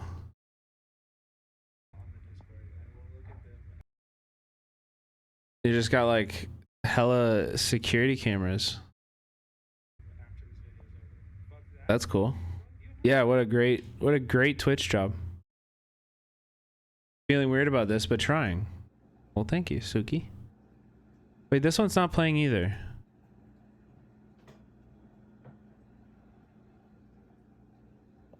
Why? How come some of them aren't playing? Is there something I can do? It works for you. Well, what the heck? The heck?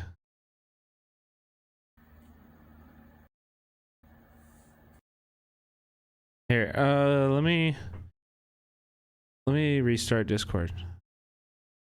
It's only those two, so.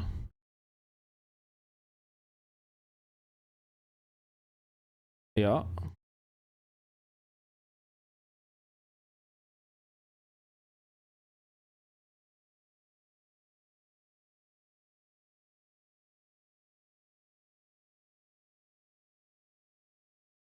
Nice, thank you, Becca. No, it's still not working. Still not working. Let me try to download it. And then this one too.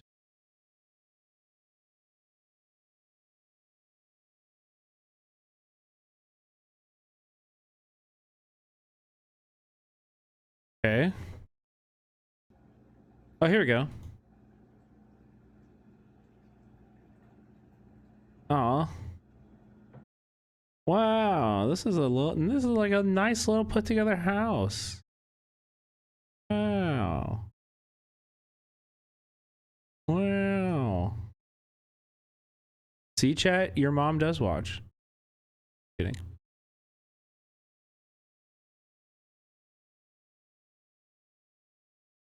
That was awesome, Suki.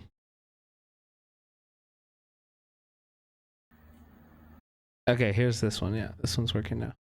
Okay, I said I have the same Bose color. We got a musician here, guitarist. Obviously, if you couldn't tell by all of the other equipment.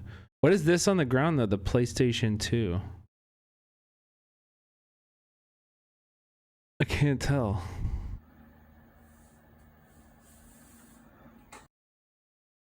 Okay, Guitar Hero. Let's go. Kitty!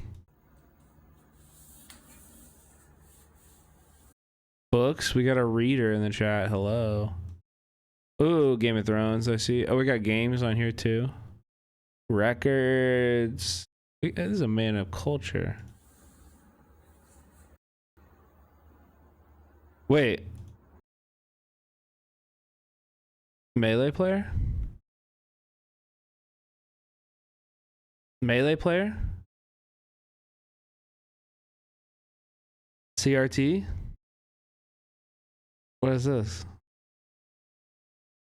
Yo, Danger Dave, welcome in, man. Everybody go check out Danger Dave Ball. Chat, we are doing a just fun little community thing I just decided to do all of a sudden.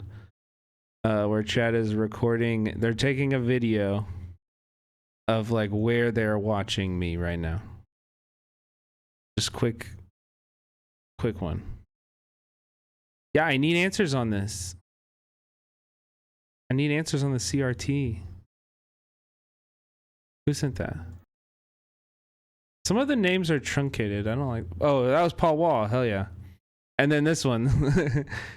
Okay, check it out. This is my home.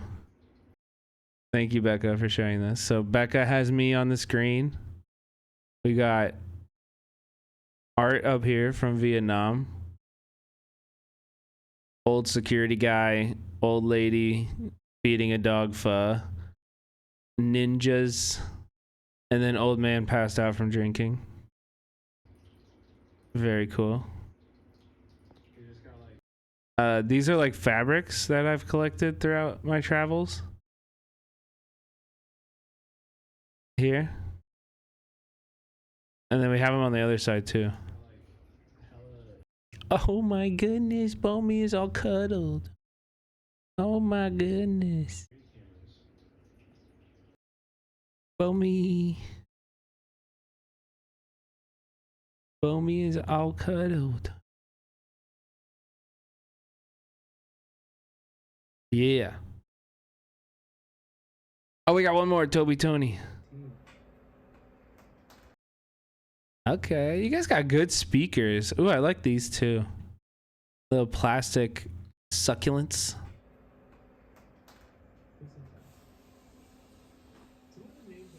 Hell yeah. Wait, what are those? Are these like board games I don't know about? Or puzzles maybe? Oh no, these are probably the Lego succulents that we see here, huh? Cool. A lot of musicians in the chat. Damn. Damn, I didn't know you had it like that. Oh. Look at this.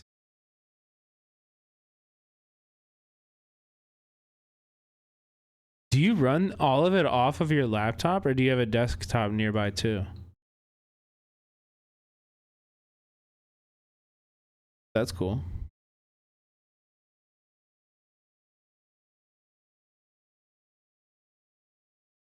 That's cool. Well, guys, thank you for doing that. That was really fun.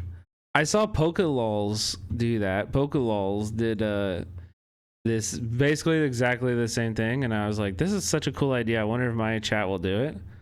And this was great. This is so cool. I love seeing where you guys are all watching me. It was a little peek into your lives. I hope you guys found it interesting. Wait, we got one more right at the buzzer. W community, of course. Laptop screen primary monitor. Oh, primary, because I said, oh, I'm primary monitor for everybody. And then drawing stuff. And then what is, you got like, what is that? Just a big ass bottle of moonshine? Just a big ass bottle of moonshine on the side? Nice. And then we're sketching, bro. We just be sketching. Hell yeah, dude. Bro's got a potion, yeah. Yeah.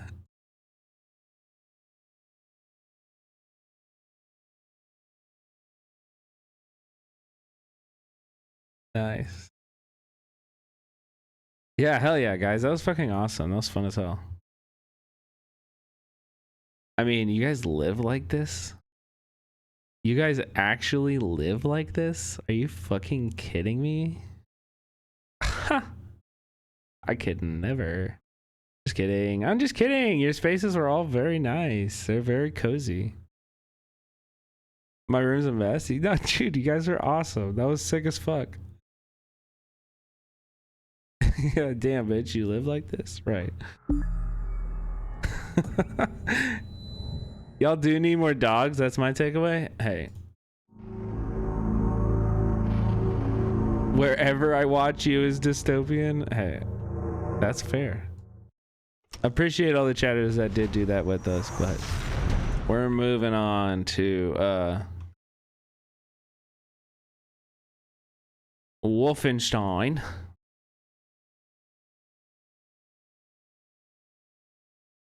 Playing the New Order, the second stream of the playthrough.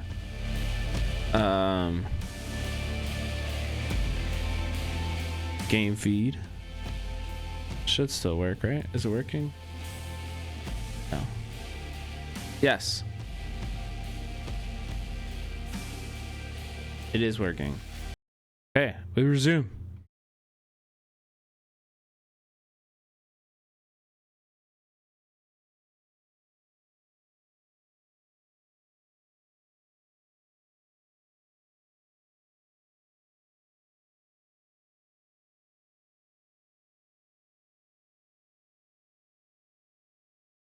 We do appreciate it, Toby. That was fun.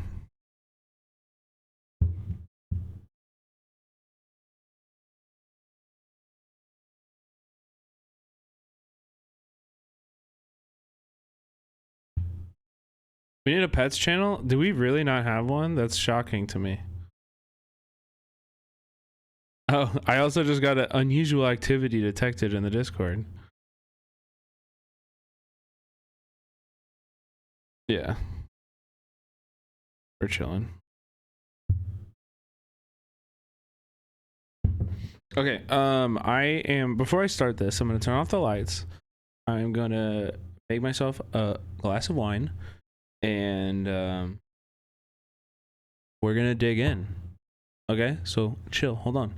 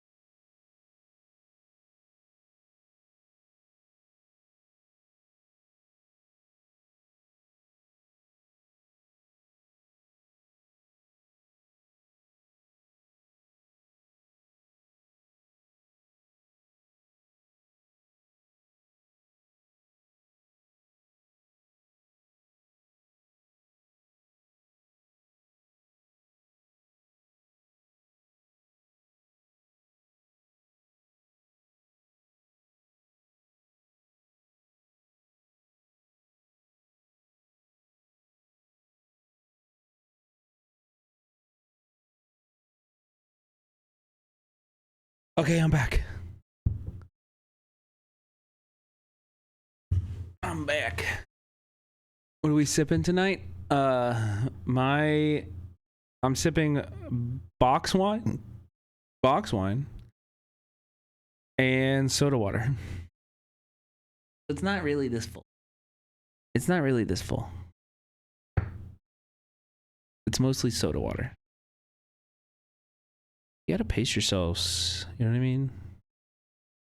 Also, why is my camera so small? Bring it up. All right. No more waiting. Why don't you sit with me, Miss? Okay, last time I had to, oh, look at my message. I had to pause Discord invites and Discord DMs of Real server. We are getting raided. No. It's not a raid, Sarah. It's because we did something fun on stream. Yeah, we did something with the Discord on stream, and so people were posting videos that we were reacting to on stream and stuff. You can remove any like restrictions on it. It was just a fun thing. Anything out of London, make a note of the time and write down as much as you. It was new joins? I know. Can I do typewriter? It was people in the chat that hadn't joined the Discord but wanted to because we did something fun there. Parents Yeah. For you to take We all just got it too, Sarah. It's all good. What up, Pelican? Yeah, you can remove it. We're good. Okay, so for anybody who missed the beginning of this game, basically, Nazis won the war. They've taken over the entire world. And we were in a mental institution for a really long time. But we like woke up. We woke up and it's like 1960. It's like 1960, but the Nazis won and are taking over all the world. So what did I do? I broke into the prison. I broke into a Nazi prison and killed all the prison guards and rescued my boy, my friend. And he took me to this place, which is like the head of the resistance. Like this is where the resistance came. You know. America surrenders. Washington, December 24th, 1948. Speaking to the American people in the falling snow on Christmas Eve, the President of the United States declared the government's total surrender to the German army. The announcement comes just days after the atomic bomb was dropped on New York. This final act of violence may have saved millions of lives that would have resulted from a land invasion of America, said the German leader in a press statement following the announcement. I applaud the president for taking such a brave decision. After the president's speech, a spectacular show was put on by the invading troops parading down the streets of Washington to the roaring sound of German jet fighters passing by overhead. Even more spectacular were the massive mechanical beasts known as Panzerhunden, or armored dogs, hulking over the crowds. Japan pushed back. Another threat approaches. Chongqing, March 7th, 1948. It was a proud moment for the Republic of China and the People's Liberation Army as Japanese were pushed back into the Hubei province. Yet far from the north, another dark menace approaches at a swift pace. The German army has overthrown the brave Russian Empire and is now moving towards China. During a rousing speech earlier today, the chairman spoke of his faith in the Chinese people. A unified China cannot be defeated, he said. A unified China cannot be conquered. A unified China will never surrender. They did, though, right? Everywhere is... like, it's not China, right? Atomic bomb hits America. Paris, December 21st, 1948. The largest bomb ever invented was dropped 13 hours ago on New York City, largely decimating Manhattan and killing over 200,000 people. It is an atomic bomb, said our great leader in a radio broadcast speech to the public. 20,000 times more powerful than the biggest bomb ever created. But more than a bomb, this was a warning to the American people. If I know the American people, we ain't gonna take that line down. I think we're in Poland somewhere. Or no, we're in Berlin. The prison was in Berlin.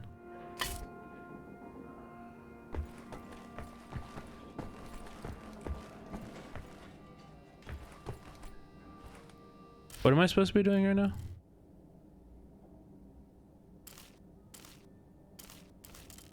Talk to Klaus.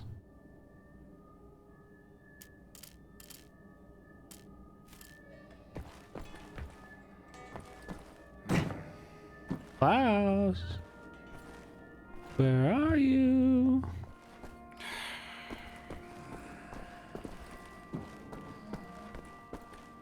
You know about before going off on you like that. It's a force of habit.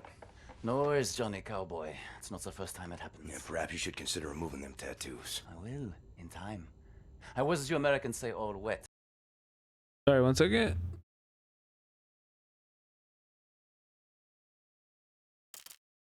When I got them, and I'm sorry to say it was a very proud moment of my life.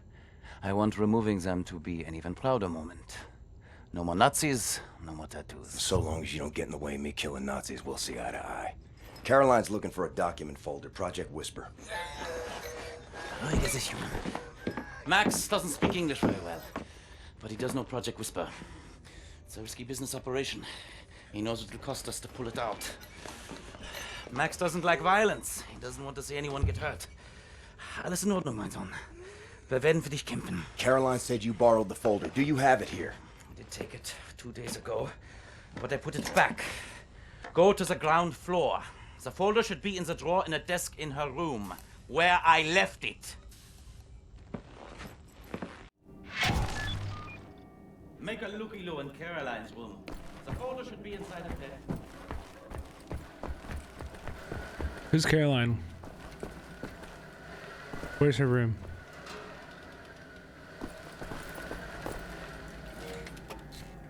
Thank you.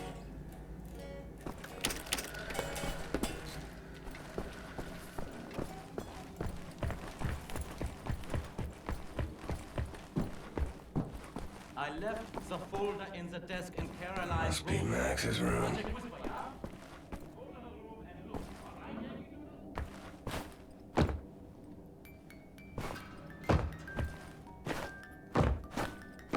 Let me over there.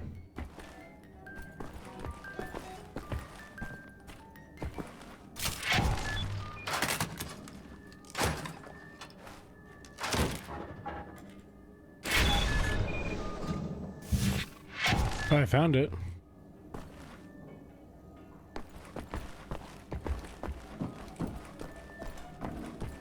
But also now I want to go get that.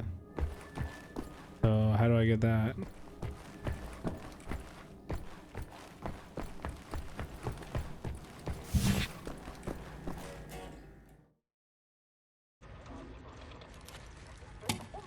Much obliged, Captain Blazkowicz. You ready for an assignment? Yeah, I want to kill Nazis. Friends and comrades, this is it. Project Whisper. It's been in development for years. A helicopter aircraft. The Nazis have found a way to make it virtually silent in flight and undetectable by means of radar. Anya has decrypted the Nazi chatter out of London and located the only 3 prototypes in existence at the London Nautica research facilities there. With Captain Blazkowicz on the team, we are finally strong enough to strike at their operations. The days of scurrying like rats are over. With these machines in our possession, we can go anywhere, hit anything. We will rebuild the Kreisau Circle, arm ourselves to the hilt. We will rise up and take down Death's Head for good. They think the war's over, that we are weak, beaten, don't have the guts to oppose them. And as always, they are wrong. I've got a 14-hour drive. I've got a sinus infection. I haven't had a full night's sleep in 8 months. So let's go, people. Because I'm not doing this again. Thank you for doing this, Mike. Stop. I just want to get this over with.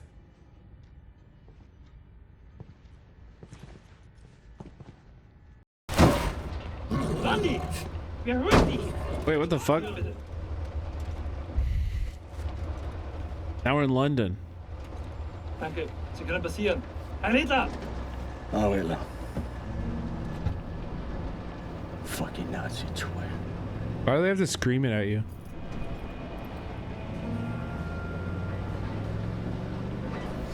This big fucking disgrace of a building is the London Nautica. This used to be downtown London. Used to be fighting in the streets over here. I mean, furious, unrelenting resistance. And then the Nazis brought in a London Monitor and everything went to shit from there. They just do whatsoever they please now. They just fucking leveled everything. This fucking monster. I love the architecture. It's a top Nazi research facility, this is. Aviation, space, all kinds of evil shit transpiring. Caroline and the other pilots should be over the radio tower by now, you see it. Anya's operating the radio back in Berlin. You can reach him using this. Like, I think it's a very good, they do a good job of like... This is where you get off.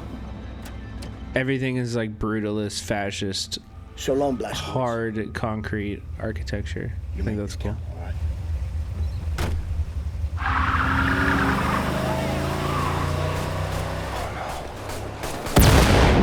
Oh my god. Jesus Christ, he car bombed it, dude.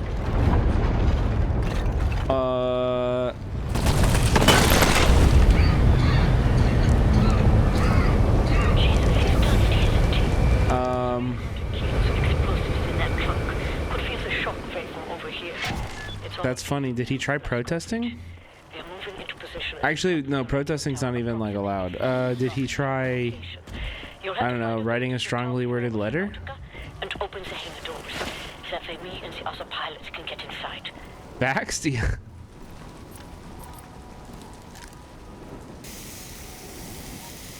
Nah, he should have voted better. Oh, fuck.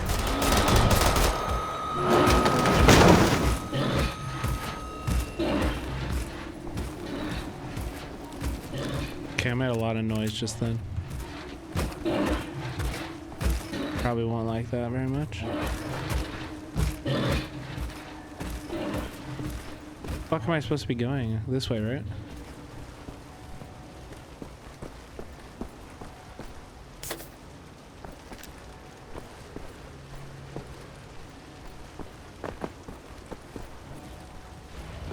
Yeah, I need more arrows.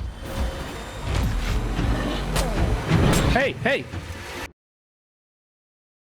Oh, I had to slide through that? You shooting ballots? Yeah, exactly. I'm voting really hard right now.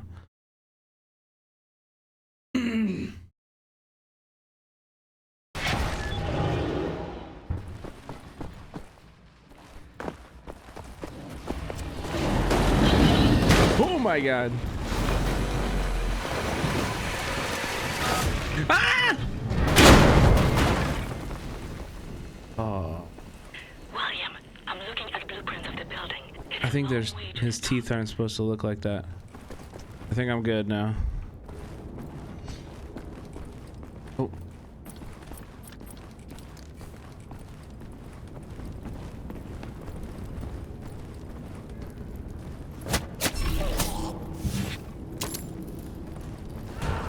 Sorry.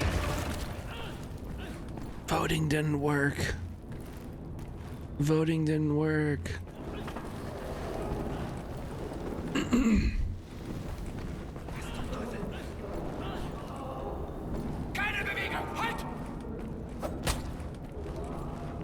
Up ahead is the reception area. I want you to go to the far end of the reception area, through the large doorway and into the moon dome. It was thrice by Scovich, and Bobby's death will not be in vain.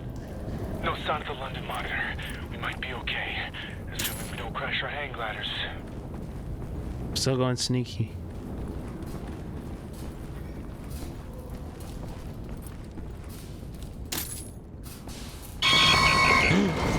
Oh my god. Holy shit. How did I overpower it? Ooh.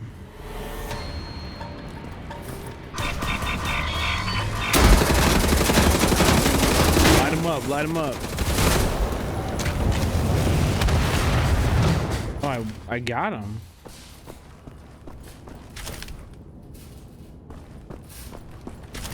You guys felt a lot harder the first time.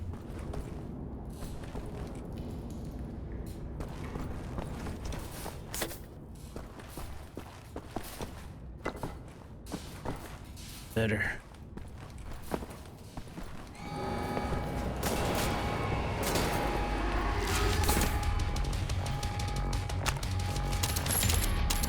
Guns, guns, guns, ammo, ammo, ammo. I mean ballots, ballots, ballots.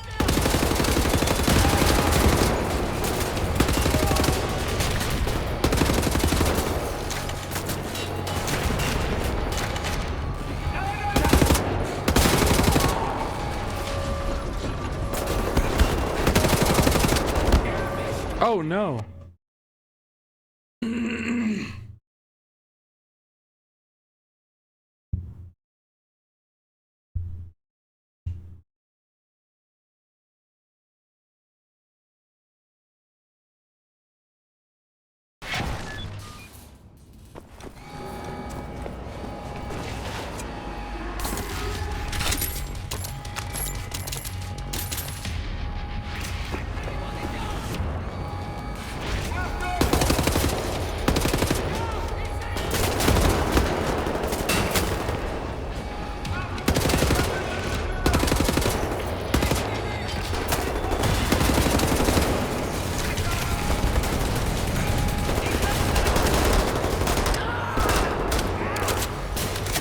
Jesus.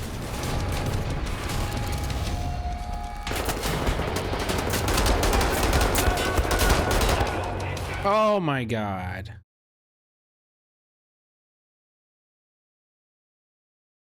Downloading this game now? It's an older game. It came out in like 2014 or something, right?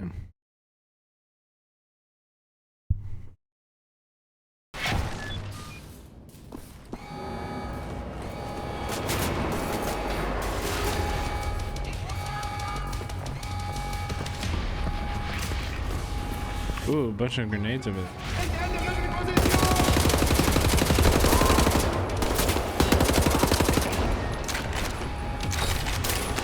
Ooh, shotguns. Nice. Shotguns are really good in this game.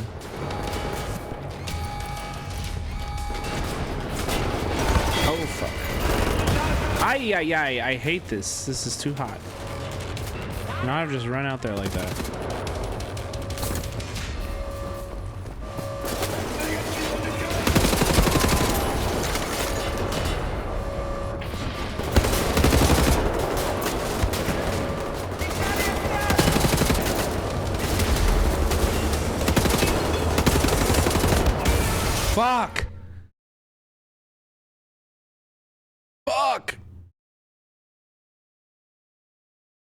All right, I had a different approach.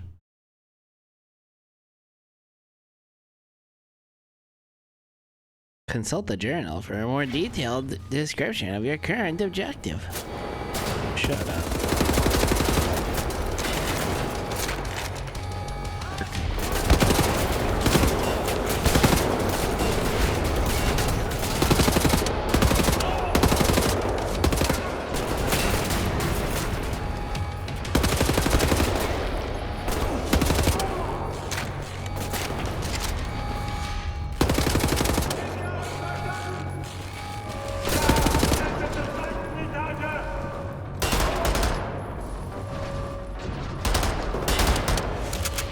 See, like, it's hard to tell sometimes.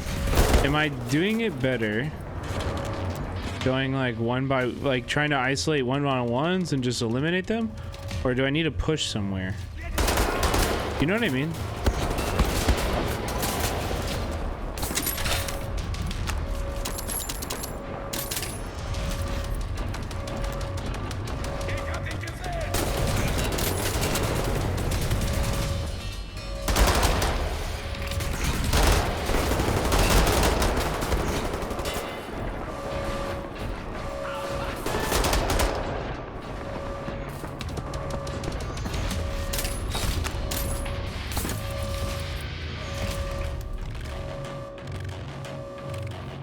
Is there not a second shotgun here? I thought there was a second. There's one.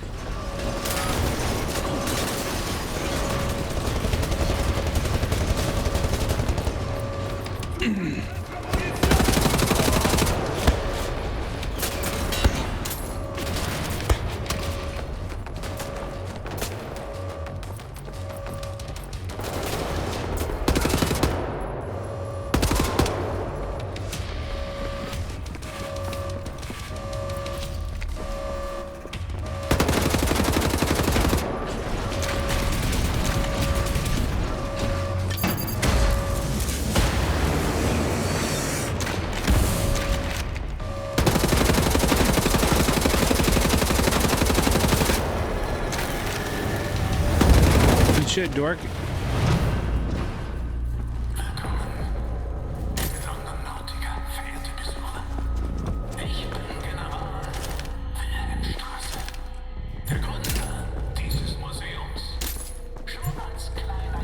But this is a museum?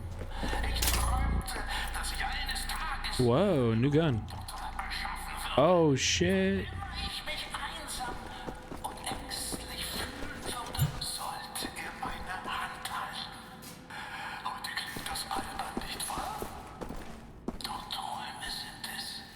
The Nazis landed on the moon. Okay. For the robots. Put a Nazi on the moon. Fuck you, moon.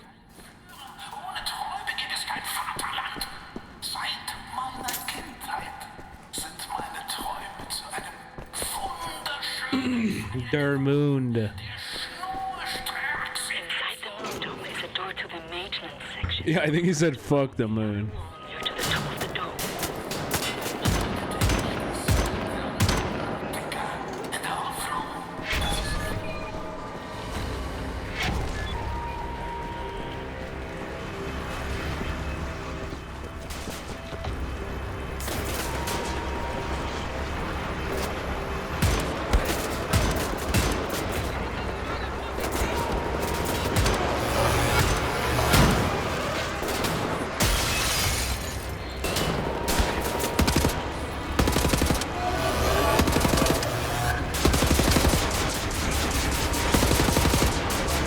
Oh no, I'm breaking the moon. No, don't make me break the moon, bro.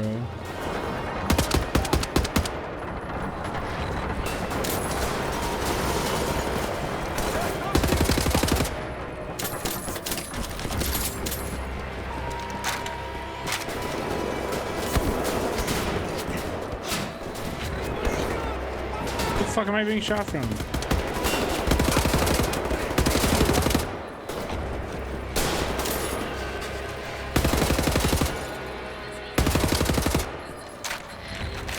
Oh my god.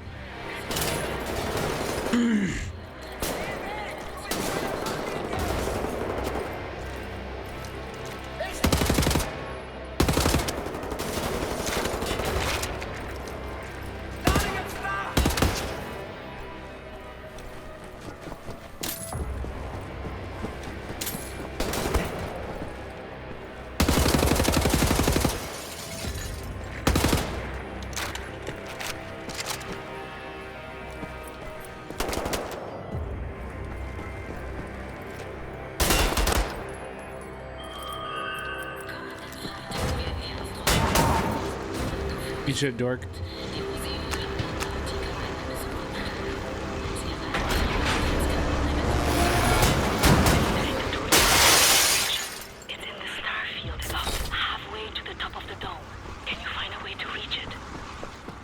What?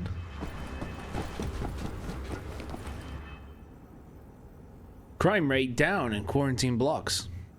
London, 1815. Police are seeing a trend of diminishing crime rate in the London quarantine blocks.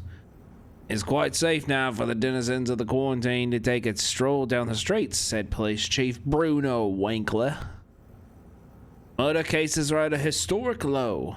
He added that the benevolent treatment of the citizens by the new regime has always had a positive effect on the decent folk of the city.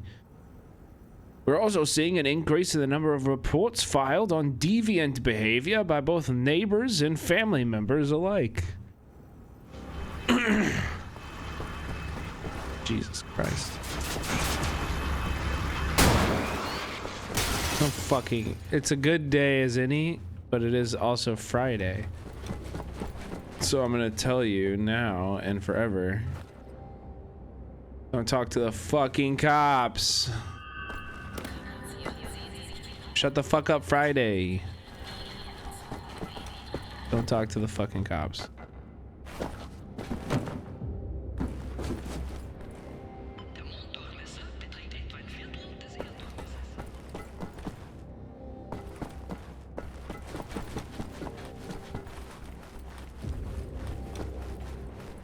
How the fuck do you get over there?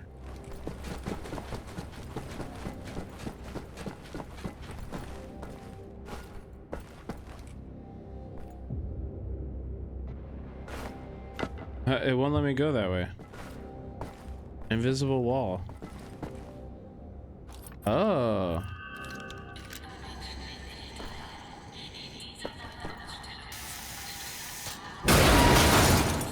Sure could.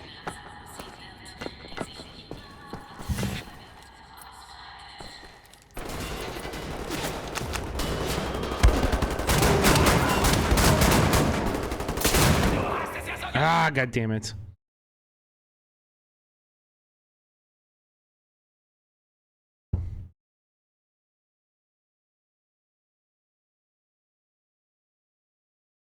I thought I could just go through blowing them up with my dual shotgun.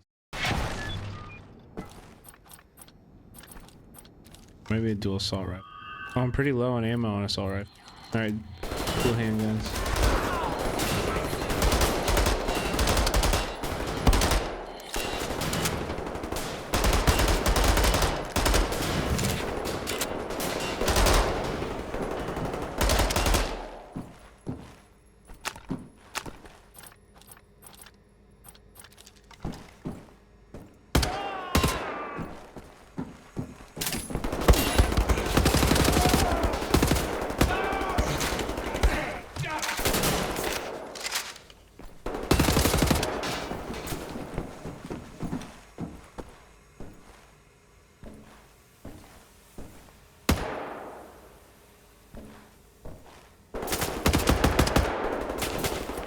I'm out of ammo.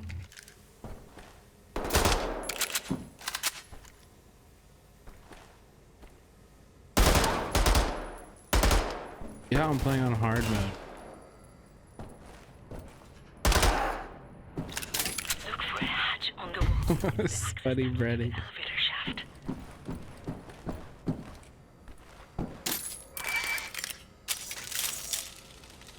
This game is so good. Yeah, it's really fun.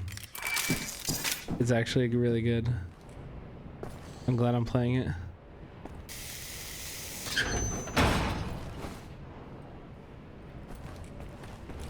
Hopefully the elevators haven't suffered any damage from the blast.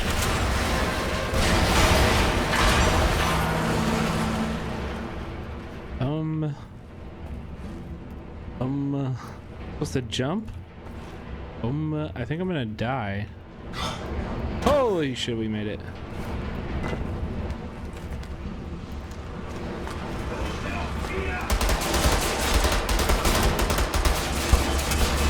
Yo, fuck you.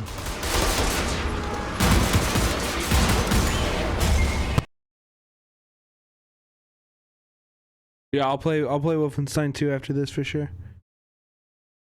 Probably like the end of June, because if you guys haven't heard, I'm going out of town next week, so no streams more than likely next week, unless there's like a maybe a surprise like IRL stream, but probably not. Probably not gonna happen.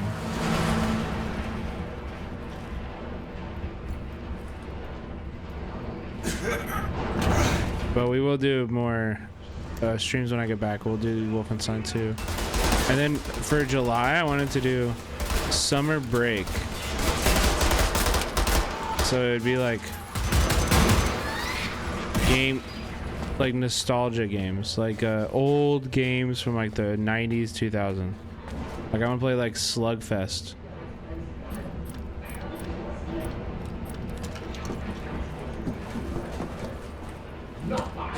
NFL Street, shit like that. Just like weird games. Shooting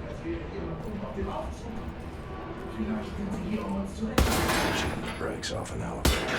What could go wrong? Better stand on the counterweight.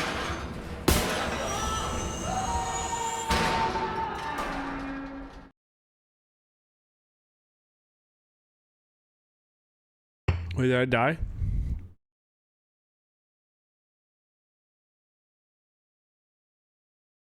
Play Nintendogs?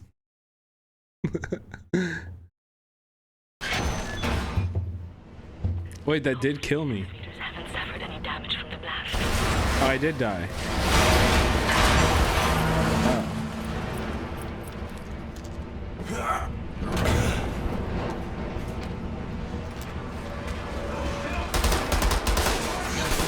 Okay, bro, I'm pretty sure when these things fall, like they explode and they kill me because I'm too far down.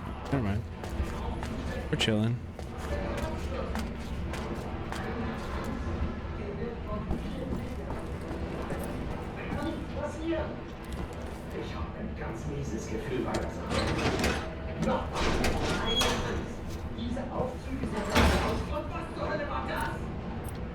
Oh, I shouldn't stand on it. I should just kill him. Shooting the brakes off the elevator. Better stand on the counterweight.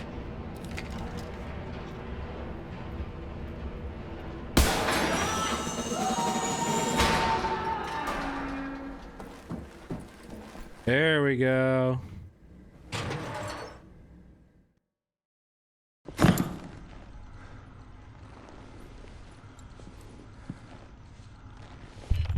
I found something. What do you see? Ancient artifacts, highly technological in nature. Parchment. Looks like Hebrew. I think the Nazis are trying to reverse engineer all this stuff. Are there any identifying marks? Dot? You should. Dog, Abel, apostrophe. Abel, Tara, space, yoke, item, Charlie, Hal, Uncle Dog. Might be something. Yeah, he's Jewish, Giga Chad. See if you can find any references to Dot Yishud. Will do. Be careful out there. I like her, Blaskovitz. Good catch. Be sure to bring as much of this Dot Yishud stuff as you can carry. Will do.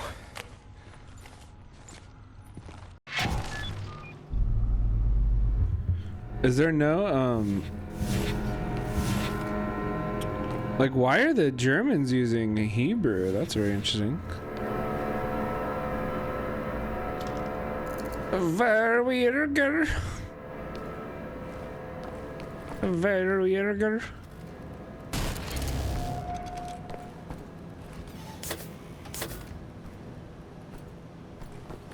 In this universe, it's all Israel. No, I don't think this universe has been good to Jewish people. They are Nazis, after all, and they've taken over the world, so... I don't know how much this game will get into it, but... I haven't killed all of the Jews. I'm still here killing them.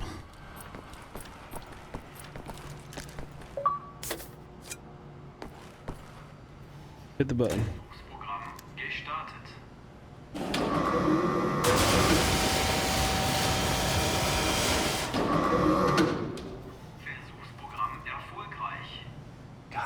way in there. Why would I want to go in there? What the fuck?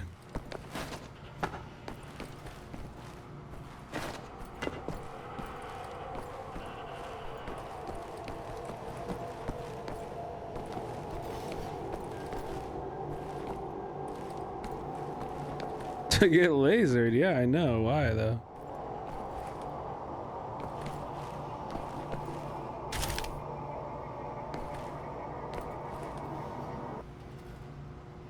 Creating the Perfect Mind, Brussels, October 10th, 1960. As one of the key figures of the computational science, Dr. Ernst Brandt was the inventor of the first AI system to be used in one of the General Strauss's war machines, the Panzerhund. Now, his gaze is fixed on the next challenge. The creation of the smartest non-human intelligence in existence.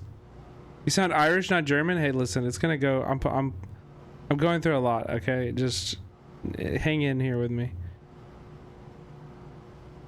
There are many benefits for such society if such an artificial being could be created. So Danish, yeah. Said the soft-spoken doctor to us when we met up with him last week in the Modern School of Computer Science in Brussels. Not least because it can help us automate the process of determining who is a decent citizen and who is not. It's a tantalizing thought indeed, which is why General Strauss has granted Brandt an increased funding to his research project. Yes, I know. That wasn't my strongest. I need somebody to like send me videos of a German a German speaker.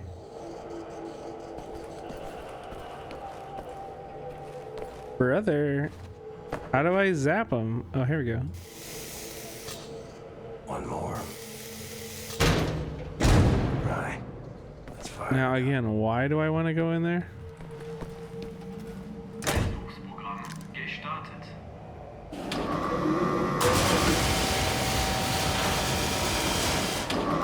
Wait, that makes 0 sense at all.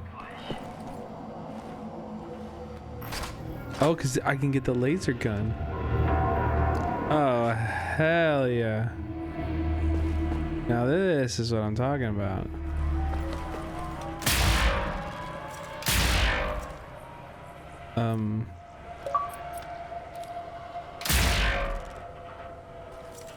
It's not doing the laser thing.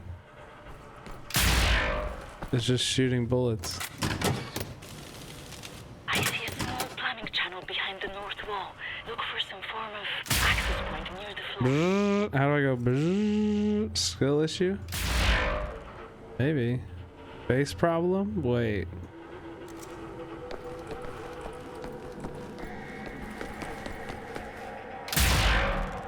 What the fuck? It's not doing the thing, dude.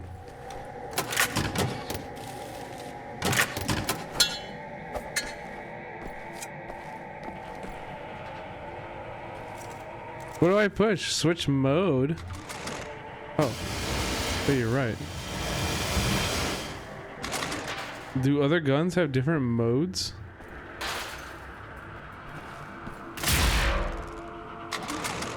What the fuck? I didn't know there were modes.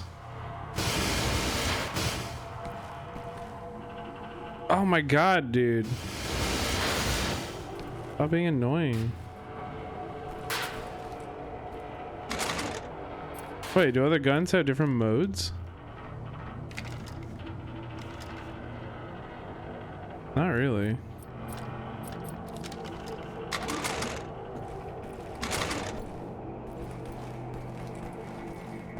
About 2 floors up is an access point leading directly into the hangar.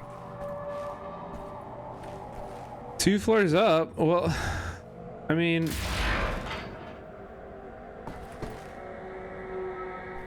Where's the counterweight? Oh.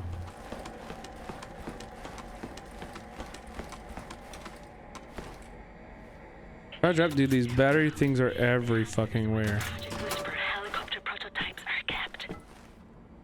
They're everywhere. Fuck you.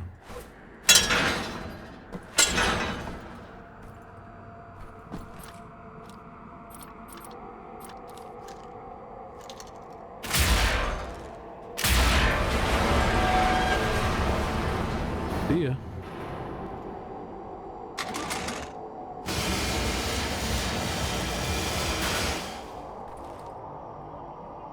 I'm so annoyed already with this shit, dude. Let me through. That's your bottom dollar,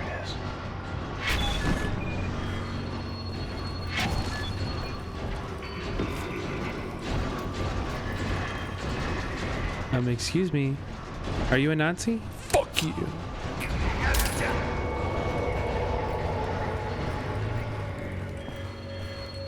Pardon me. How do you feel about the state's role?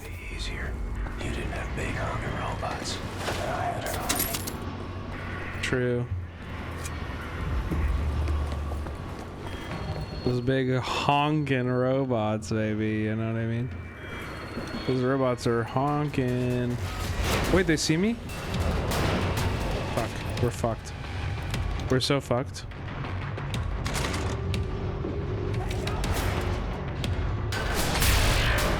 Yo!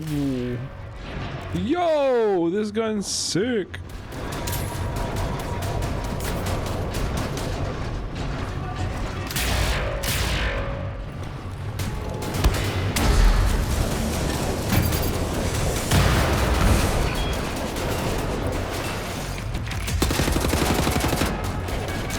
Reload, reload, reload. Why don't you reload both guns, motherfucker?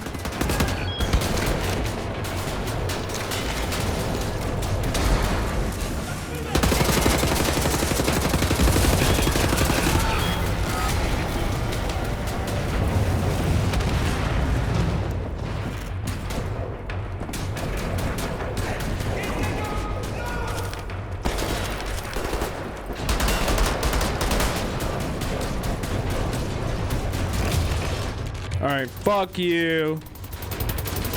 I'm drinking my wine and I'm lighting you the fuck up.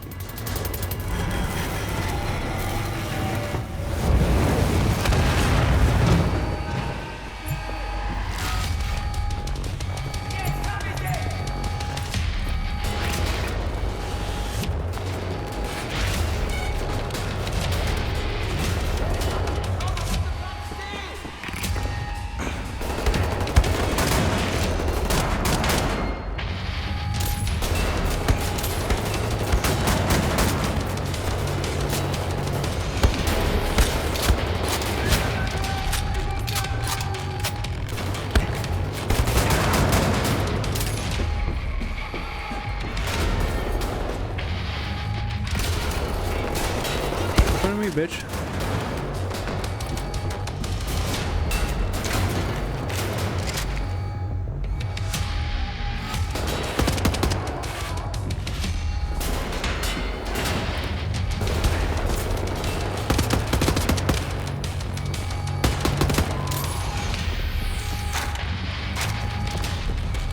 Box wine is the proletariat choice. True.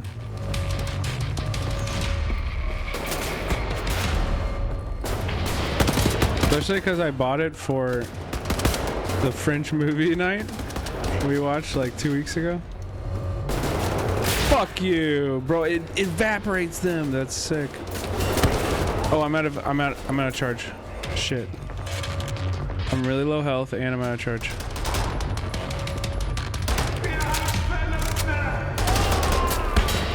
Ah! No!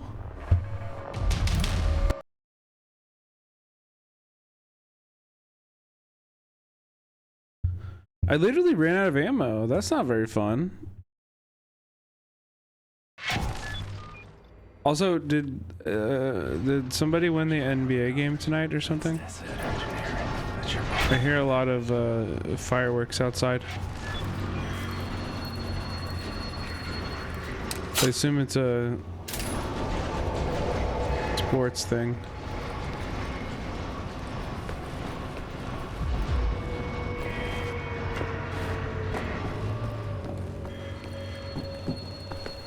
Used to be easier. You didn't have big honking robots. Is it? Did LA win the game or something? Boston lost, so they're celebrating. Oh well.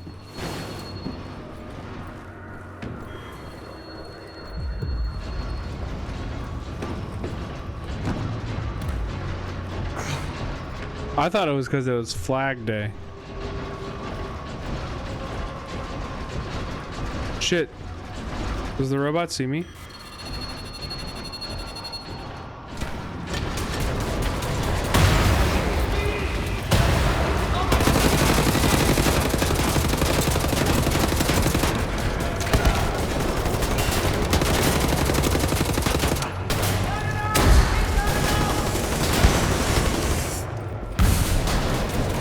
Oh my god, I'm fucking it up, bro.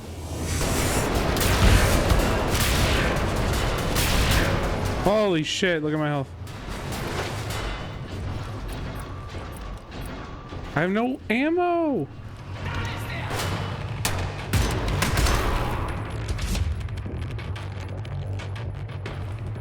So we got one of the big boys down, that's good.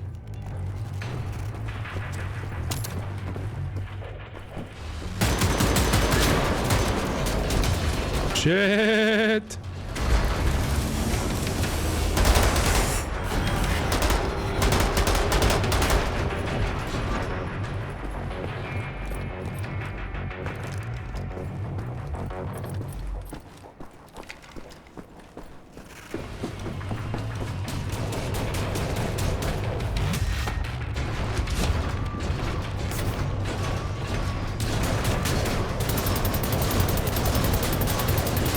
Eat him up, eat him up, eat him up, eat him up, fuck him up, fuck him up. Dead.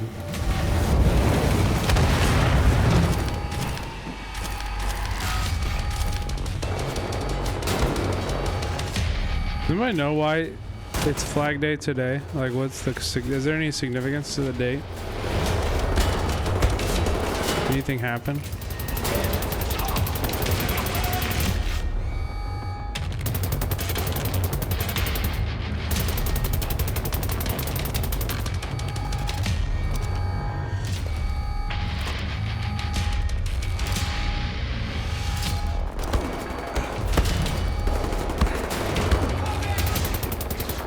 Bro, you're so dead.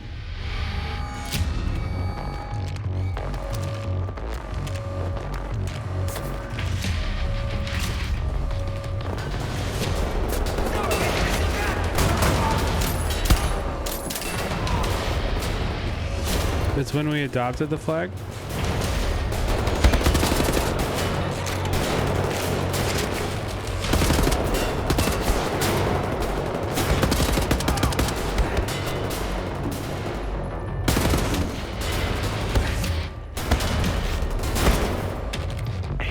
Who's shooting me?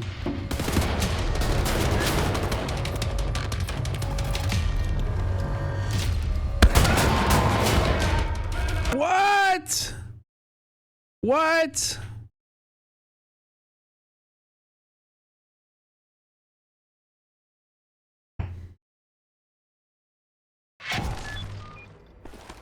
Dude, this save state sucks too. I do so much progress.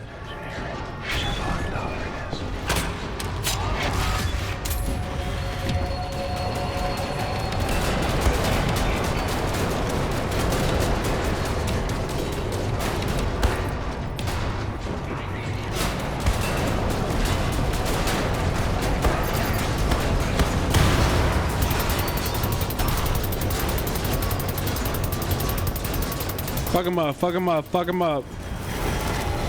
You're dead, bro.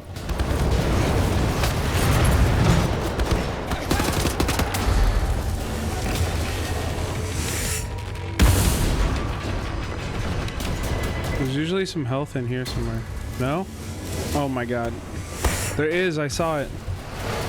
It's right there. Fuck.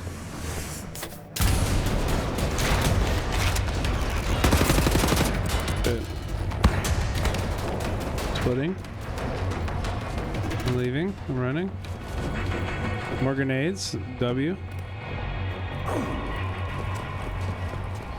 Took damage, not W. Let's fuck him up.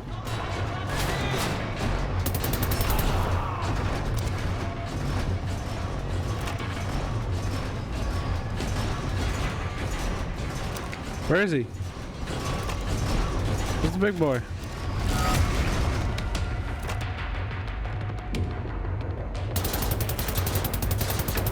Am I hitting him?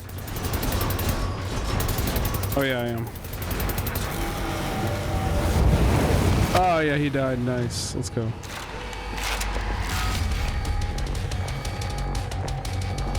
Wait, let me push J. Where am I supposed to go? I just need to find the control room and open the gate to the hangar. Oh. Well, that makes sense.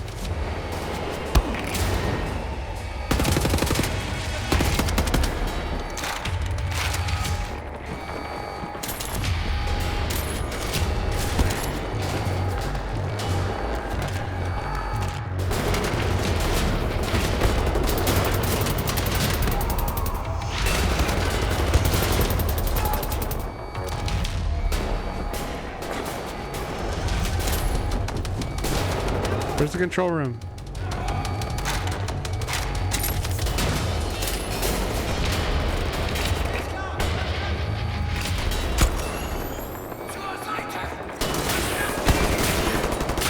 What the fuck?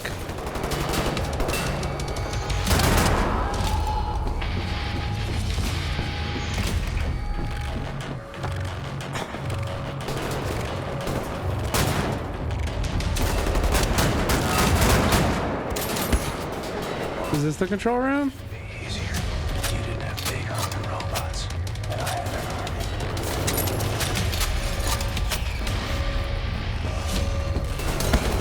Ah!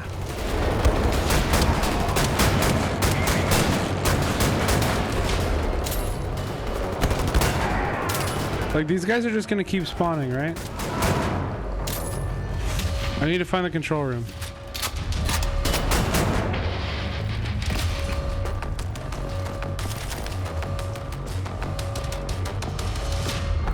Where's the fucking control room?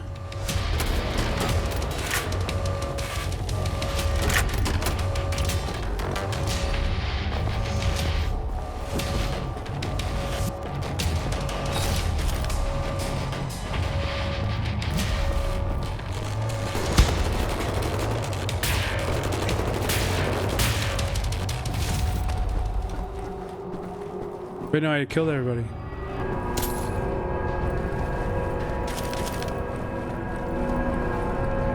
I just had to kill everybody. Uh-oh. Okay, bye. Fuck. Did I have nades?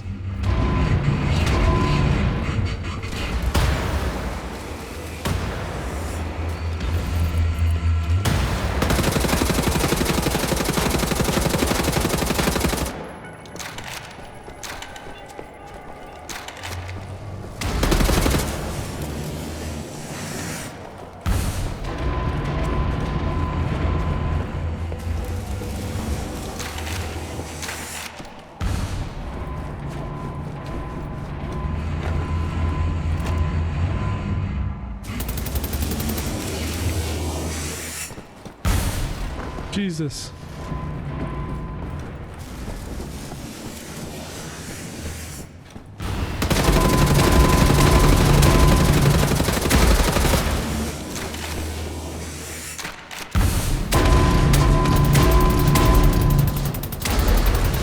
Fuck him up.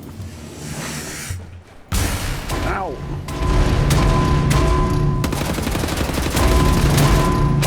Am I doing damage, or should I? Is this like a run from this fucking thing kind of situation?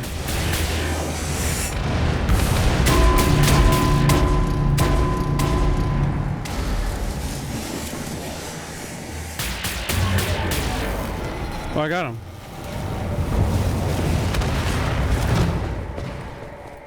Right. Nazi's dead. Nazi robot's dead. Broke all your shit. Helicopter secured.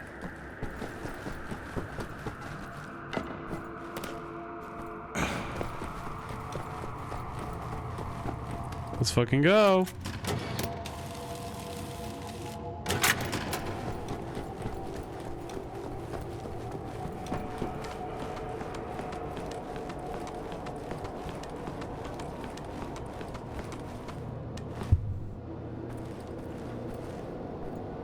Ah, yes.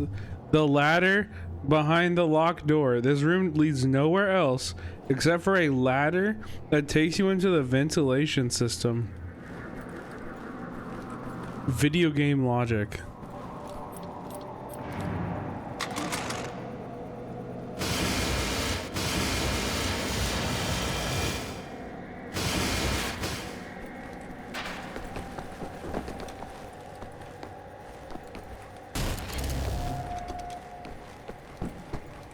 What's this Enigma thing? Well done, Blazkowicz. Don't move, you're getting visitors. Oh, I'm sure I am. Oh my god! Look out! No. Klaus, are you alright? Are you okay, mister? Nothing broken. Gosh, dang it, Klaus. Be more careful, alright? I can't have you dying on me. Captain, pick up Caroline. Put her in the pilot seat of the last helicopter.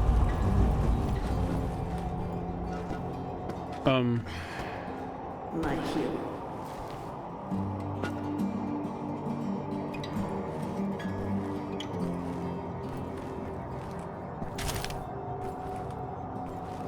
Where are we going, hon?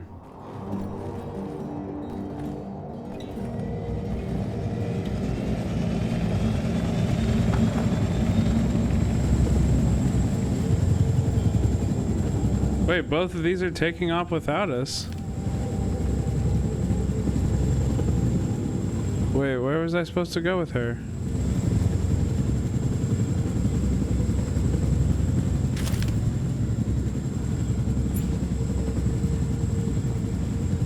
To that helicopter, I guess?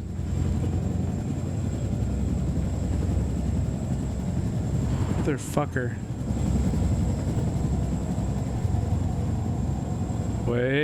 Wait. Ah, fuck, it didn't work.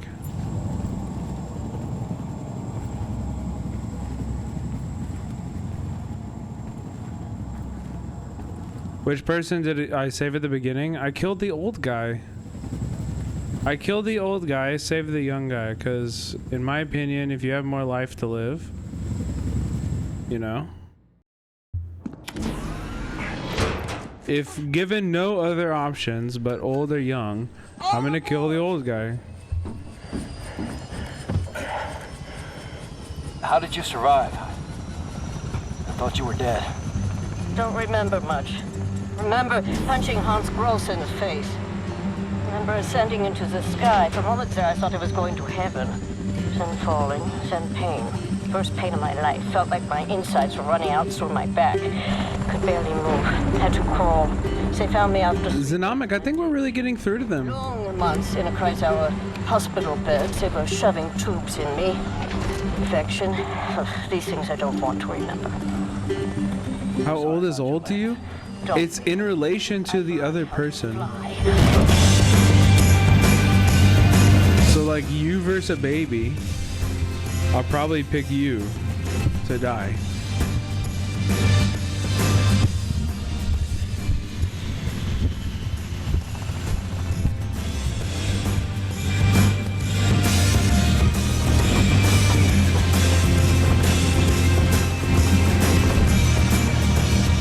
That's gonna be fucking annoying.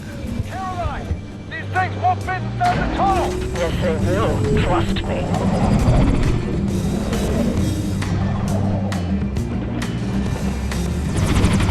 No way!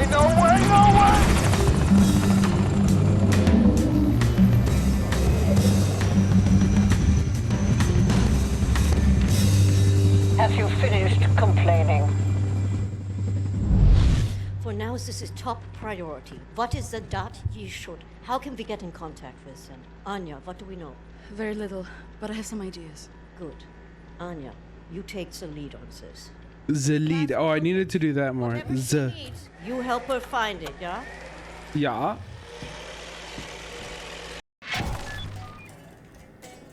William, I could use your help. Anya Alua. I found some interesting leads. This parchment describes a way to create a type of super concrete. This is what the Nazis have used to build all these concrete monstrosities around. Huh? Yes. Trumu? Excuse me? This is the only concrete. Explain that, chat, right now. Those cities so quickly. Now that we know where it comes from, I need a sample of it for closer study. Can you look around here for a piece of exposed concrete that shows an outbreak of mold? It should be porous enough for you to cut me a sample. Whatever you need. Also, there was this encrypted list of Dat Yishut members in Poland during the war. I need to compare it with the official German state records on Jewish citizens in the years between 1939 and 1945. Can you see if those records are in the archives room? I'll get right on that. And there's one more thing. It's quite critical. What? Oh my god. That'll be all. We can go now.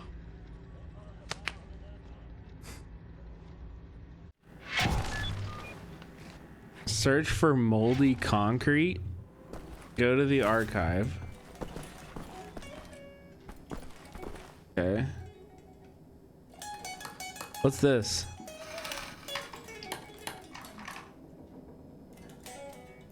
Oh. Oh, I upgraded my armor. Nice.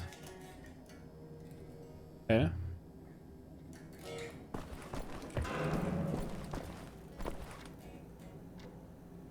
Here, read this. I gotta pee. Also, I'm gonna try to find an Allen key that I can fucking fit in here to tighten this, because the screw came loose and now my mic is... It just moves.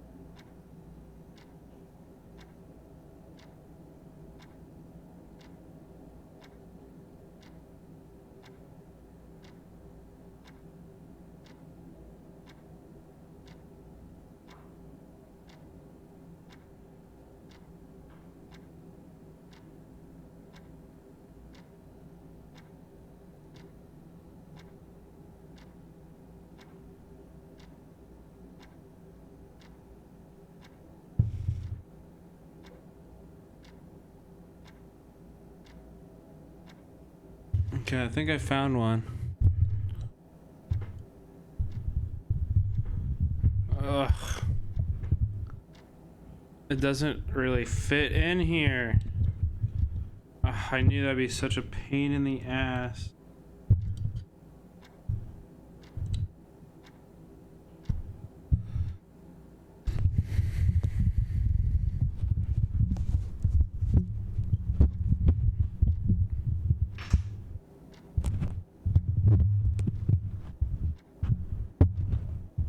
Yeah, but it's not even, because, like, look. It's not that it's, like, I have an Allen key, but look.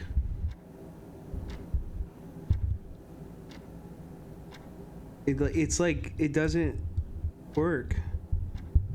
I I can't get flush on there. 'Cause it's just too long.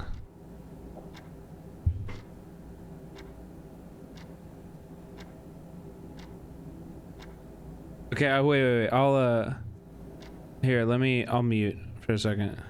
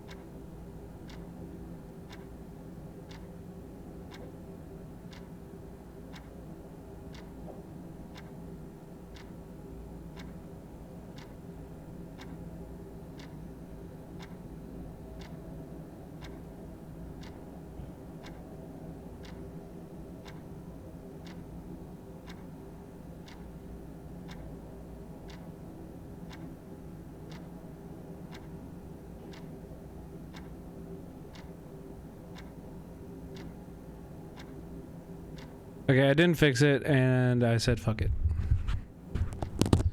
Yeah, I realized that, Bill, and I started doing it, and I said, I can do this off stream. It's not that bad. Fuck it, dude. Whatever. I realized that same thing, and I was like, you know what? Never mind. I literally started doing it, and I was like, nah. I should not do this right now.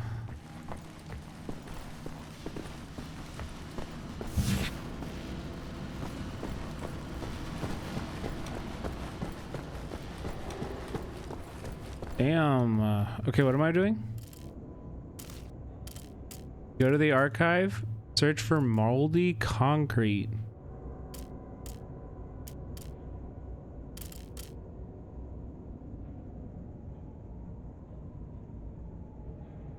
I'm Obama. Yo. Bill Boneless gifted a tier 1 sub to Xenomonic. They have given 25 gift subs in the channel. Thank you, Bill Boneless, man.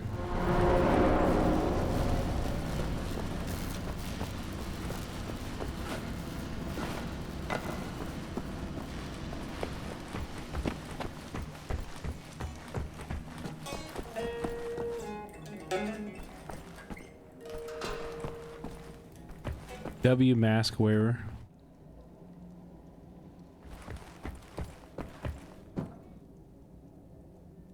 Oh. The archives are down here. keep the door to the archives, you know, like lock tech. I think maybe Wyatt has a key. This stuff sucks.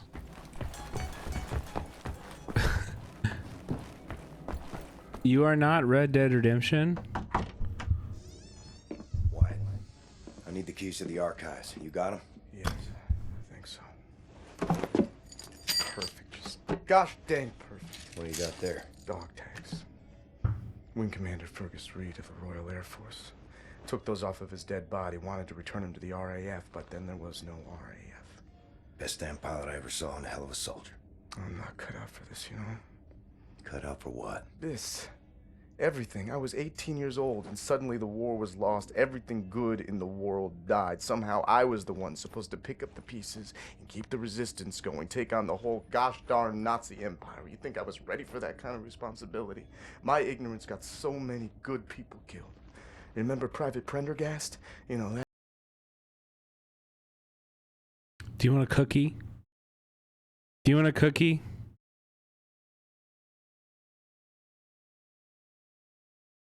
Do you want a cookie?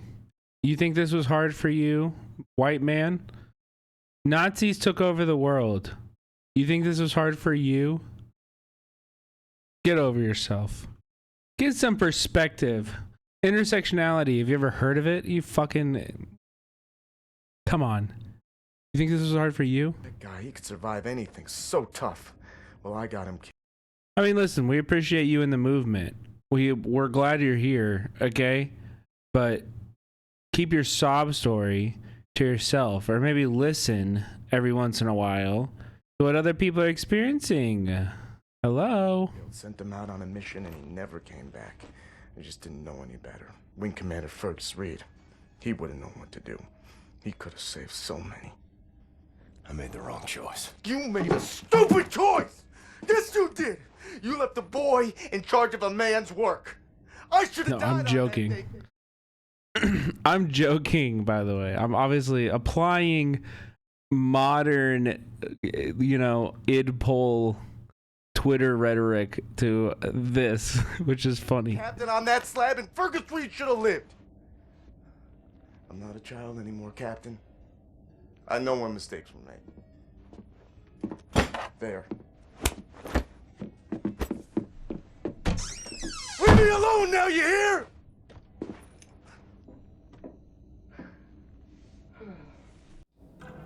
Memo to self, never tell Brett I'm tired. I'm just joking, dude. Of course, I would never say that to somebody in person. I would say, bro, it's okay, take time away. Take all the time you need until you're ready to rejoin the movement, and we'll be here waiting and ready for you. Of course.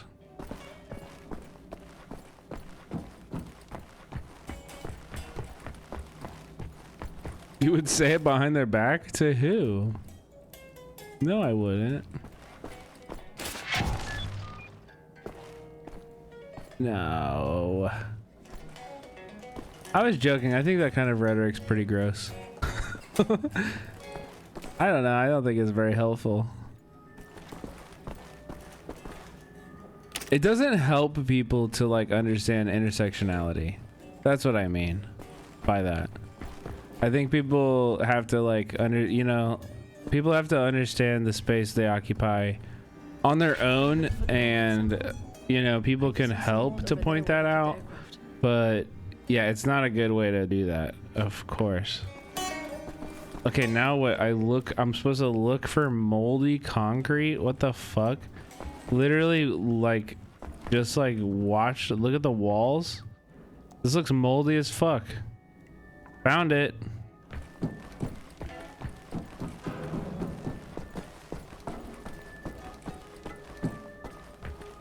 Mold detergent. They like to keep this area clean.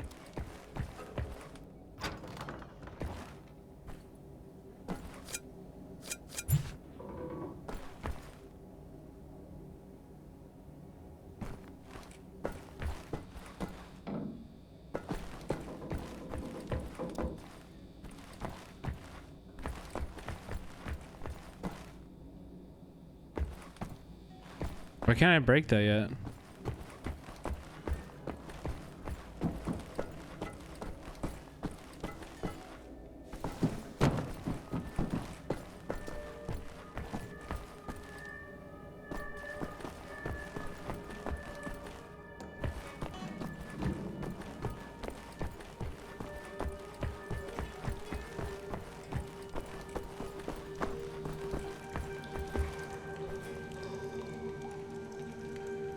Yeah, I would bet all of this is moldy as fuck.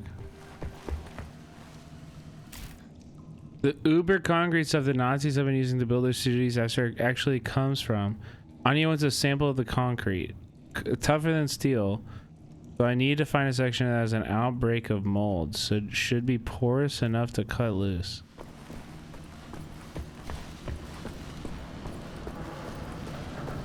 The fuck?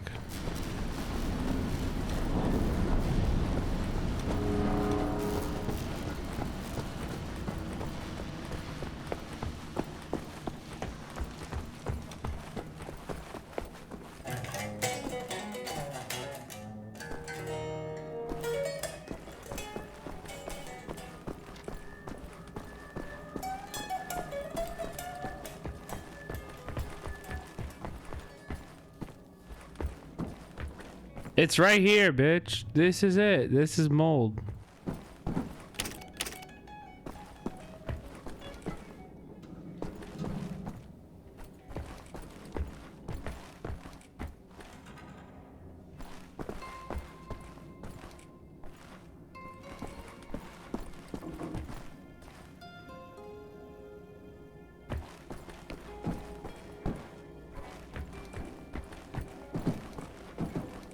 I don't know what to do.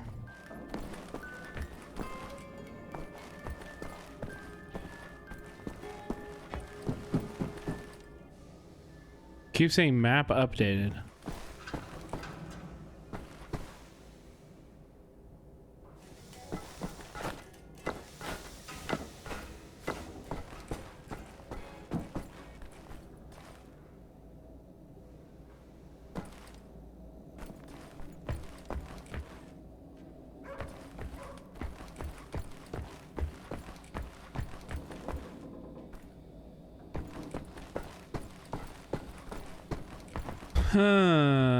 Chat, you guys see any moldy concrete?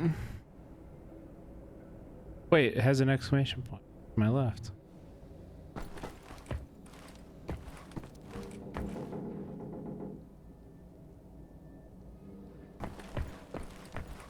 What is this? I already looked at that.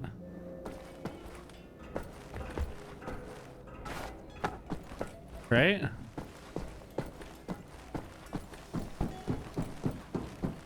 I think I saw some 2 levels down.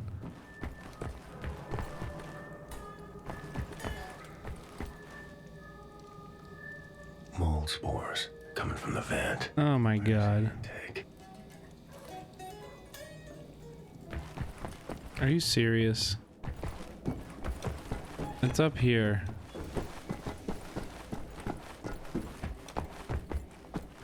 The toilet. Well, that seems to be in order.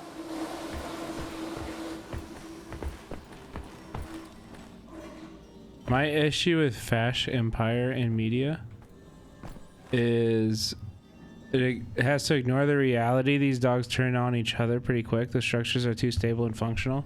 And in reality, you'd be picking off the subdivision of Nazis infighting as the empire crumbles. Which has no serious politics, in my opinion. Yeah, and I mean, especially on like a global scale, right? Like, right. Like, what? How does it? Do you have like, you know, Aryan? Are you just sending like Aryan police all over the the world? Like in China, there's like 1 billion people that are under like Aryan rule. Like that doesn't make you know what I mean? Or like India, like like, you know, it kind of the idea that this could be globalized is pretty silly. Could it be across Europe? Yes. Could it be in the United States and maybe all of like North America, yeah, but global, I don't know about that.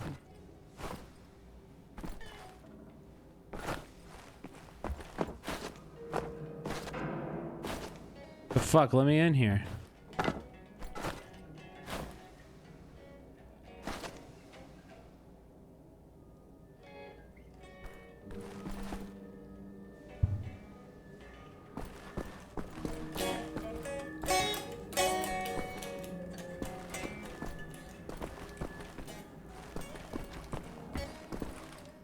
I gotta say, this is the dumbest part of this game so far. Fucking looking for mold? Why would you think this is a good concept? Why would you think this is fun?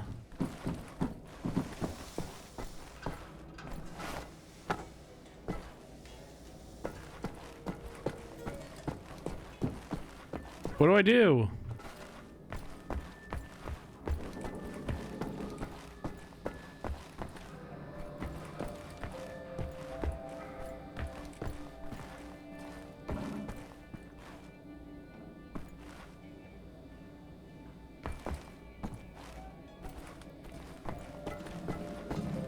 It's in the hangar bay near a helicopter? Oh my god.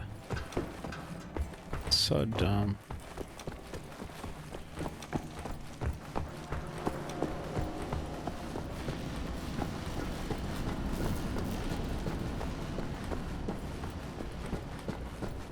There's a batch of mold.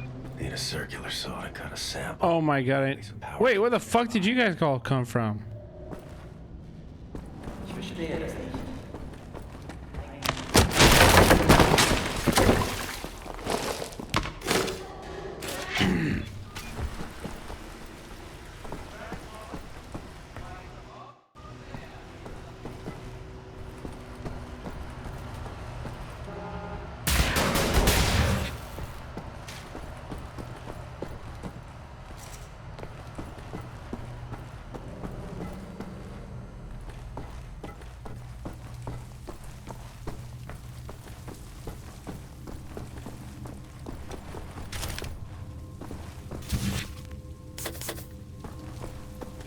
House of the Rising Sun. Can I play these records sometime?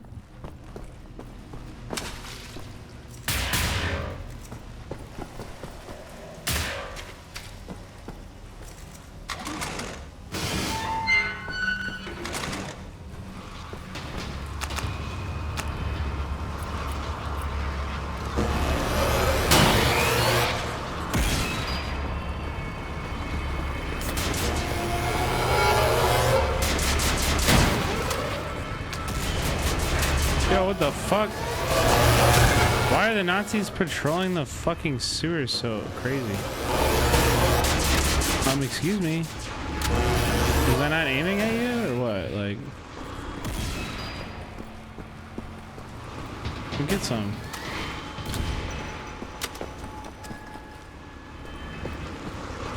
Come get some. Okay, those missed, but.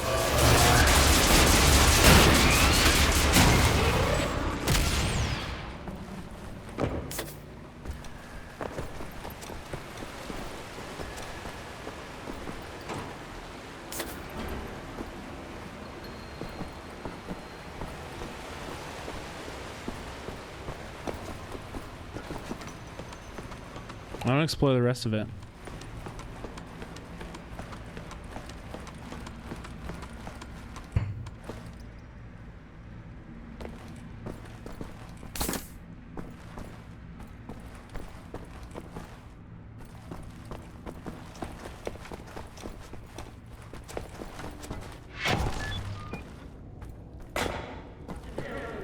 Captain Blazkowicz.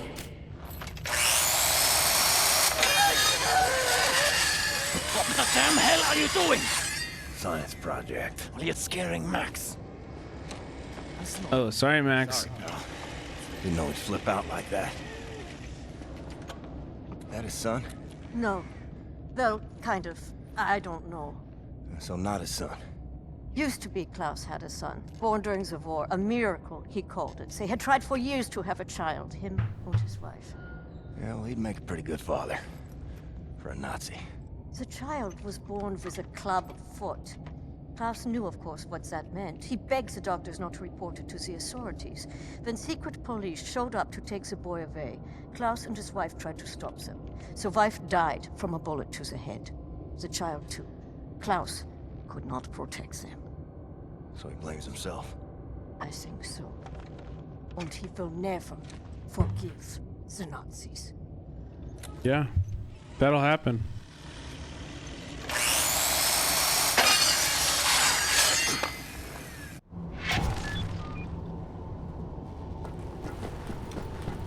Maybe check on Max. See if he's okay. Lost toy. Well, I found you.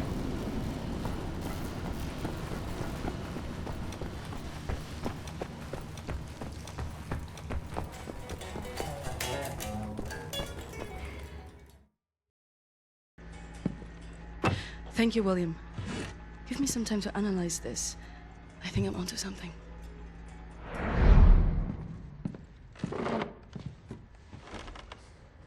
Find what you were looking for in the archives? Yep. Got something. Ube concrete.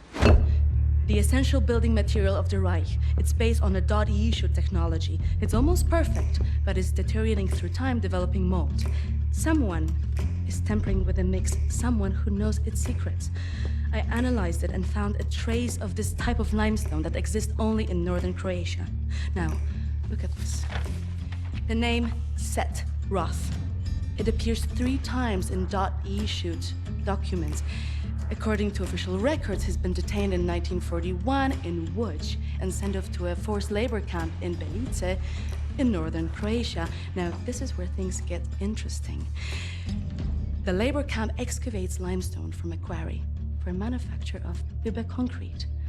I believe this is the place where we'll find Set Roth, a living member of .E shoot. Problem is, there are so many unknowns.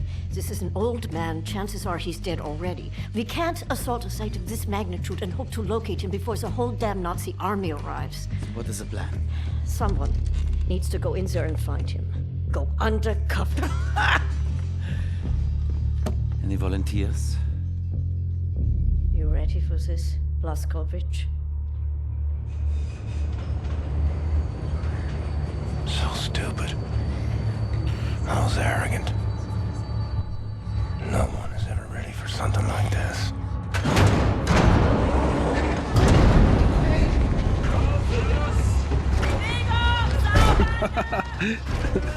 She's in demonic.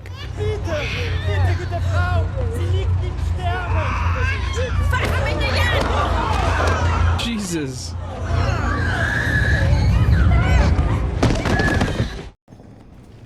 What the fuck? No, Robin, I've always kind of been like that. I just smoke a little bit.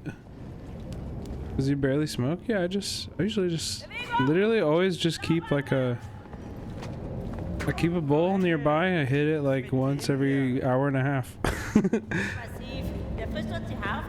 Nee, der kommt mir irgendwie bekannt vor. Das sieht wie ein Schwerbeiter aus. Bitte, Frau Engel.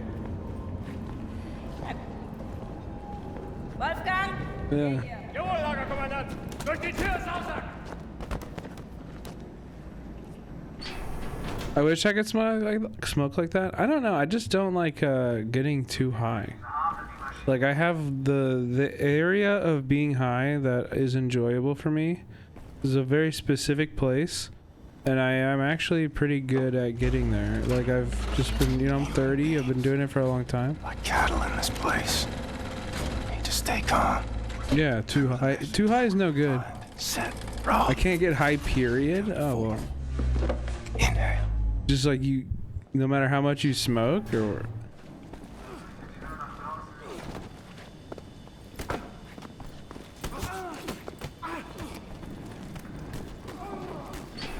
Oh, drug tests, yeah.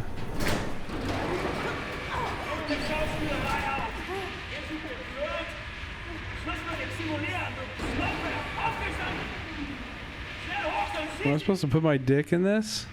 The first day is tough, my friend. Clear to accept. It gets no easier than me. Now. Also, can somebody like? I feel like I missed something. I got arrested on purpose and sent to this so that I could get info about the concrete. I can remember near how many weeks long, months maybe. Not many survive for long. I was fighting the Nazis in Africa. I held them back for a while. My intellect, it was too strong. Now I just try to survive, day for day. I'm looking for a man called Set Roth. I have heard of him. Survived in here longer than any other. He's in Block 4. Jay want to go there? Jay need a rector uniform. Verdammt! Look for a prisoner over there, by your right, dressed in a Block 4 uniform. Say now, Miss Milo. I heard his wife is quartered in our block. Maybe that will convince him to trade uniforms with you. Damn, this guy's a homie. The guards first. Nice. Is this job just pushing a button?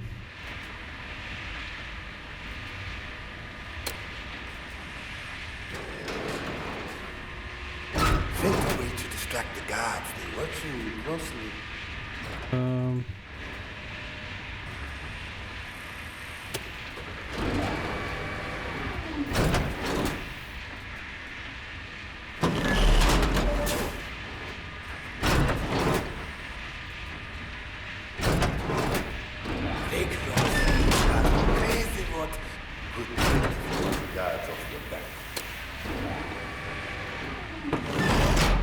Break the machine.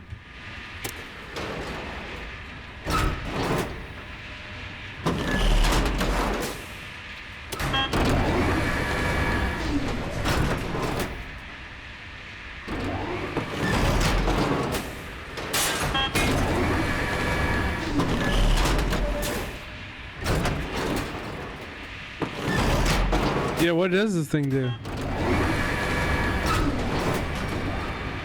Do it faster. Do it faster. Oh yeah, it mixes concrete. That makes sense. Am I breaking it or what?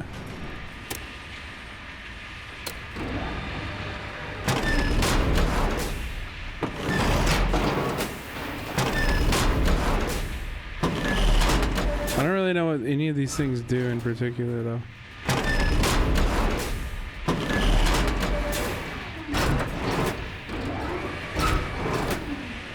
Like, how do I break it? You like this, fascist daddy? I'm working really hard for you, fascist daddy.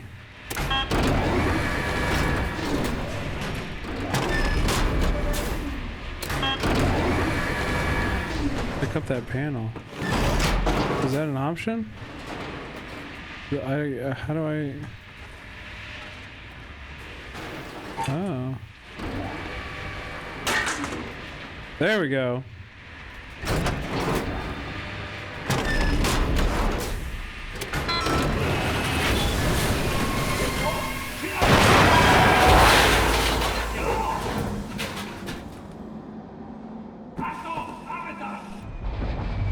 Milo, I know where they keep your wife. What? Who are you? I'm in the same block as her. You sure? She's not dead. Oh God, she lives. If you're willing to swap uniforms, you can find out for yourself. Okay. Hurry.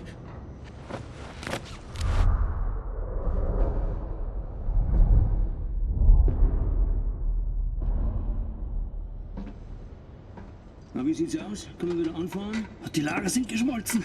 Brauchen unten ein paar Mechaniker. Ja, die kommen erst morgen wieder. Ja, dann machen wir Schluss für heute, oder? Ja. Komm, gehen wir saufen. Warum denn nicht? Aufgemerkte Feinde! Die Fabrik ist heute geschlossen. Kehrt sofort in eure Quartiere zurück. Wait, really, girly? What about, have you seen Band of Brothers? I watched that at the end of last year. It was pretty good. William J. Blazkowicz. Be safe out there. Safe.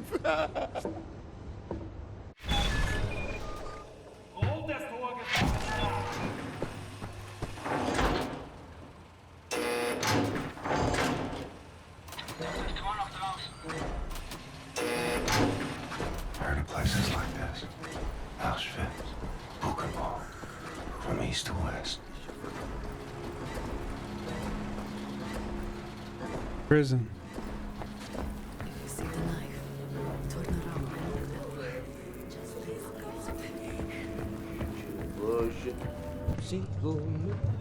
You! Have you seen my daughter? Set Roth. Look at this Shimshin. So much muscle, a physique. What for combat? You said Roth? I'm not sure yet. What do you know of Setroth? You doubt you should. Source of the Nazi technology. I'm here to rescue you. You're here to This is wonderful. He's here to rescue me. We will rescue him. And then, geh weg, Shimshin. Don't waste your time.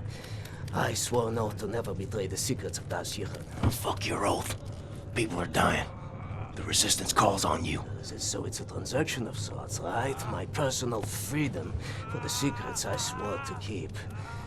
What up, Gamer Storm? On the altar of righteousness, well, permit me a moment to consider, Shimshin.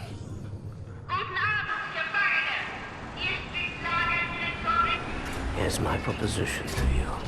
Aid me in closing this place down and I will seat you and your comrades at the table of true power. Deal. I've been working on a little project. That machine there, it moves because of stolen Das Yichud technology. I know it very well. Now this... Don't look at this so bluntly. With this I can seize control over that machine, level the gates of this place, free everyone. Let's go. Part. Name it. That's a power source.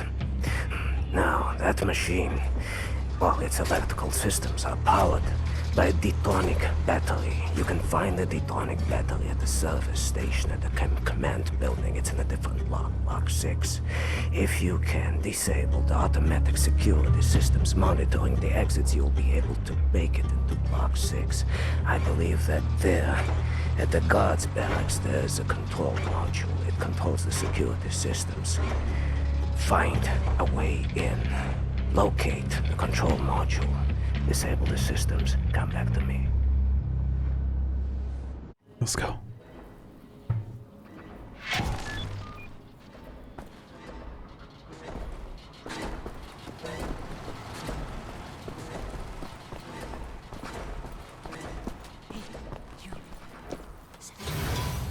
Oh man.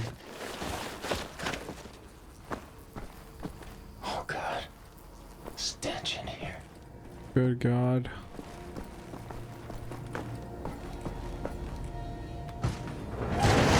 It's good that they're showing this reality of it. Oh. Dachtest wohl, du könntest dich in mein Haus schleichen, was?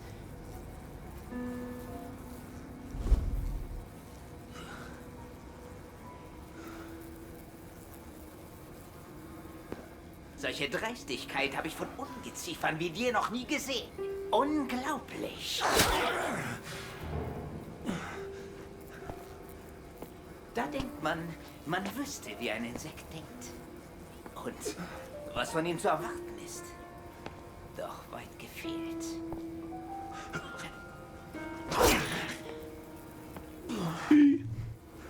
erbärmliches Stück Scheiße.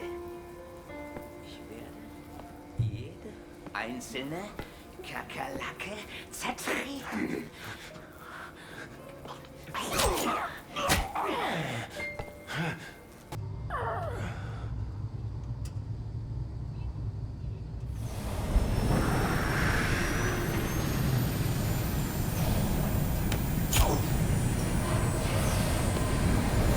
Someone in the incinerator?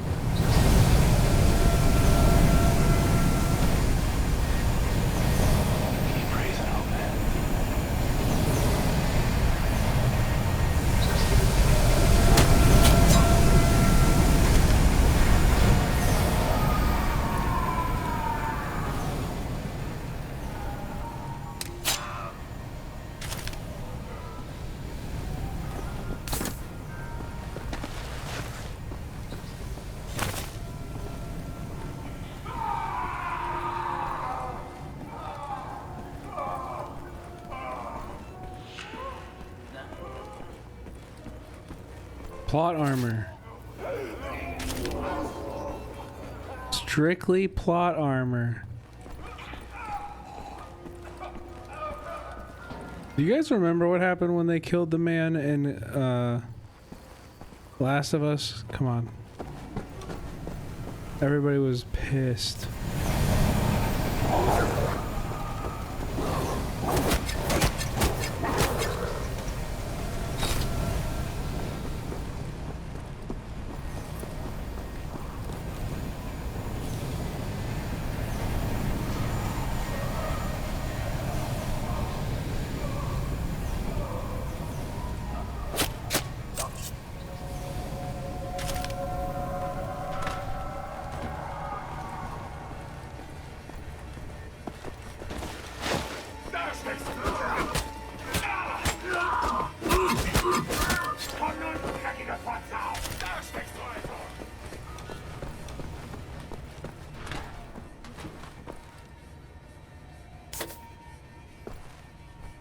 Wow, your grandfather survived 3 concentration. Wow. That is amazing. Holy shit. Did you like Alien Prometheus? Yeah. Yeah, I thought that movie was good. I'm a big Michael Fassbender fan though.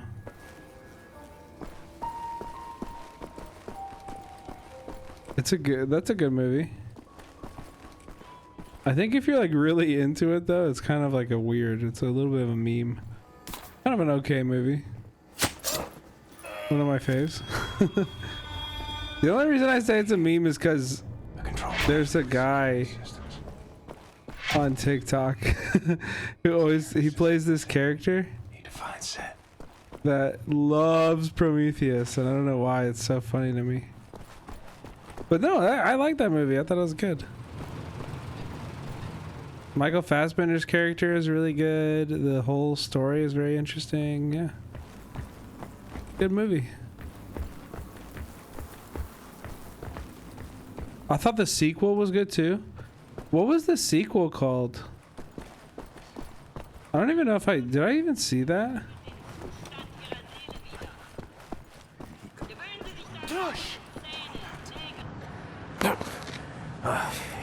Sometimes we have to find other ways of resistance than violence.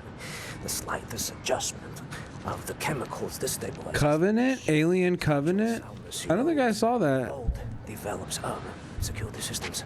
It's done. Wow, Shimshin. What is your name, Igor? Blazkowicz. Blazkowicz, yes, Blazkowicz. So, now the security systems are disabled.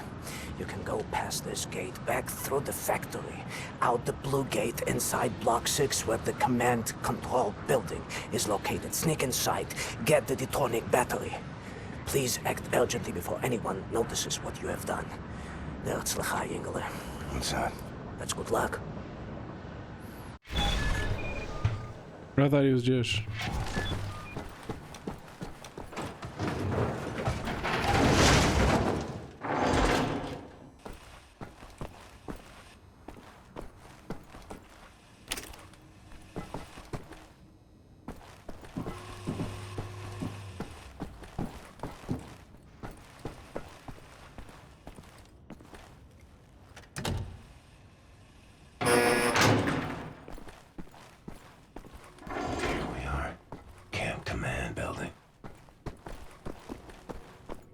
I want to watch Covenant now.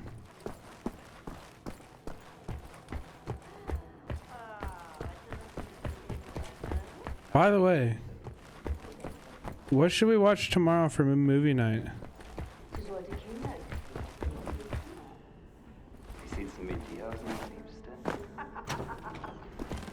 Battery has to be in here somewhere.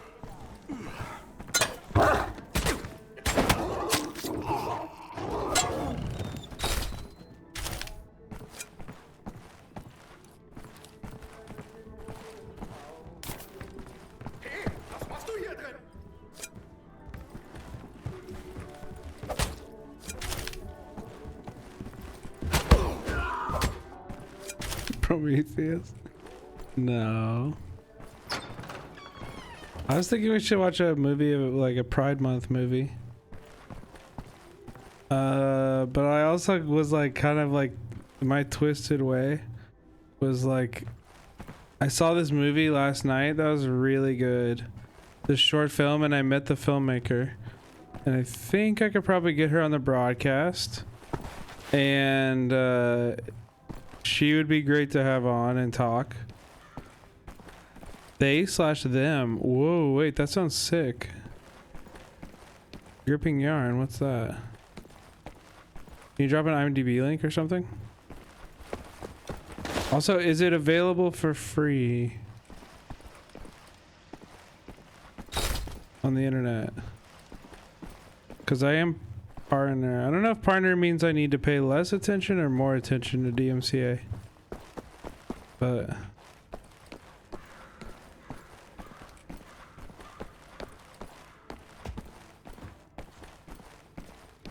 you know?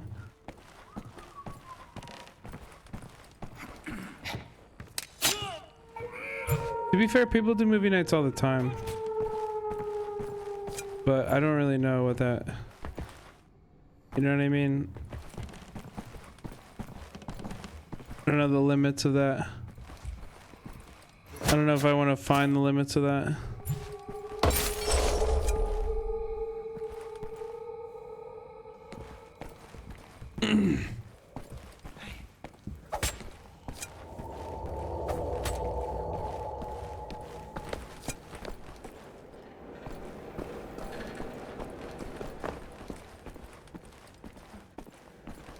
It's more wariness? Yeah, I kind of feel that too.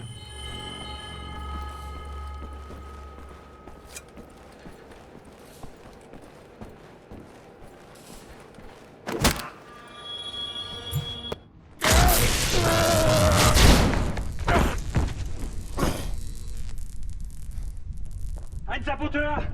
Hier, den erkenne ich von der Selektion wieder. Nein, noch davor, Bobby. Der Nachtzug.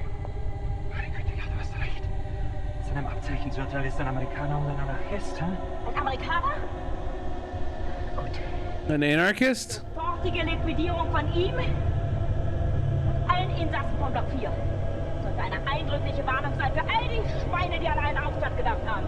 Alarmiert sie an Faust. Jawohl, Lagerkommandant. Dabei muss ich aber nicht dabei sein, oder? Der Gestank dieses Ortes, ne? Mach, was du willst.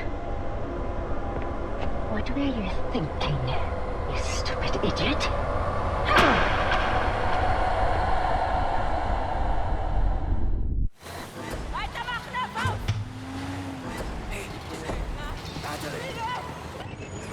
You have it! They let me keep it in my hand?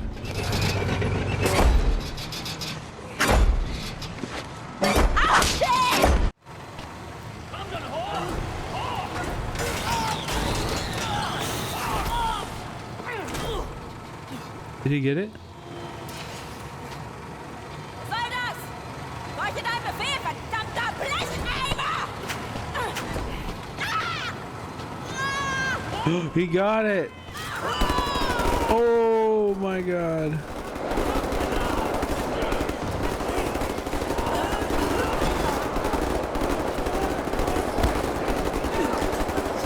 For your crime, you will die like vermin. I will hunt you down. To the end of the earth I will fight. Your skin charred, your fats rendered, your kind exterminated. And I will feed your flesh to the furnace. Goodbye, Nazi.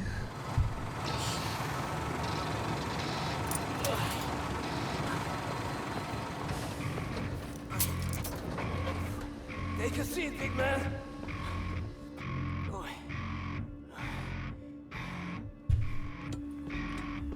Now we're free, everyone. Understand? Let's go. Return to the camp. Open the garage door, steal a vehicle, and crash through the gate. Let's go. Let's go.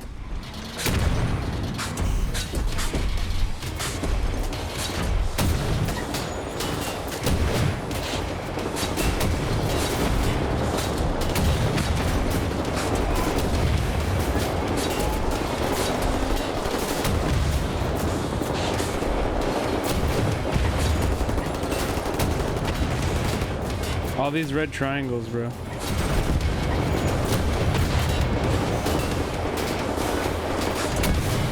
Should I do have a health bar?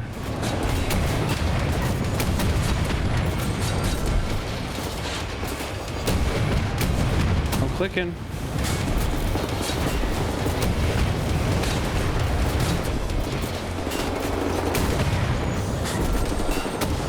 No, these guys just tanked a rocket.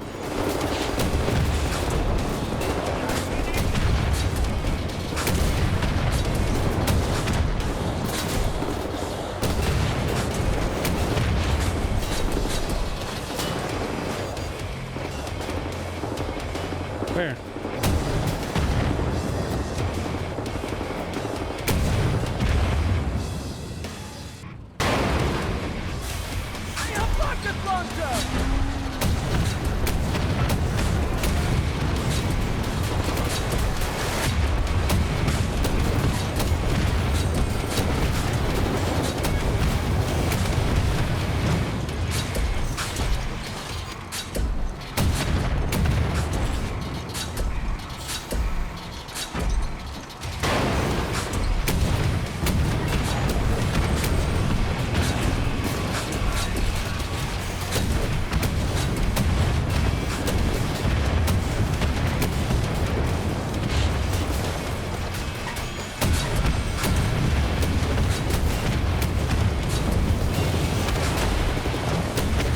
Is this like that From Software game?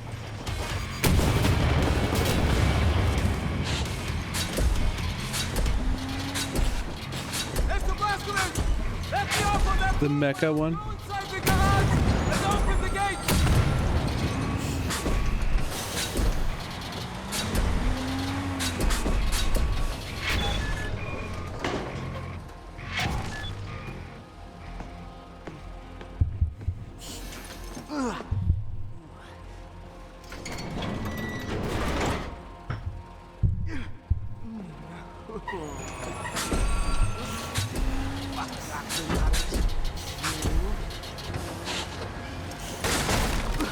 Hey, I'm opening the gates, Mr. Baskovich!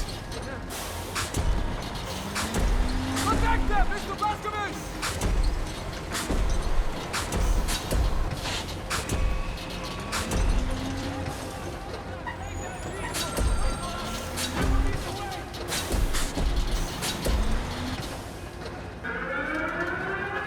Let's go. We're finally saving the rest of the prisoners. Break the whole prison down. That's the real revolutionary. Shit.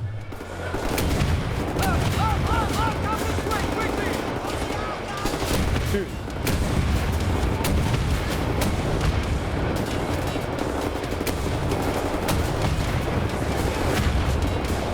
Shoot, shoot, shoot, shoot.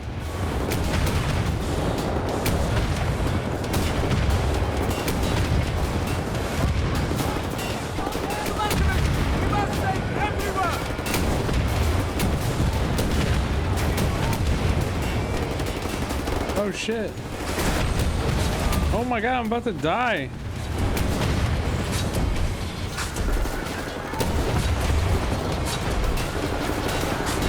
Dude!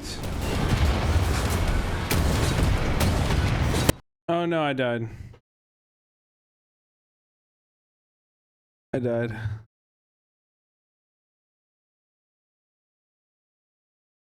I died in the God mode part. That sucks. This part was rough for me on hardest. Okay, good. At least I know where they come from now.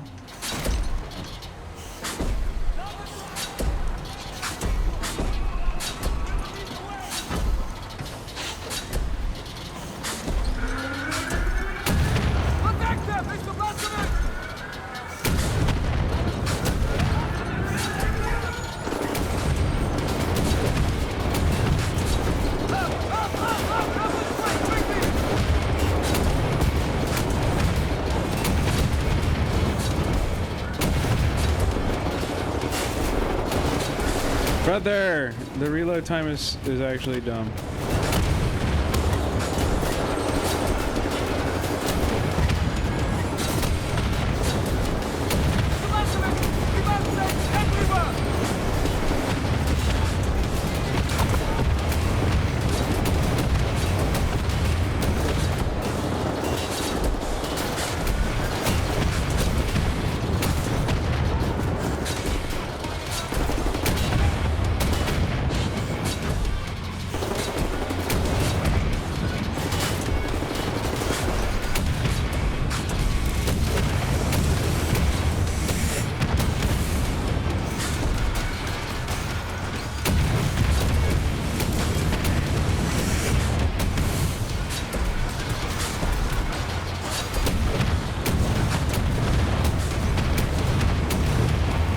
Try the machine gun. Oh, there's a machine gun option? Oh my god.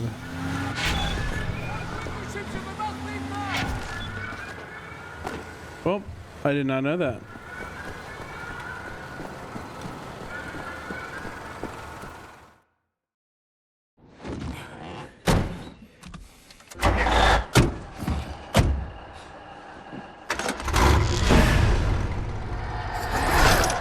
No one leaves my camp. Jesus!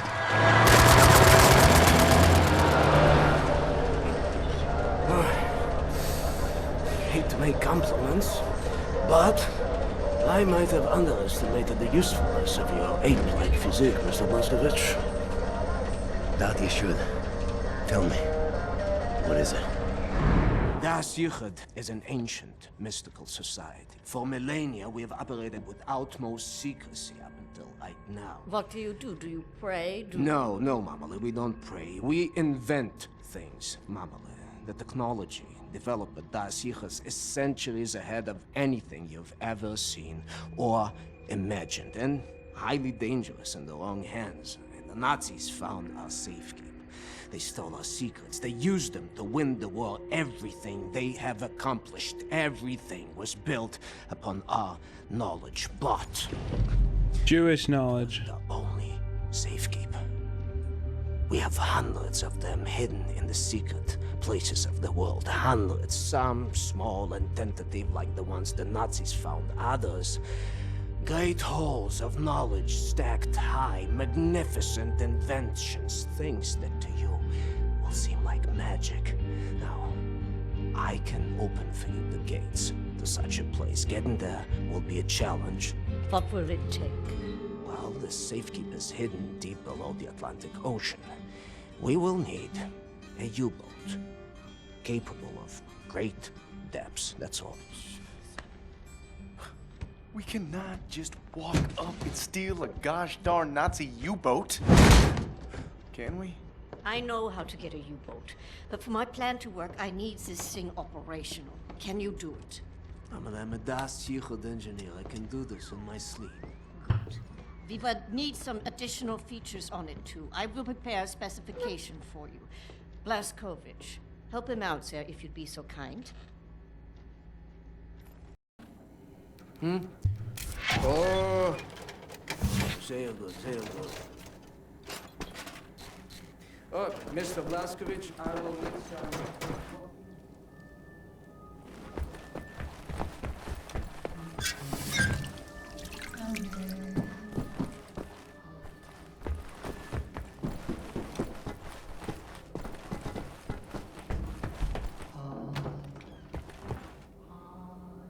So Wyatt's got the welder.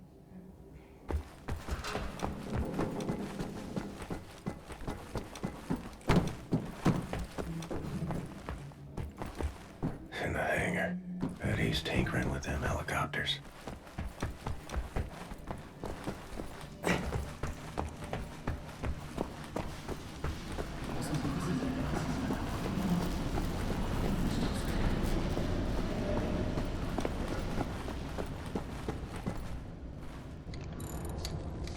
What's up, Captain? Looking for the welder. You seen it? Oh, yeah. I was attempting to fix the broken railing over at the secret fountain entrance, and I dropped a welder in the water. I haven't gotten around to fishing it out yet. Maybe you could give it a shot? Look by the secret fountain entrance, Captain. I dropped a welder. Secret fountain entrance.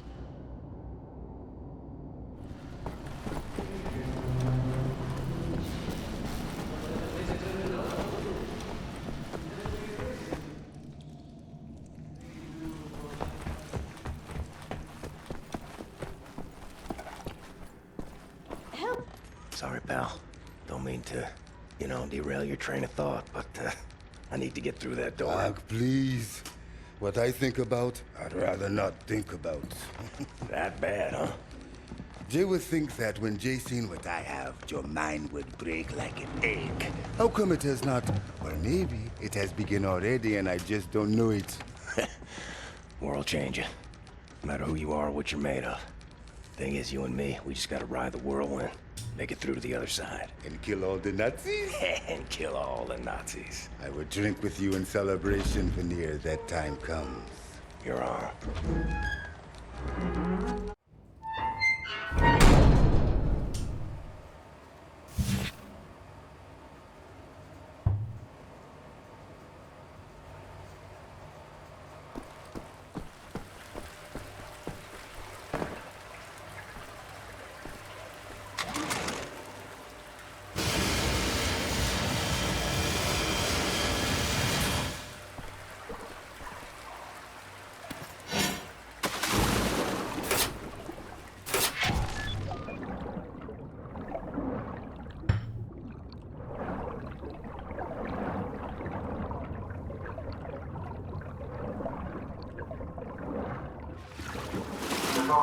Bitte müssen noch mal über die Breitbandröhre gefangen. Und fahren wir nun nach Afrika. Das war fantastisch, das sage ich dir. Ist das doch nicht gefährlich? Ich meine, wegen des Krieges. Ich fand es weiter im Süden. Afrika ist ziemlich groß, weißt du?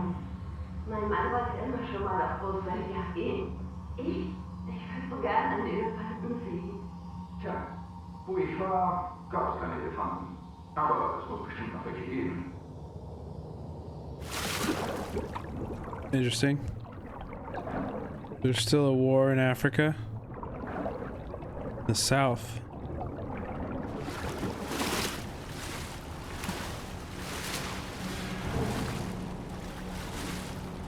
I agree, two-based. I think, like, yeah, especially with the refill, it's really dumb. Like, and it's funny because, like, I feel like they're all trying to do Half-Life Gravity Gun. And, like, Half-Life Gravity Gun was so much cooler than this. You know what I mean? Like, everyone is just trying to do Half-Life 2 Gravity Gun, and it's just not as cool.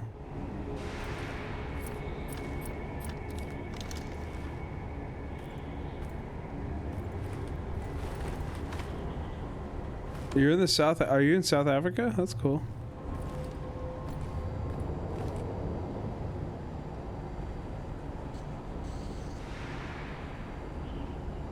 Fuck.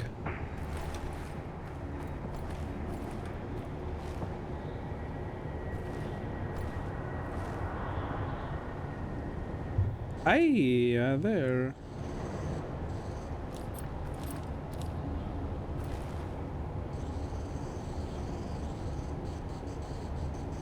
Look at us on reach or what?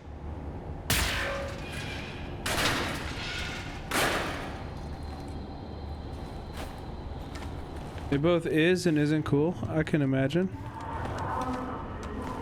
I would love to visit one day.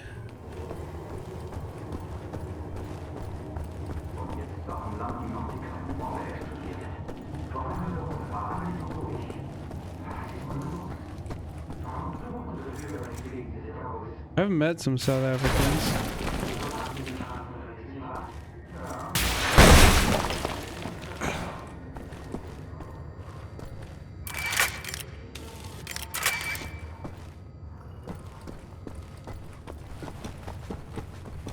What's the point of breaking those?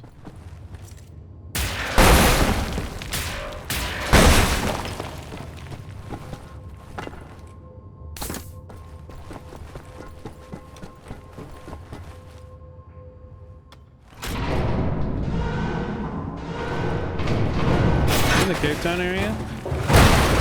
I'm not gonna lie, guys, like, there might be a travel period of this stream, like, especially if Trump wins, you know. Me becoming an IRL, like, travel YouTuber, very much in the cards. Very, very, very much in the cards.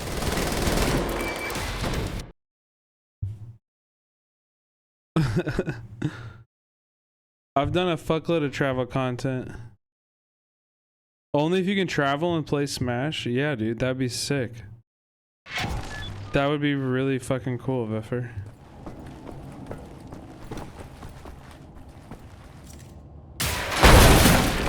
If a new Smash game releases when I am We'll see, man. I'm just saying, if it's unsafe for me to be in America because there's a fascist in charge and he's explicitly going after Marxists and leftists and people who have participated in like mass movements in the past, I haven't been hiding my shit, okay? I've been pretty open. I'm pretty open with my actions and involvement. Not something I can really come back from. I'd just be fucked. No, get a passport, man. Don't ever resign. Don't ever make it easy for them. You know? Just get a passport. Get a passport now, is what, you know what I'm saying. Don't wait. Get your passport now.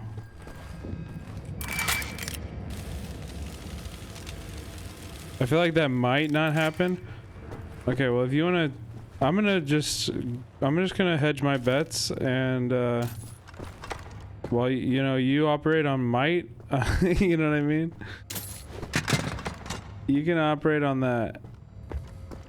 I'm gonna make sure I have a plan. Y'all should have a plan too, if I'm being honest. I just want y'all to be safe. I want everybody to be safe. Passports cost 150, 200 bucks. We are talking about a fascist leader who has explicitly said he wants to give local governments carte blanche to do whatever they want to do. He wants to protect local police from all prosecution. And make a list of Marxists and people ruining our society, quote unquote. You know?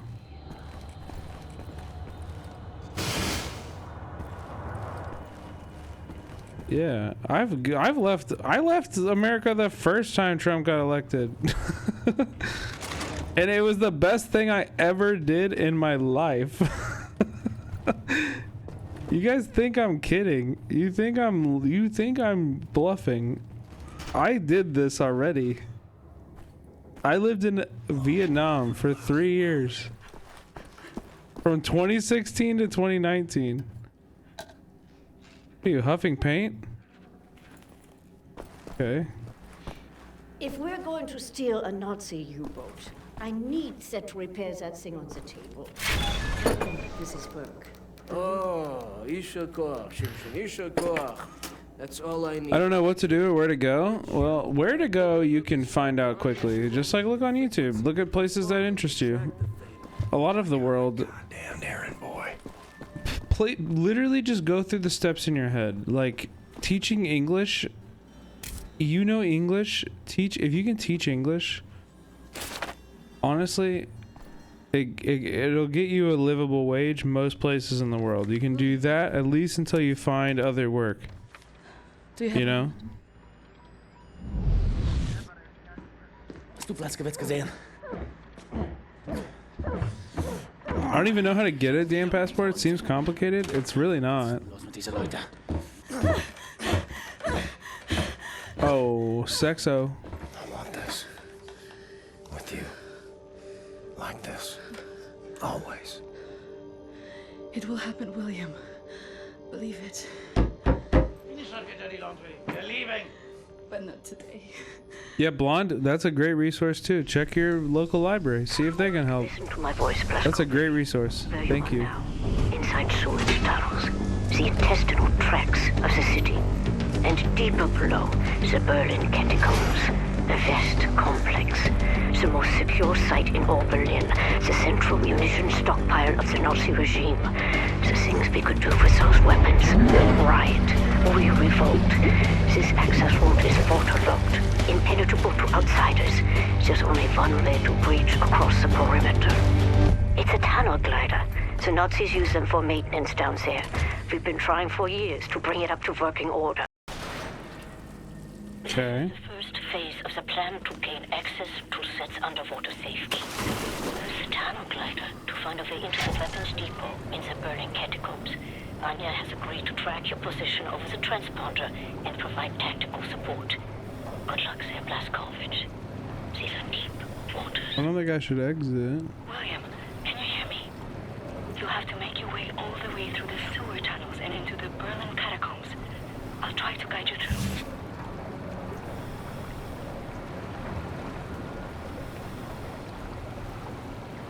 With your passport, you need like there's like a bunch of documents, and they have like category A, category B, category C, and you need one of, you know, like each category or something like that.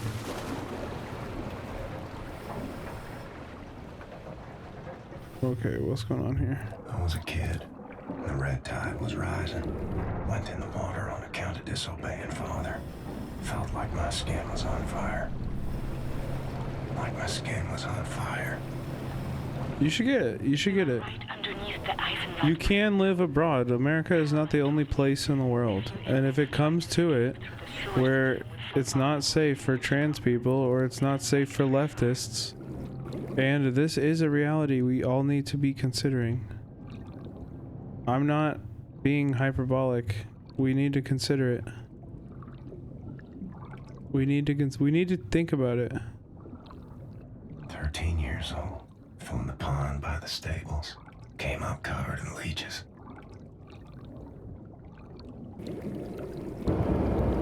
Hypervisor. I already went through line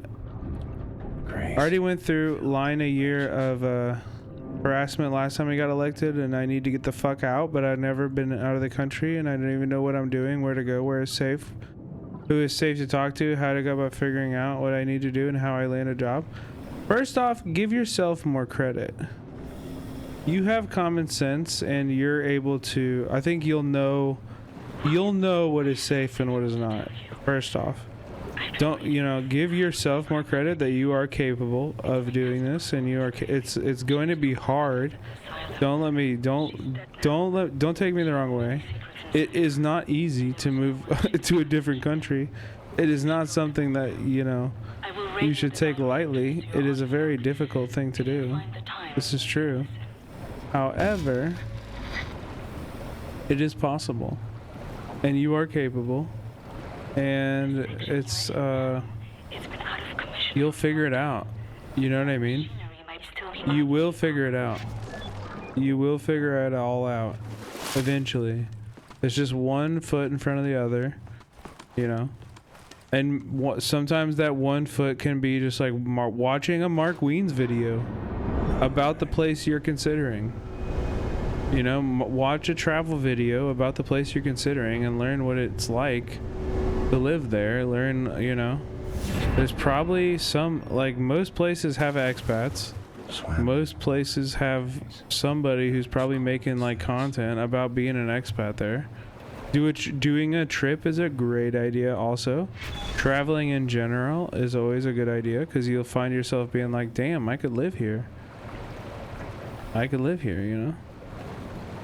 Like for me, I was like, I would love to live in Mexico. I was like, damn, I would love to spend like 6 months of my life.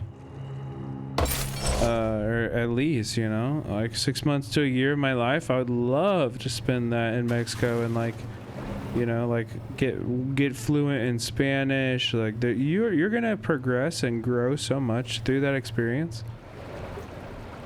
Yeah, don't think about it as like, oh, I can't. Like, you are capable.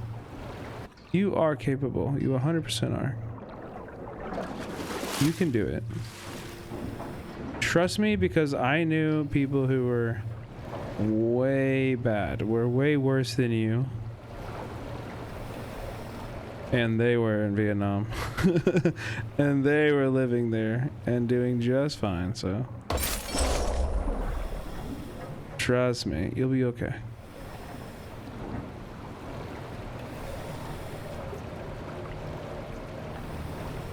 It would take a lot of shit to convince them. Well, yeah, I mean, it's just about like, we're not there now, you know. I can stream here and do what I do safely right now. But I also am realistic that it might not always be this way, and that, you know, I believe when Trump says he's gonna be a dictator on day one, and that he's gonna fucking, you know, come after the leftists and shit. Like, I believe him, bro. I don't know what to tell you. I believe him. I don't take that shit lightly. I don't fuck around with my, you know. Also, I don't need America. I just, in the most basic way, like, do not need this country. I was much happier when I was not here. I was so much happier in Vietnam, and like my life was so much more rich and full and beautiful. This place kind of low key, this place sucks. And not everywhere in the world sucks like America does, you know. Why come back? Well, because I was working at a YouTube channel full time as the director of photography, and via that work I was really satisfied and like working full time at a YouTube channel. I brought that YouTube channel to like from like 3.5 million subscribers to, or 300 and I brought it from 350,000 subscribers to 3.5 million, and as the director of photography, and I like redesigned the look of the show and everything, and was really successful at it. And so I thought, wow, I've had so much success on YouTube, maybe I can go back to America and like, you know, work for a YouTube channel and like get really famous and big. And turns out when you move back to the United States after living abroad, nobody gives a fuck. Nobody cares about what you've done. This industry is all about what you know. It doesn't matter if you did something impressive or if your reel is really good. This industry is entirely who you know. And so I moved to LA thinking I could like cut it out here. And I found some good work. I had a really good year in like 2020, 2021, but after the strike, shit kind of like fell apart, and now I'm streaming full time. And I'm still working in film, but not very often, and you know, so streaming is kind of my money right now. Bro, also, where the fuck am I supposed to go? What the fuck am I supposed to do?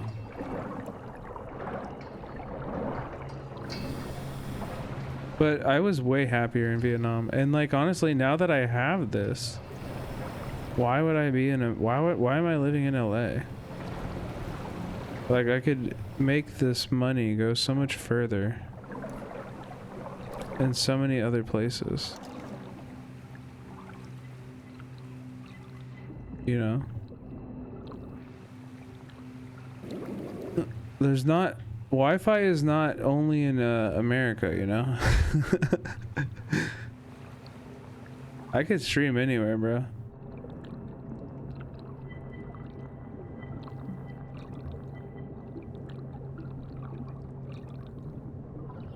Yeah, right. The internet here actually sucks. Bro, where the fuck am I supposed to go? This is so annoying. Did you have that YouTube job lined up before you moved to Vietnam? Fuck no.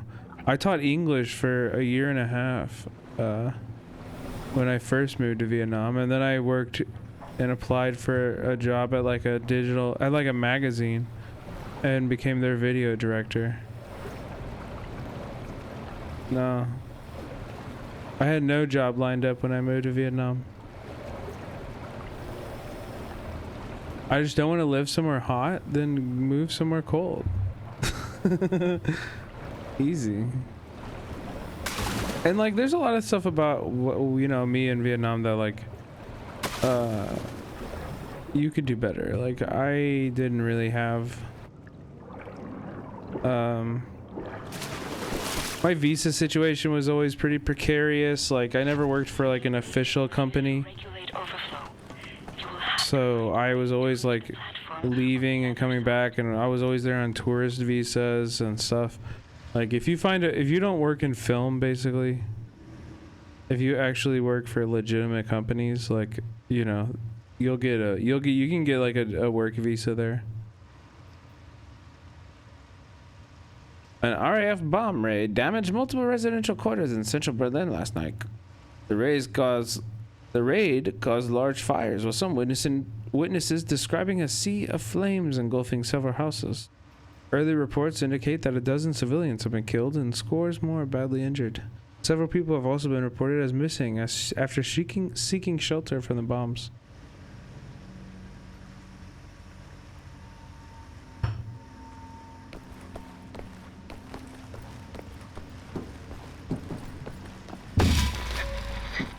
Yeah, I mean, the truth is that, like, you know, we'll figure it out. That's the biggest thing that I want to leave with you all, is that regardless of what happens with Trump, we will figure it out. And there are always options. There are always other options. If it gets really, really, really scary, never get defeatist. We can always find a way. We will always find a way. I'm a software developer. Well, bro, you have such marketable skills. Of course, you could live anywhere in the world. You could literally live anywhere in the world and work for an American company. Or at least I've come to the conclusion my skills will never be applied to anything good. I'd love to be proven wrong. I used to love what I do. Listen, are you can we shout out Sean DeBlack in chat right now? Well done, Willie. For the last section, you will have to swim. The catacombs are closed. Because Sean DeBlack is a streamer on this platform who is also a developer. Code Monkey. Well, never mind. Just forget I said that. Sorry, that's bad. But a code head, and he does a lot of. He uses coding for good. No, that's not funny. It's bad. I shouldn't have said that. So is Jason. But yeah, no. I mean, look at what Sean does. I think Sean could be. Yeah, that was. I didn't mean that the way it came out at all. Sorry. Look at what Sean does, though. Sean's fucking sick.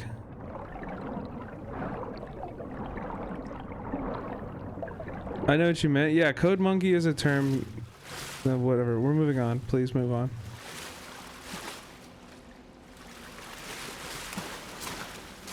Can always make games. True. Yeah, we're moving on. Please move on.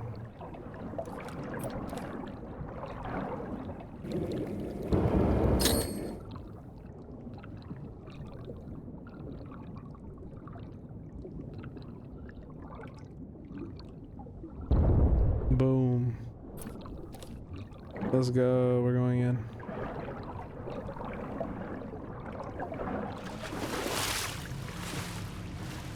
There's a Nikon D3300. I heard it has a clean HDMI pass-through. No, I've shot Nikon before, but it was a long time ago, and they haven't really been relevant in video for a minute. Sony kind of took their place in video. It's really Sony or Canon for most things right now. You may be able to do.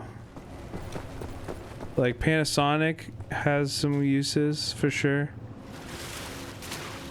Yeah, that's about it though. And then there's also like obviously like Ari and Fuji. Age 19, dove down the well to salvage father's watch, but it wasn't as deep as this.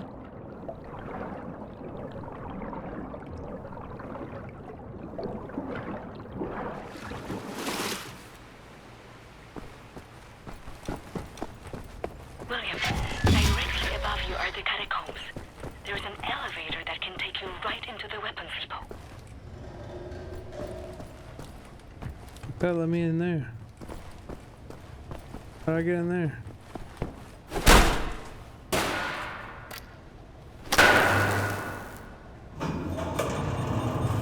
Excellent, Captain Blazkowicz. You are now in Yeah, I feel like Nikon kind of like fell off. To gain access to sets underwater safekeep. Nikon used to be a respectable brand, and I feel like they fell the fuck off. Small arms, artillery shells, torpedoes and such for distribution to the Nazi war machine.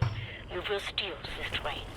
Small arms we can use to strengthen our fighters, but the real target is... By the way, This will allow you to board and seize control of we need more video editors in the community. the train. And I do pay. So if you are a video editor, please reach out. North of there. Our people will be waiting. Reach out to me on Discord, maybe.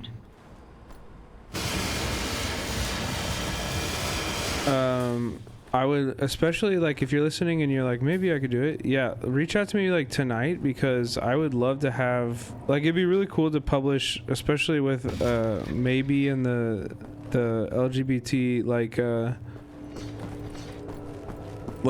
LGBT road signs. That stuff is like really crazy right now.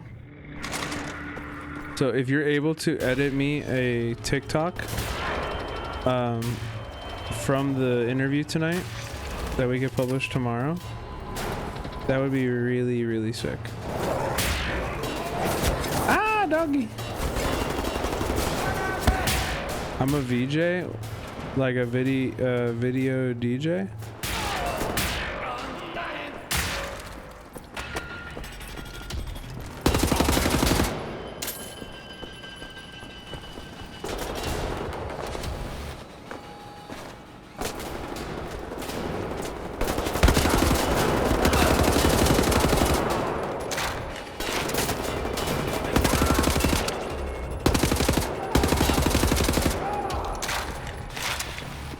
Yeah, it's like really hot right now, so I'd love to hit it. Like, literally would love to publish it tomorrow. I know it's like a crazy ask, but if anybody is around, just putting it out in the world.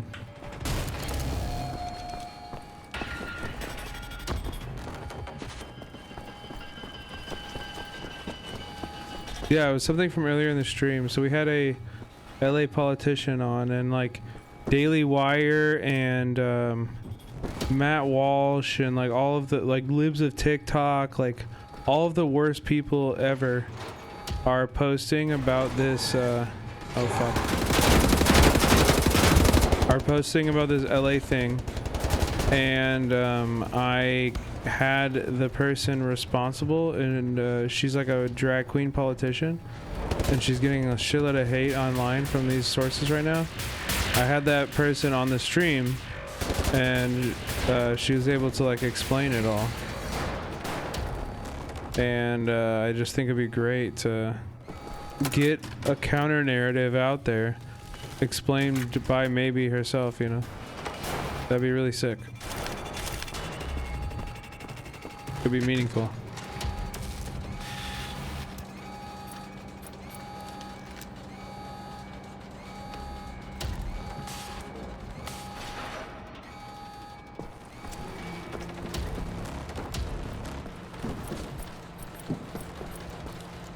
I'll give it a shot. Reach out, Sniffin, reach out to me on Discord and let's like get you a rate. Because I want to make sure you're compensated right, and I also want to give you some guidance on like what I'm looking for.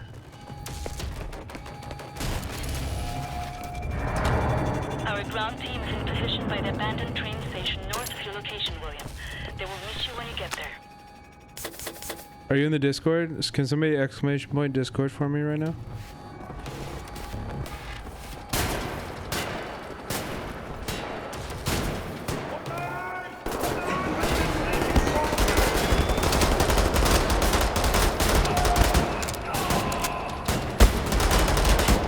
Fuck!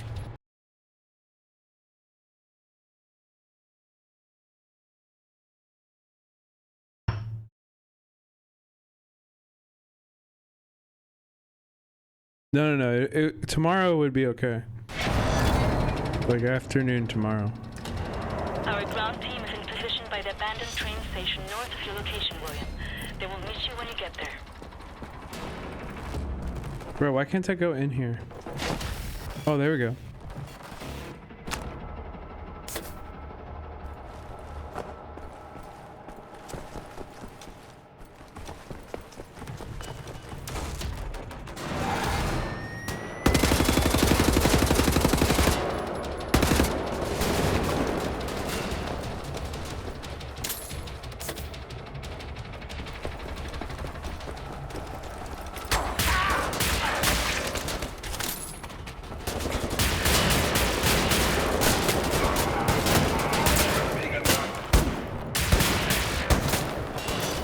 4 HP. Holy shit. 14.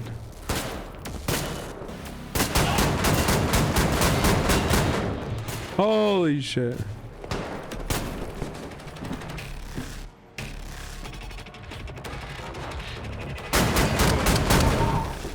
I think I got him.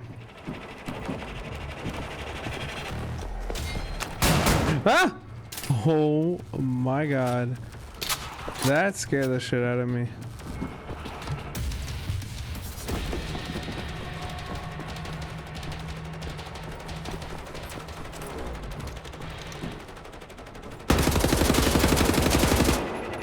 And then I just go and die like that. Man, fuck off. Oh my god, I'm so stupid. Oh my god.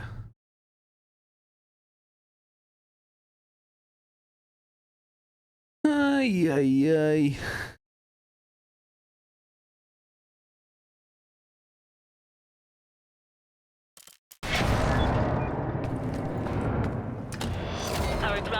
Okay, I don't really understand the the objective quite fully. I'm supposed to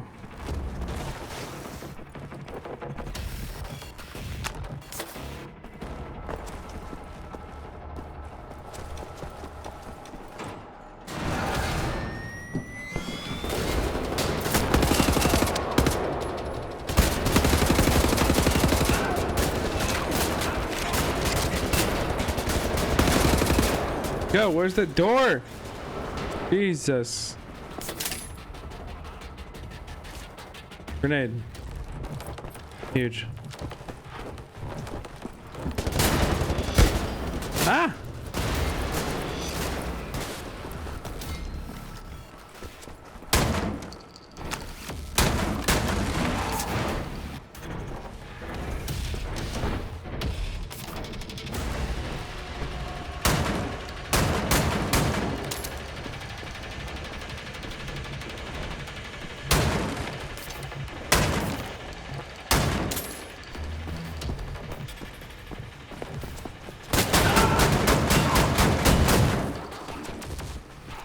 Shit, Dork.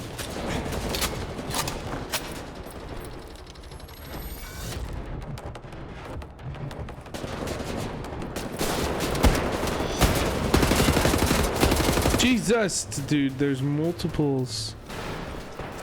There's multiples. There's more than one.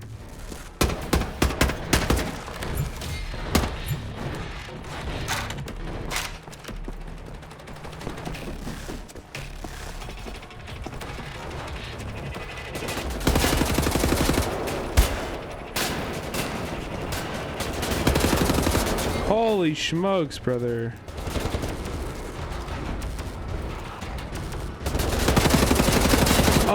Dude, they melt me. What the fuck?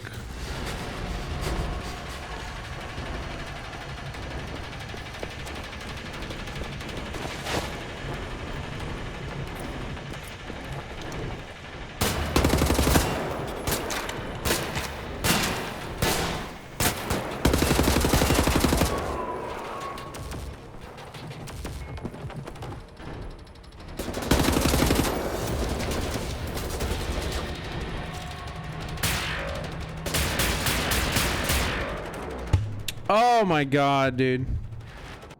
Alright, I'll be back.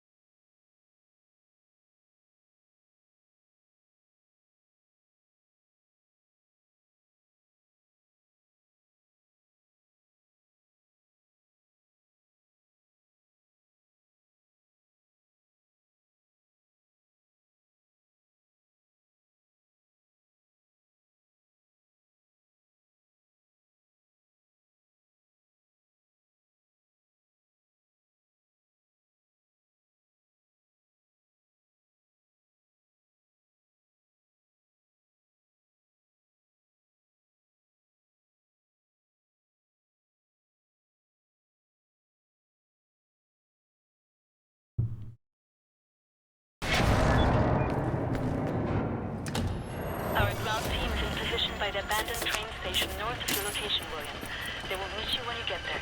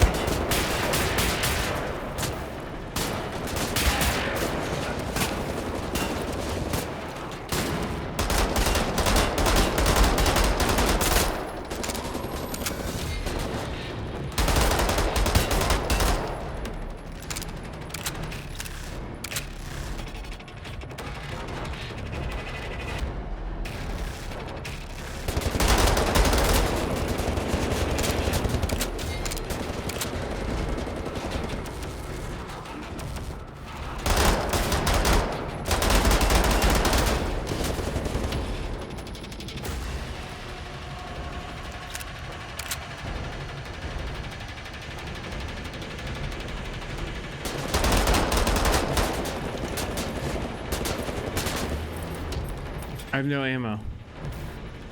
I'm fucking trapped, bro.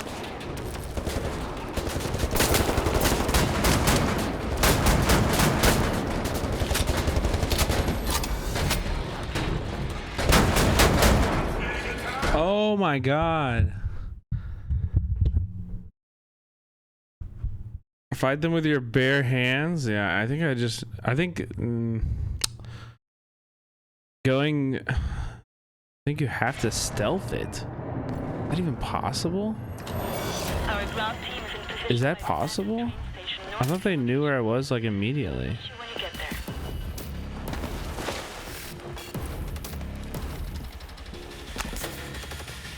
They not know where I am?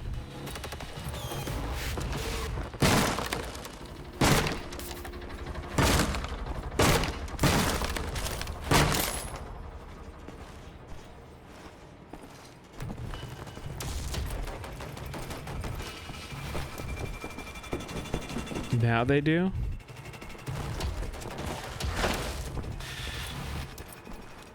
Do they? Yeah, very much so.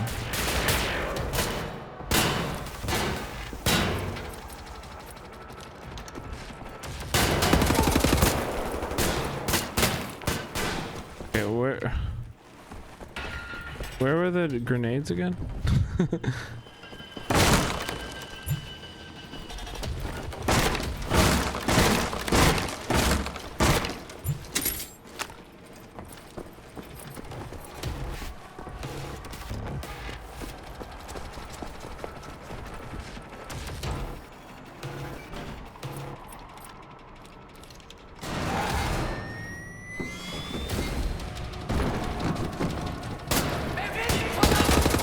Oh fuck.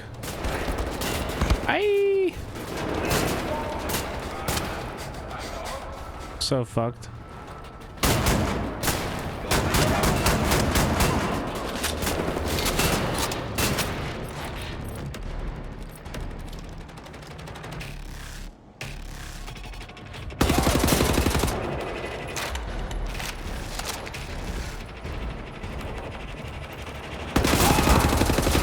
Oh my god.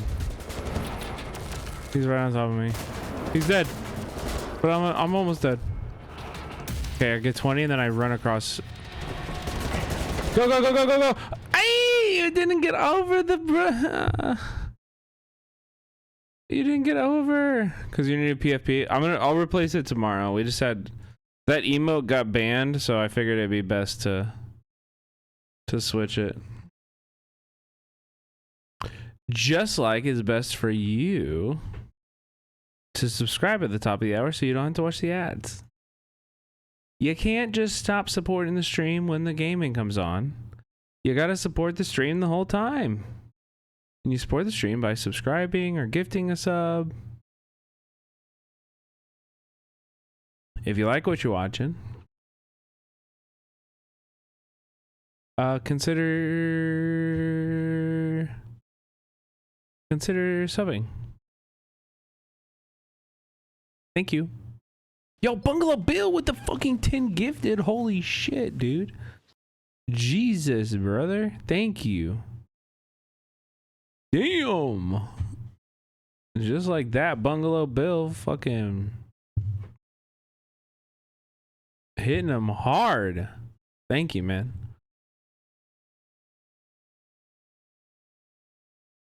It's not even top of the hour. Hey, man.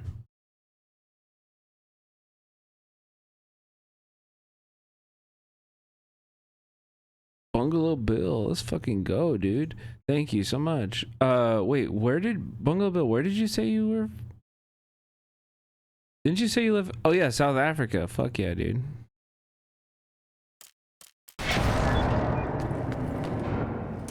Yeah, I was like, wait, where? He said he lived abroad, right? Okay, where?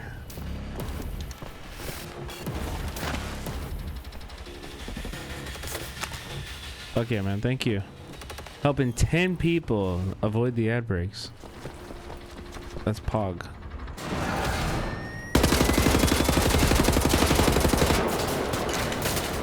Whoa! Whoa! Just dash to the destination? Is that this kind of... Is that the vibe? I didn't even know that was really an option. Oh god. Oh god. Oh god. Let me kill this guy. Ah!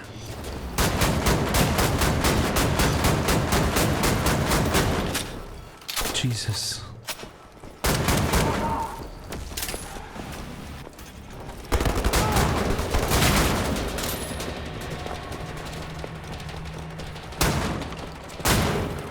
So when you get when you take damage, are you healing up to the nearest 20th? Yeah, so if I get 10, it takes me to 80. Nice. Okay. Kind of learning.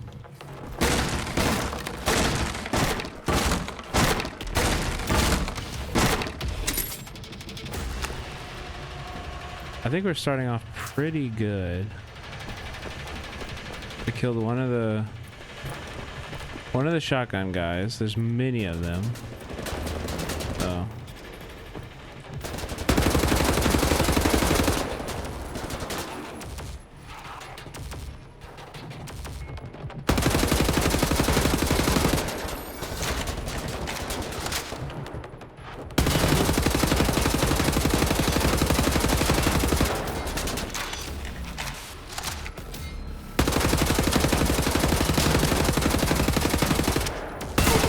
Oh, fuck.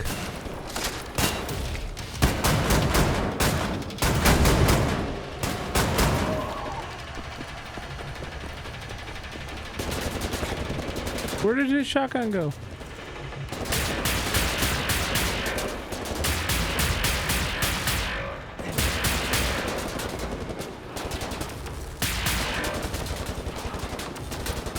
Oh, really, Bungalow? Wait, you don't know Little Bear? Little Bear is really cool. You should definitely check out LB. Friend of the show. From South Africa.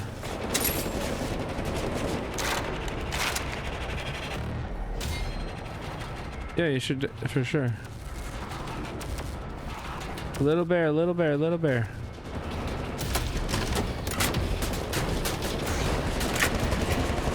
Oh my god. Grab it. Oh wait, there's where I'm supposed to go. Wait, get the fuck out of here. Oh my god, I could just leave. Just get the fuck out of there. Right on time, Captain. Walk in the park, was it? No. Okay, well, I'll just get to work. I know, I said, is that the vibe? I don't even know where to go. Alles in Ordnung, Horst? Du, nimm nicht so viele Kisten, sonst merken die, dass etwas nicht stimmt. Ja, ja. They supply the torpedoes to all the Nazi U-boats in Europe. You will hide in the torpedo. Horst will slip it back into main supply. And you will wake up on a U-boat for breakfast time. Here, hold on. So we have a U-boat. We take it to Set's secret safekeep, yeah? Any sailors, get in the way. Bang, bang, soda pop.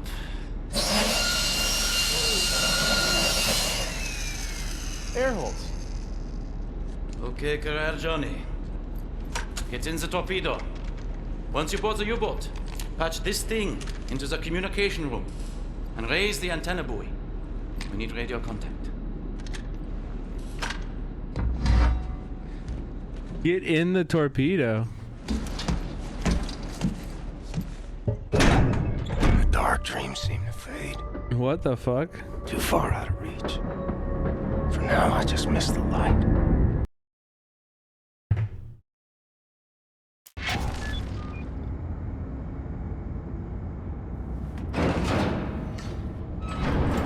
Am I there? Oh, I'm just there? Oh, damn. I am there.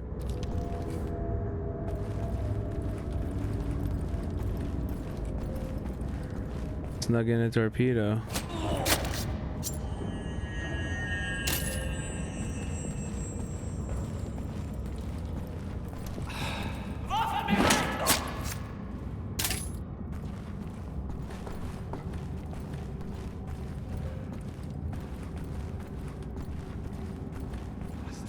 He didn't see me.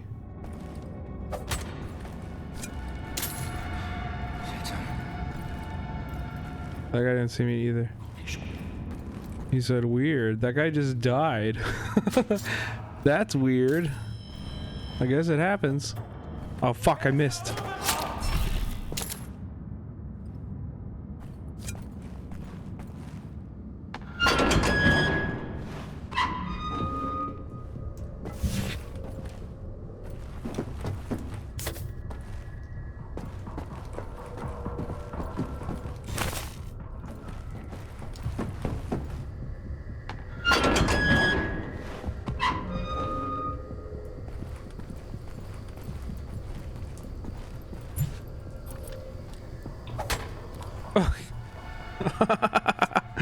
Dude, right in his forehead.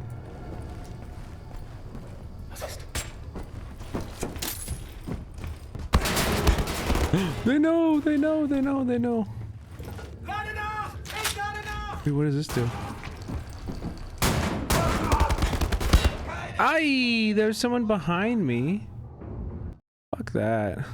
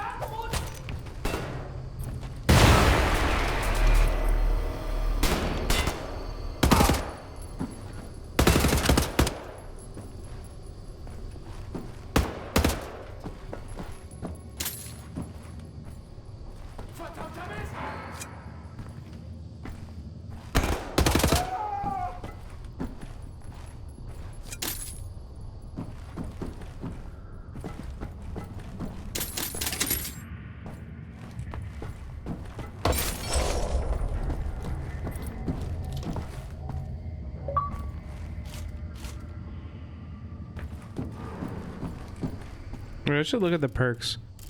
Why am I not getting more of those? What do I need to do? Kills from cover using a handgun. Kills from cover using assault rifle. I feel like I kill from cover often. I still haven't had a silenced handgun. Stealth kills from thrown knives. Okay. Kills while sprint sliding. Oh shit. Okay. Empty a fully powered LKW without missing. Okay.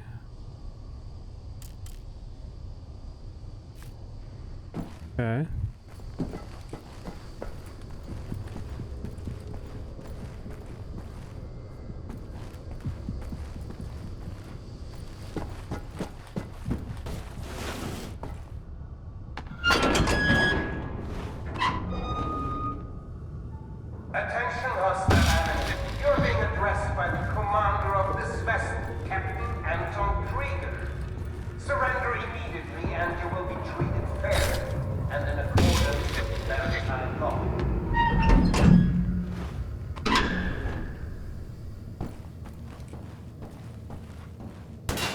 No, but for real, I could do Jay Streezy, like, or like a... Oh, fuck. I could do content like...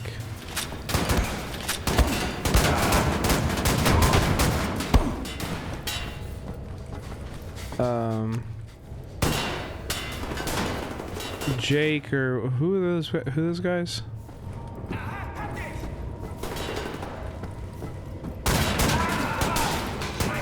You know who I'm talking about. Not family vlogs, but like the IRL travel YouTubers, or the Twitch guys who are on IRL, who aren't like trash, you know. Like there are some good ones. Jace, it's like Jay Streezy and God damn it, I can't remember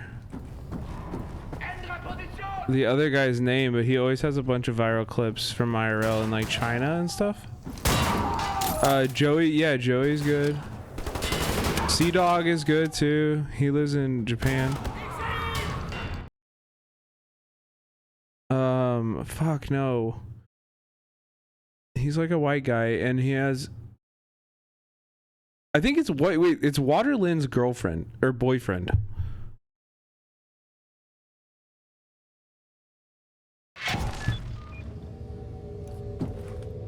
Yeah, Jake and Bake. Exactly. Like, I could do that content. And like, what makes Jake and Bake's content special is that he has connections in those areas because he lived there. And spoiler, so do I. Spoiler, double, like, I also traveled with a travel channel, you know, and like I'm pretty well connected in the general travel like YouTube sphere.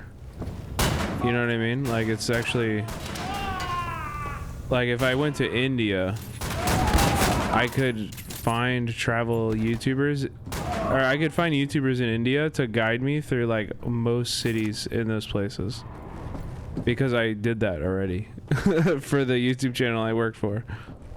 You know, it would just be a different kind of content.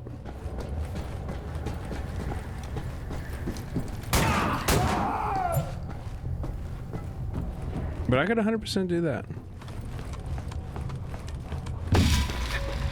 And that would be, it would be fun, man. It'd be fun, it'd be beautiful, it'd be cool, like, do mukbangs? Oh bro, we do so many mukbangs. You don't even know. I would be eating all the time, brother. It would be food focused.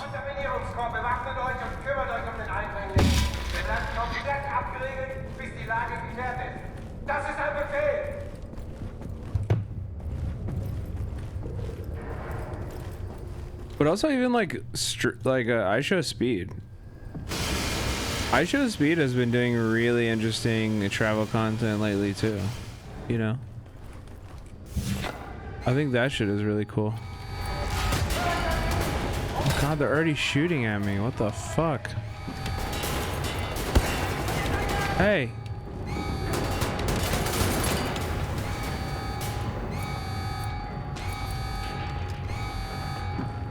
Travel to the deep south? I already did that. Bro, we went hog hunting. We did hog hunting.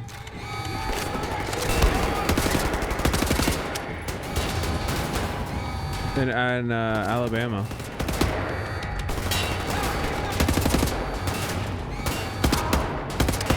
We started in Louisiana. I would literally do this would be a fun as fucking this would be a fucking fun IRL stream too. And I honestly, like, I tried to, I was like literally like last TwitchCon I was like, yo, Grimlow, like Carter, let's both go to Louisiana, and I got a guy who will take us like on the water, catch crawdads, and then like have a big ass, like massive crawfish boil for us. We've already watched that video on this stream, but it was a long time ago. But I don't know, maybe someday, maybe tomorrow night we'll just do like a My Films night. I don't know, is that weird? All right, you guys probably be interested in that, right?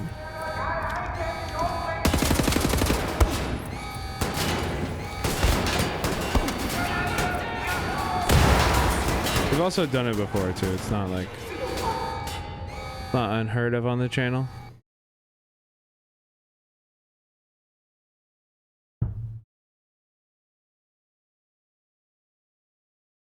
What city in Alabama did you go to?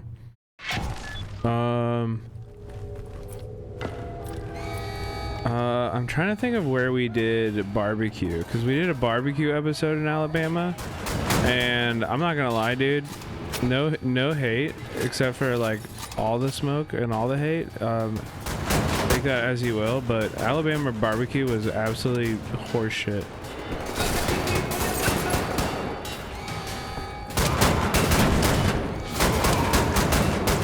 I'll tell you right now. I'm from Kansas City, okay?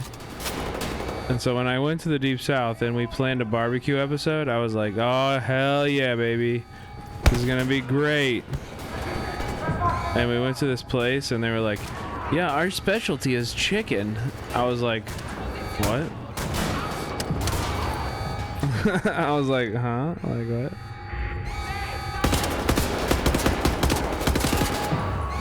I was like, dude, it's so easy to cook a chicken. What do you... Like, that's not special. It's so easy. Brother, the grocery store sells delicious rotisserie chicken. Like, every grocery store in America sells delicious rotisserie chicken. Like, what are you talking about? Your specialty is chicken? We have good ribs though? Well, not the place I went to. And then they were like, yeah, what makes this place special is our barbecue sauce. And it's a white sauce. And I was like, oh, okay. And then they're like, here's the recipe. A whole thing of Miracle Whip plus apple cider vinegar. I was like, are you, what, is this a fucking joke? I was like, are you guys pranking me? Like, what is going on?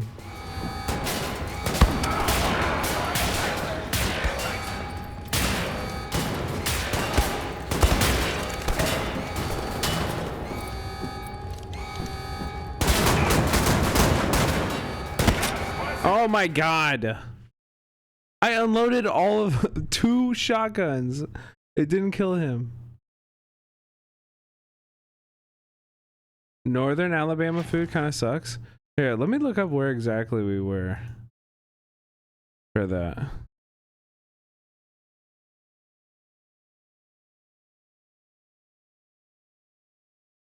It's too simple. It was Decatur. It was Decatur.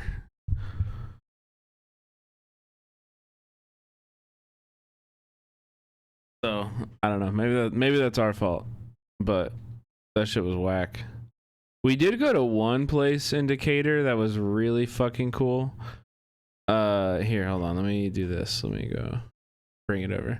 So I will say this place. We went to this place for like breakfast. And it was like this just like cafe diner spot, like full of like old people. Like it was just quintessential American diner. And the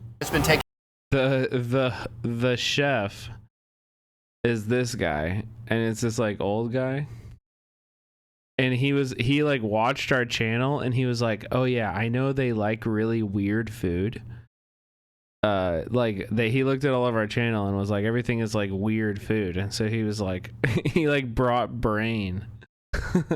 he bought and brought in brain just to make us a brain omelet. Which I thought was absolutely adorable. And he was actually like, I do eat this pretty frequently. So I was like, well, that's really weird, but he brought in, like, in this bowl, it's brain. It's like sheep brain or something. But he made us biscuits and gravy. I looked at it and I was like, what's the big deal? Taste. And biscuits and gravy are. I fucking love that shit, dude. Or something to learn. I fucking love that shit. But yeah. Is it chewy? Dude, brain is not worth eating. I'm not gonna lie, dude. It's like, it's weird. It's weird. Anyway, let's fucking beat this level for fuck's sake.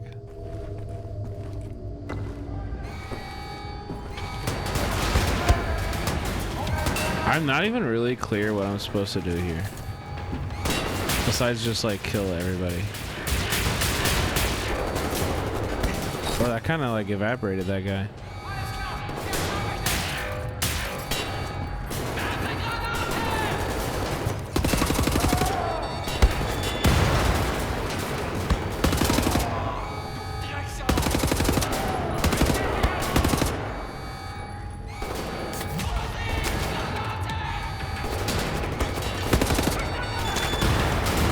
Jesus.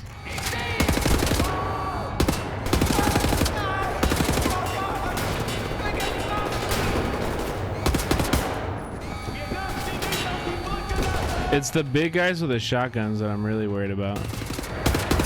These other guys I can take out pretty easily.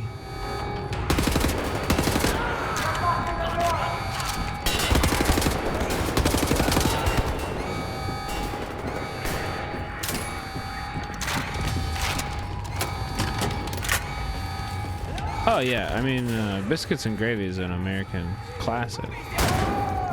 Everywhere. Every diner in America should have biscuits and gravy. If it don't, revoke their diner card, you know? Yeah, these guys I'm scared about. Okay.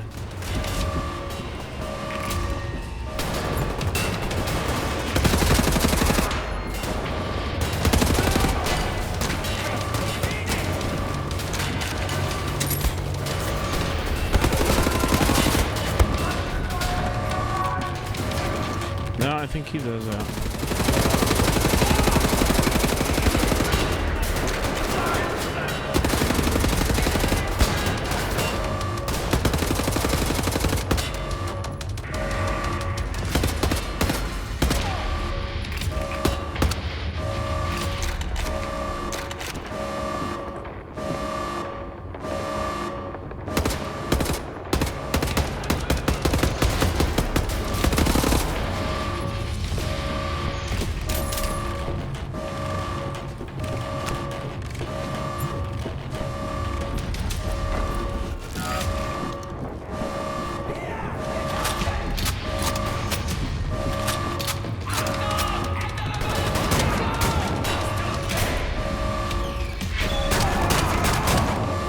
Whoa, what took my health away so fast?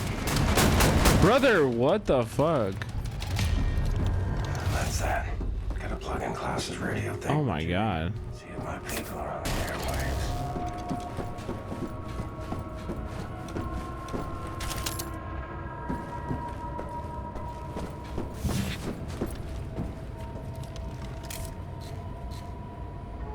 Raise the buoys, okay? The antenna buoys.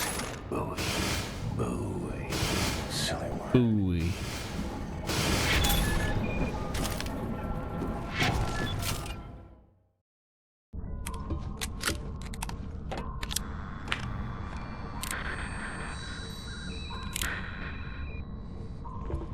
Cat's in the bag. Bag's in the river. Way to go, Captain! We are airborne. Please keep this channel open so we can home in on your signal. Hey, Captain! So I just stole a U-boat? Hammer, the mightiest U-boat in the whole gosh darn Nazi fleet. Let's fucking go. I'll tell you what, there is a nuclear cannon on this vessel. A darn nuclear cannon.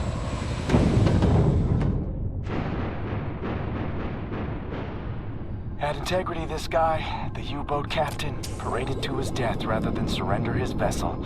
Took the decryption keys to the nuclear cannon with him. It won't fire? Normal shells, yes, but not the nuclear warheads.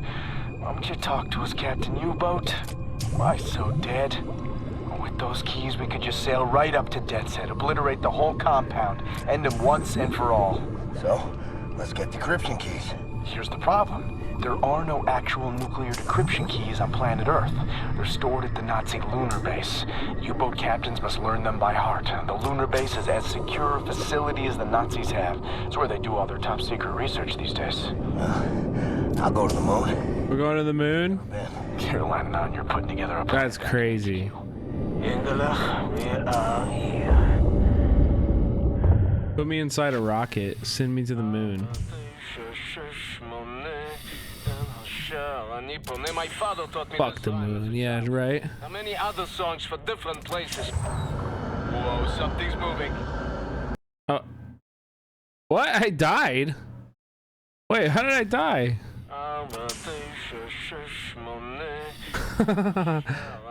My father taught me this rhyme as a child. How many other songs for different places? Whoa, something's moving. You should move out of the way. Move. Oh. Wow. Oh, wow. Can you feel the earth? This entryway hasn't been used for centuries. Literally, Jewish space lasers. Guys, don't get any bad ideas. Jewish people don't have underwater tunnel systems full of secret technology, okay? This is a fictional game. Waited for this moment. There was many among us who wanted to even the balance of the war. Wait, I thought I did. This is like low-key, almost anti-Semitic. We had begun to transfer much knowledge to the governments who fought the Nazis, and there was hope. For a time, there was hope. Till the Nazis well, there was no hope. Isn't this like the opposite of Jewish space lasers? It's more like it rhymes with Jewish space lasers. Swimming with life, and the channels of nature was open, but now...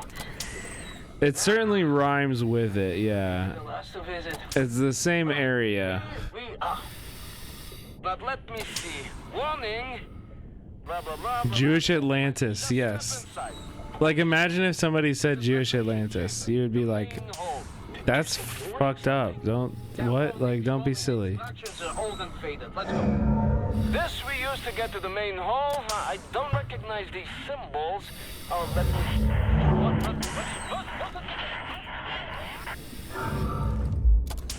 How do you want to play this, Captain?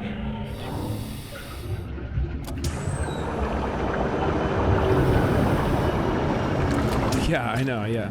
Of course, I'm joking, but...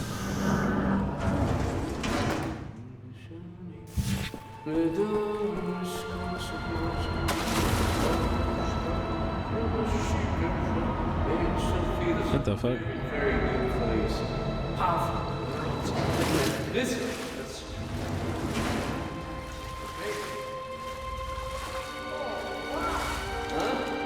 Is that right? I didn't know that.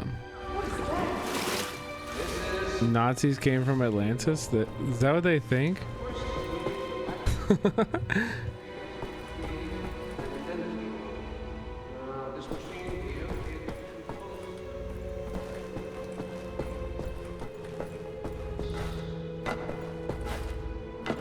Okay, are you ready? 1, 2, 3, go! Am I gonna die again?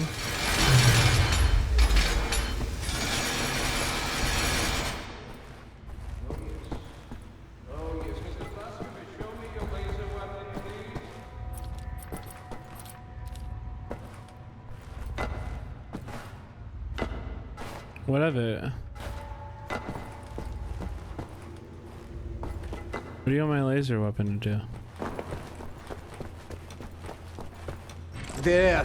This is just your prism to make your laser beam attuned to the proper frequency. And you should be able to charge the magnetic coils. You see them? It's up there. I will work to get this thing going out. This is an ancient place. One of many that does it built places like this before mankind knew how to combat.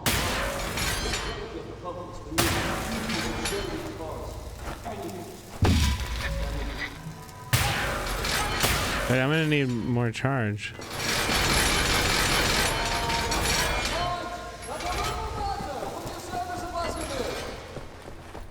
Charge my shit, dude.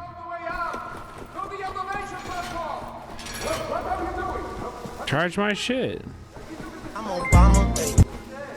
Yo, Allie, thank you.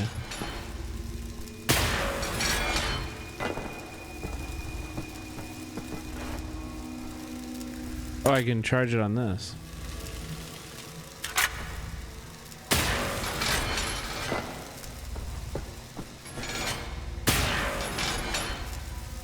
Oh my god, dude. Suck at this. Jesus!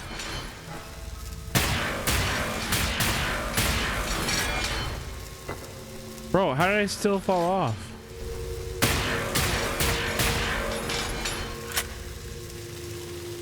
I'm about to scream.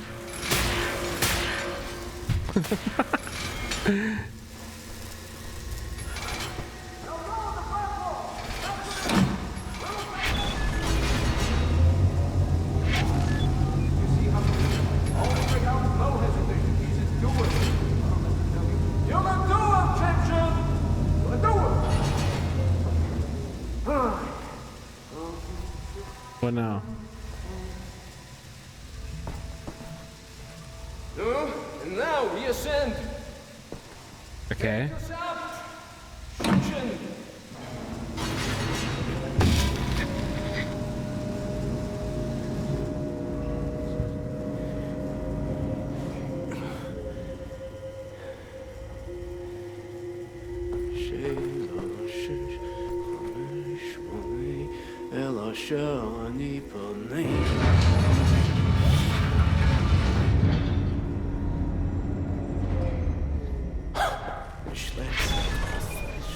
No, Yingala. Sephiroth is not a genius. Gentlemen, this is it. Go ahead, look around. Anything I'm gonna steal something. useful to you, you may take. Just remember, you are in a sacred space. Will I ever be able to use any of this gold shit I'm picking up?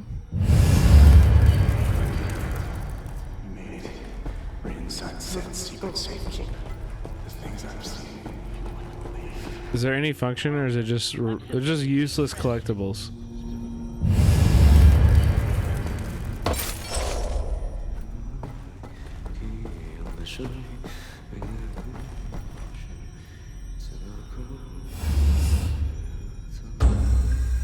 Ooh.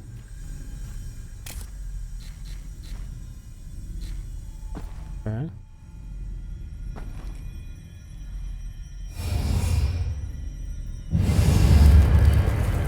Okay, there's an order.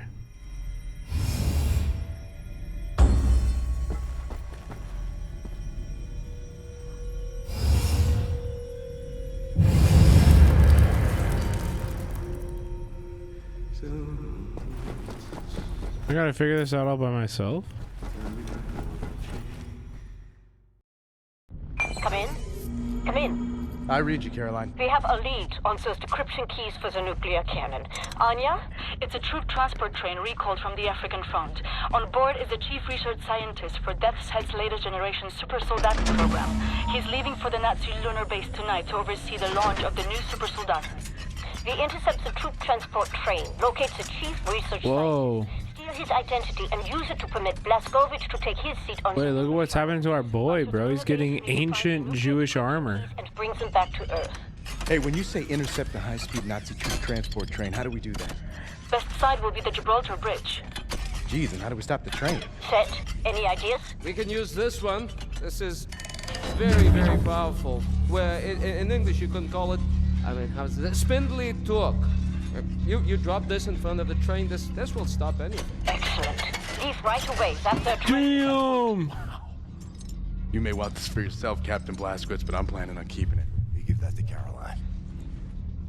Ooh, yeah, good idea. 3 years ago, straight shot to the African front. They're just devouring Africa like they did everywhere else. The train should be arriving at the bridge any moment now. It's go time, Cap. Ready up.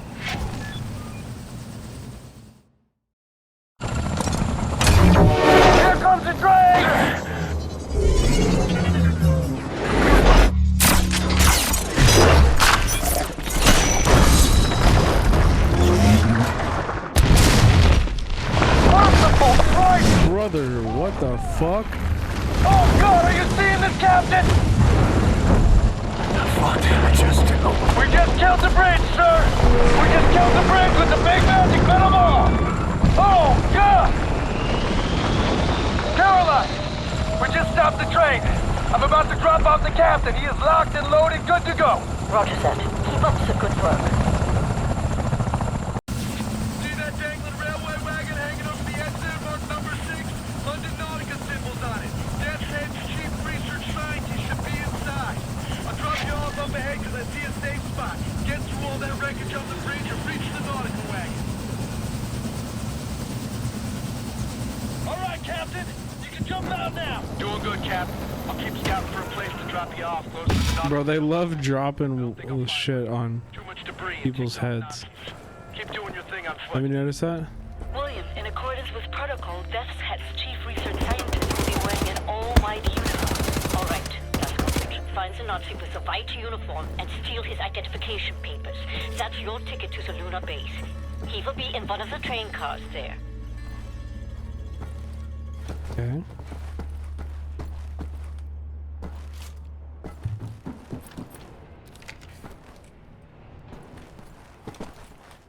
Oh. Stupid way to die. Stupid way to die.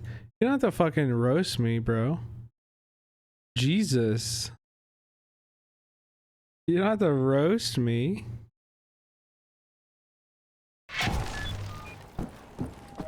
Holy shit. Like, this is like the 7th time that's happened in this game.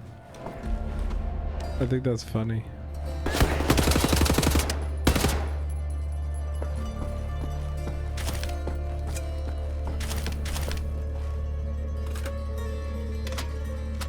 What? What is this? Yo!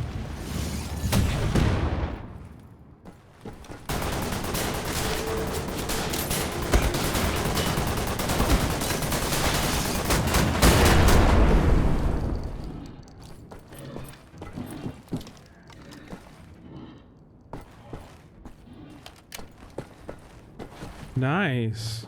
Rocket launcher attacher for my assault rifle. Fucking take it, brother. Fucking take it, brother. Should I jump off this, or is that stupid? Wagon from your position, yeah, Cap? And you can try navigating in the direction of the spindly torque. It's roughly the same direction, and you can see that thing from everywhere if you look up.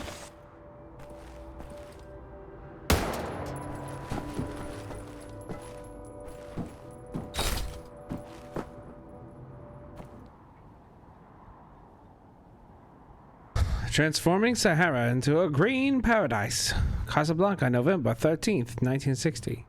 You may have seen the gleaming silver monoliths when flying overhead, but few know what they actually are.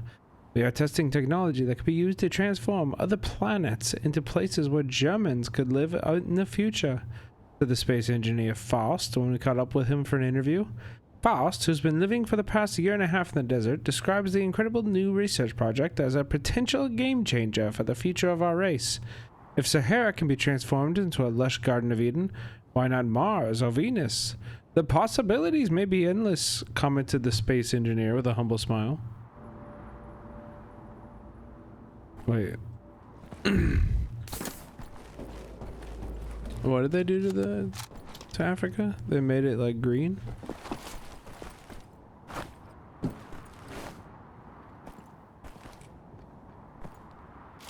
Unlikely. Seems unlikely.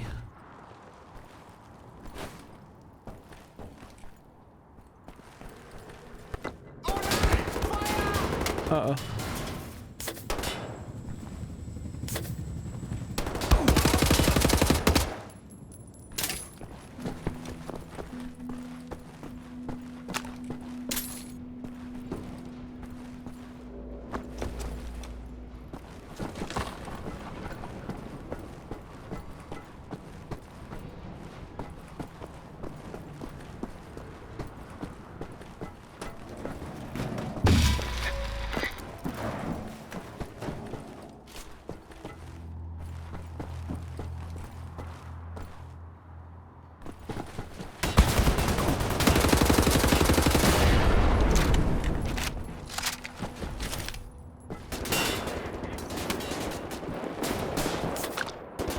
Where? Oh god. Alright, this is where we switch over.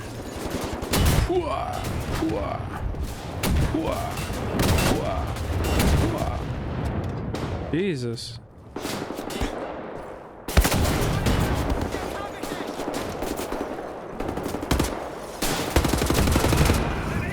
Yo. No! God damn it.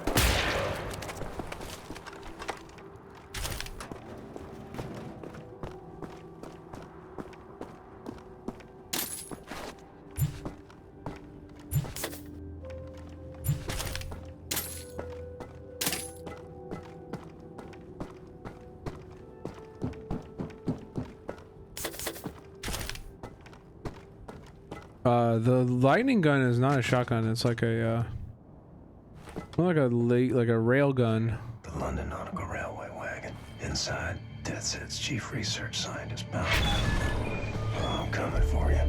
Nazi fucking spaceman.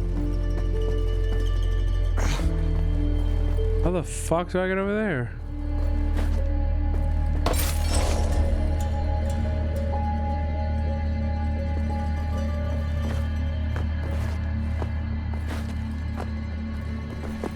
How the fuck do I get over there? Why did they put me on the wrong side of the fucking... You dumbasses. You dropped me on the wrong side?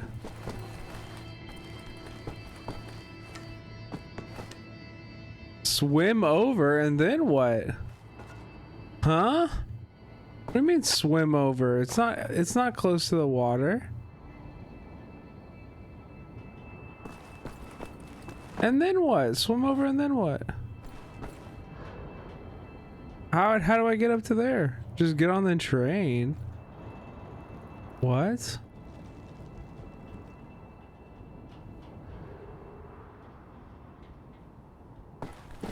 Huh? Call an Uber?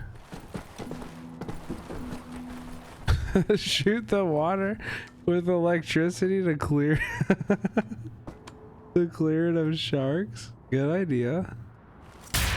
Okay, I did that. Yeah, that was a good idea though. Oh. There we go.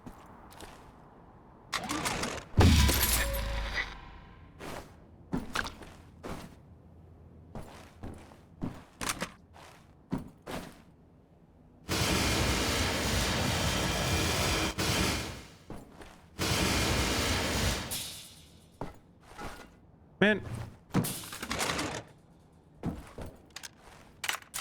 Ooh, what? What is this?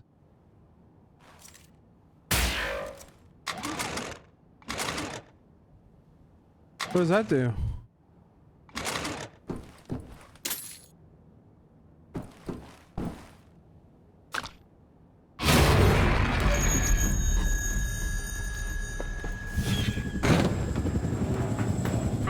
Nazis all look like ants on an anthill. You're like the stick poking it.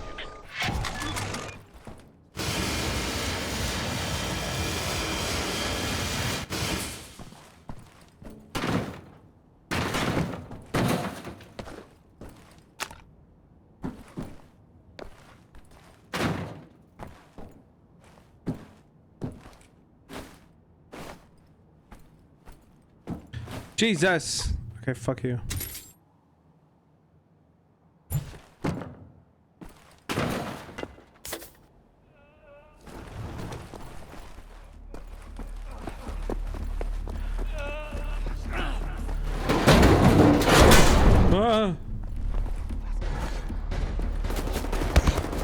Oh my god, dude, get the fuck up there, dude. Brother, you're killing me.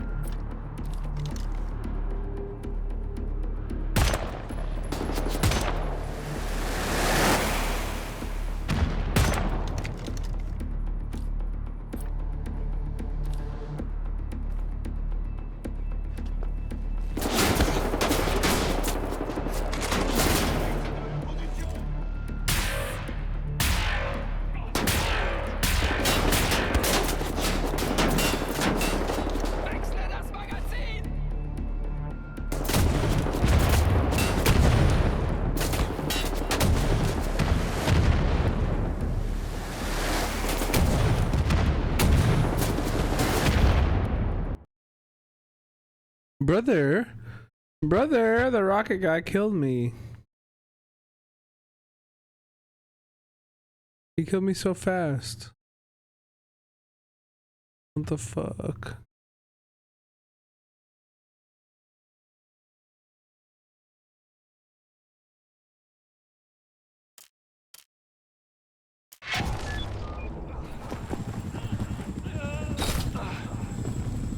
I don't think there's much value in like trying to stealth these guys.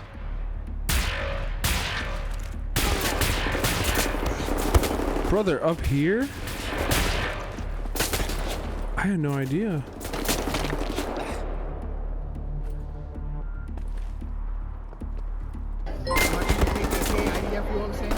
Yo, RC Pinto, thank you so much. Cinema 60 Pet Cinema 60L.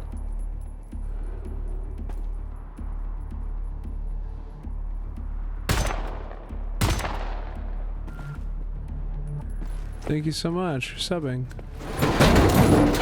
2 months, W. Yo, what the fuck?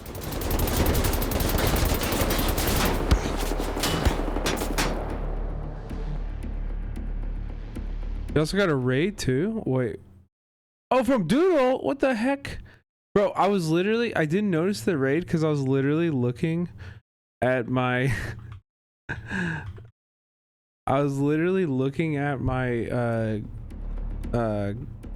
Chatterino and seeing, I was like, what is Doodle up to? Like, how could I raid? How is Kingdom Hearts? That game is so amazing. I know Doodle's a really big fan. So I would love to join for one of those Kingdom Hearts streams. That sounds so fun. We are over here, we're killing Nazis. Okay? And by killing Nazis, I mean we're voting very hard. We are voting so hard. We're voting with our wallets, and we're voting with our minds, and we're, you know, doing everything we can. We are voting hard, guys. You wouldn't even believe how hard we are voting.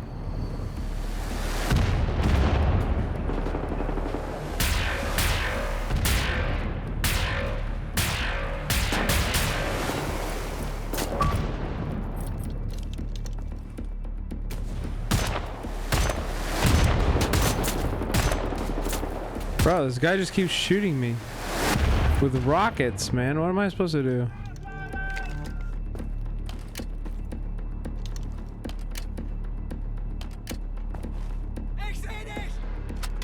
Oh, I gotta reload my rockets, I guess.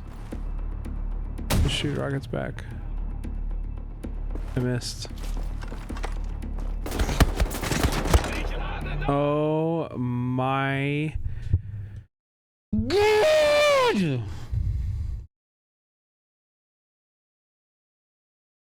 We met Aerith, Yuffie, and Leon from Final Fantasy. Met Alice in Wonderland and Tarzan. Which one are you playing? The first one?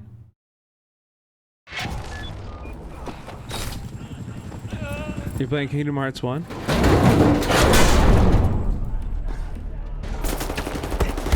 Yeah? Oh, fuck yeah. I think that's like the... Okay, I died. Yeah, mama. I think I played through a lot of Kingdom Hearts 1. Wait, actually, you'll be able to tell me. Is Kingdom Hearts 1 the game with the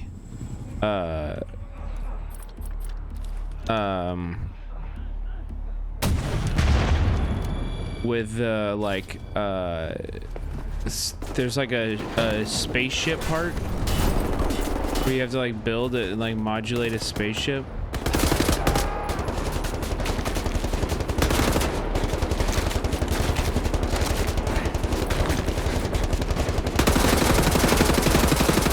Yeah, that's Kingdom Hearts 1, right? Yeah, I played that one. It's really good. Also, it's just like such a bizarre, like, yeah, the gummy ships. Yes, exactly. Yeah, dude, that game is just so bizarre because it's like, why every Square Enix crossover with Disney, and it like feels so out of place because it's like Disney is like obviously the like largest corporation in the universe. You know, like their IP feels like so uniquely untouchable that it's like hilarious to see it, you know. Bro, this guy is invincible. Holy shit. Stupid way to die. Did you see what I was up against? Okay, I guess the only way to do this is to the way I have been doing it, which is go up and grab the...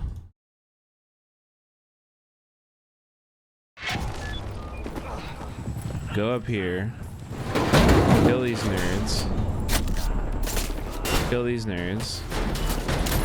grab this, open fire. Oh, not into the fucking wall. Just own them. Yeah, there you go. Do that.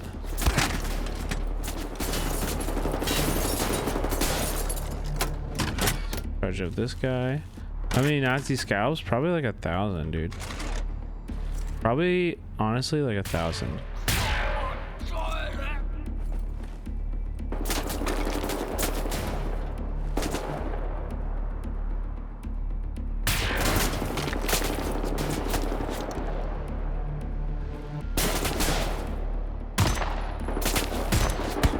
What the fuck? I shoot him in the head. I get nothing for it. What the fuck?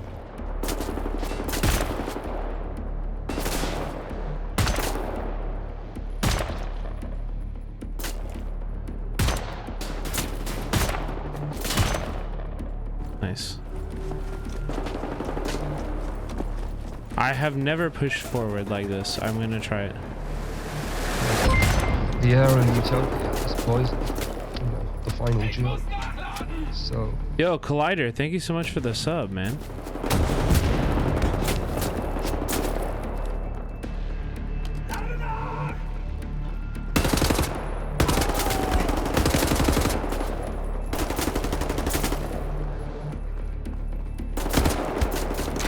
Ah, I'm reloading and he's shooting at me.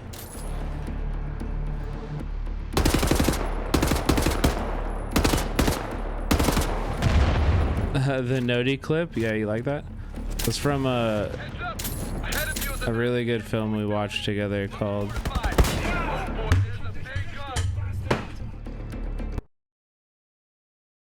The Decline of Western Civilization. It's a very good documentary.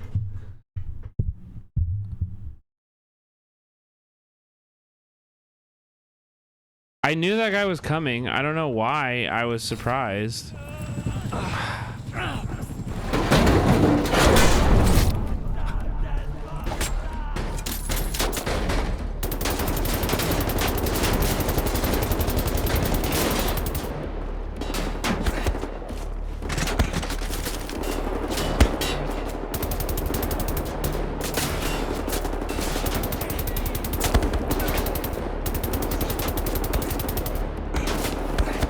Okay, I'm gonna bring this over here and drop it.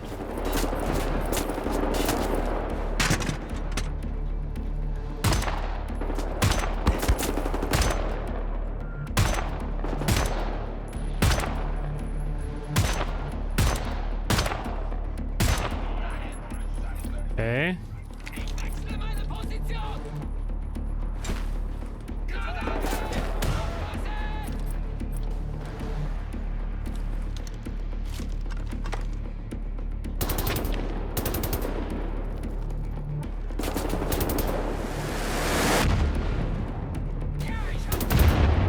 I have like no ammo left. Dude, these things don't last any time at all. What are you doing up there, brother? Oh, he died.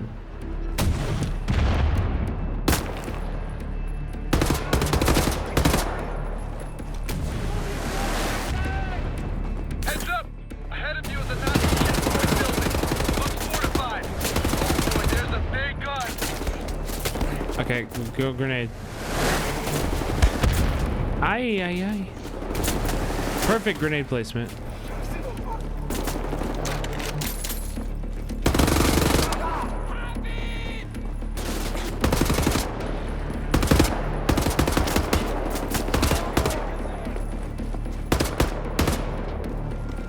Oh. Okay, we're finally through. We killed all the badass.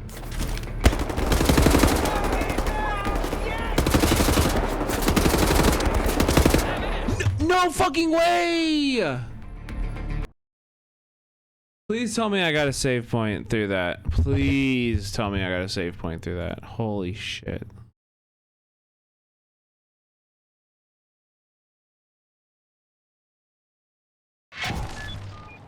Yes, thank God.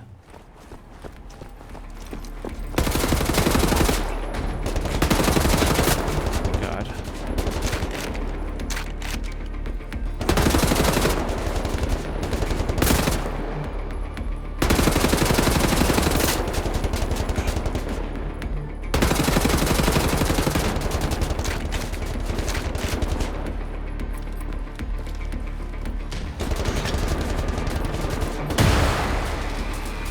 Did that kill him? Holy fucking shit, dude. 1 HP. 1 HP. Literally 1 HP. 1 HP. I don't know how to get through this shit.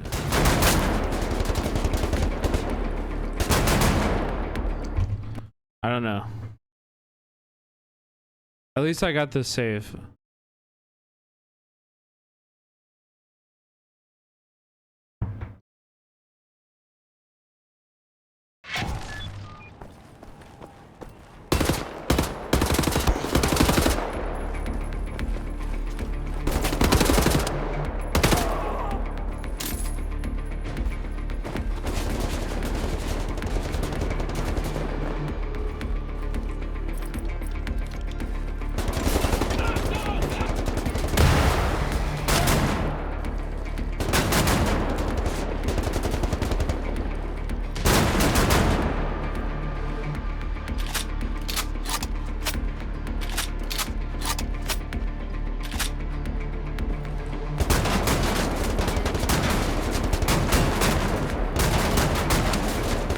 brought me down to 2 HP immediately.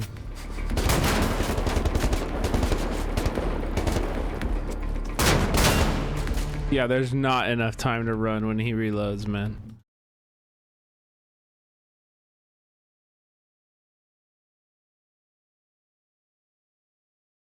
His reload takes like 2 seconds.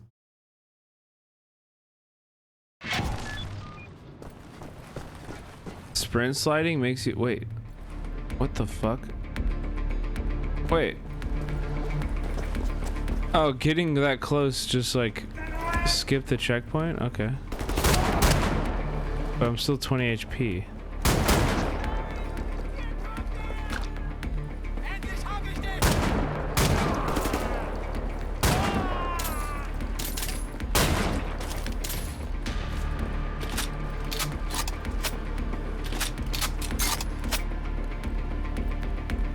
I mean, I wish I could have killed that guy, if I'm being honest. I like the challenge. That's why I'm on hard mode.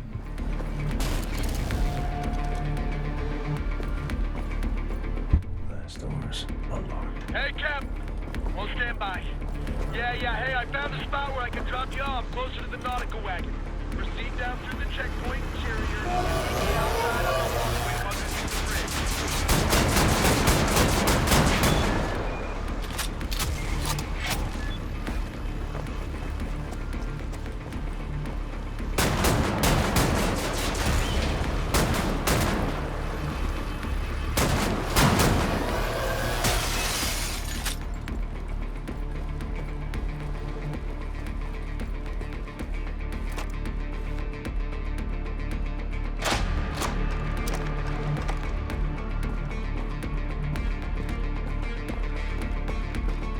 Am I supposed to do anything else or just hold it off for what?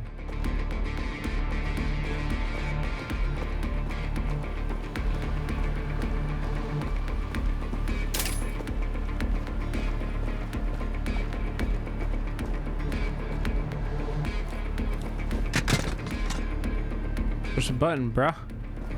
Push the button. What the fuck?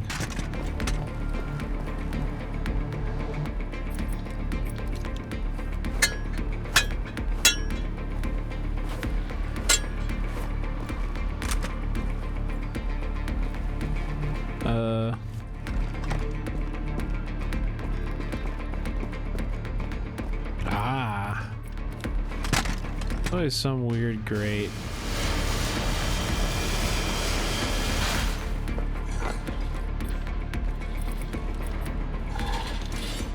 Oh.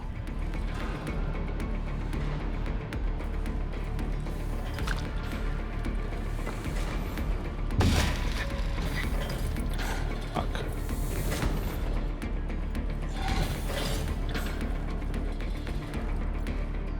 Oh!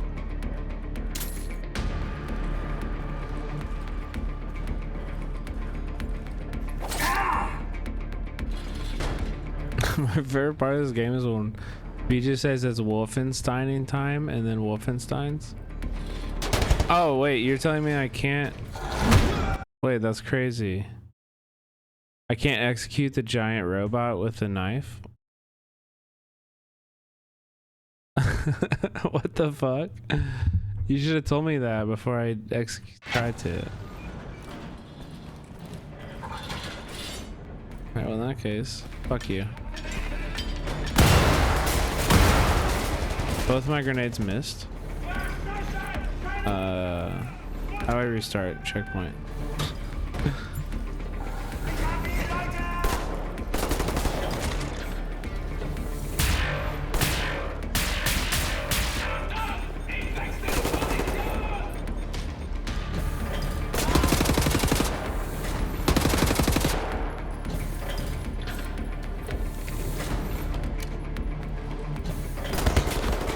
Oh my god, I had to reload my bullets.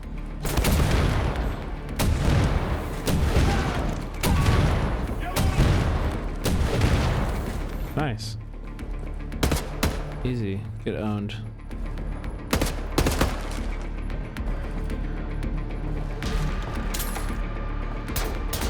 These guys should really try not being Nazis. Might make it easy for them.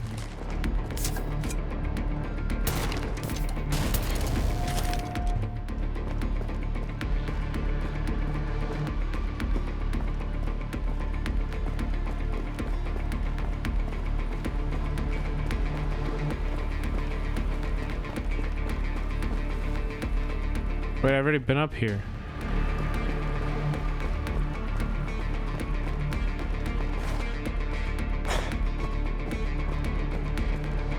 Let me go this way. Oh shit, wait, this gets recharged by those too? Oh, I did not know that. I was not fully aware.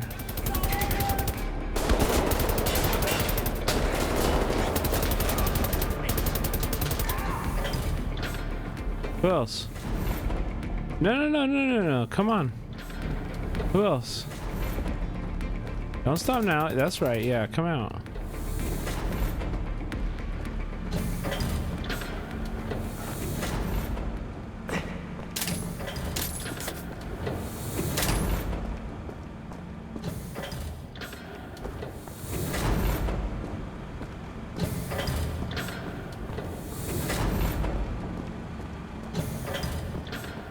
You just walk really slow with this shit, dude.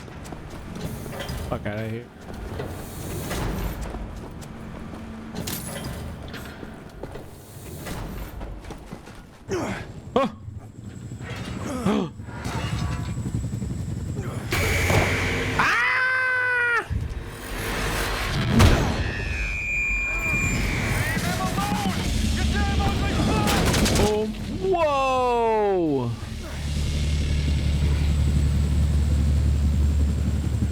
That was pretty epic, dude. Just get in! You know, sir, I was a kid. The man I looked up to most was my wrestling coach. Me too. Just kidding. I hated my wrestling coach. All these years keeping the resistance going with Caroline. A lot of times I ask myself, what would Captain Blazkowicz do? What would Captain Blazkowicz do? Still do. Alright, I'll drop you off here. Wait, was I this kid's wrestling coach? Is that what you're saying?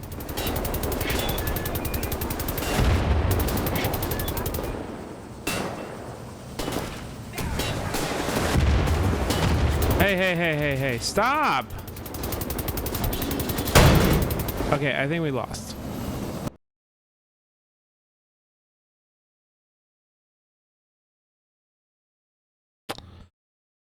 I was shooting everybody. It was like chaos, man. And then I ran out of ammo and shit.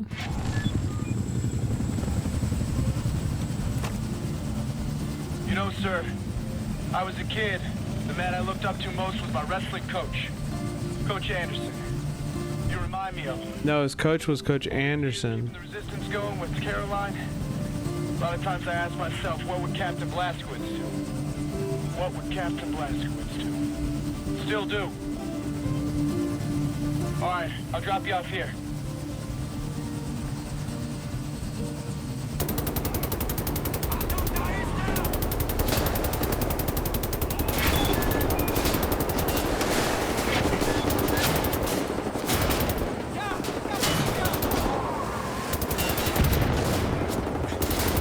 Brother.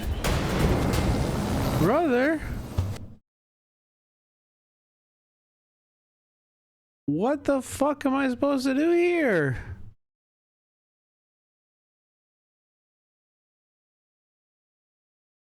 Am I supposed to get off of the helicopter?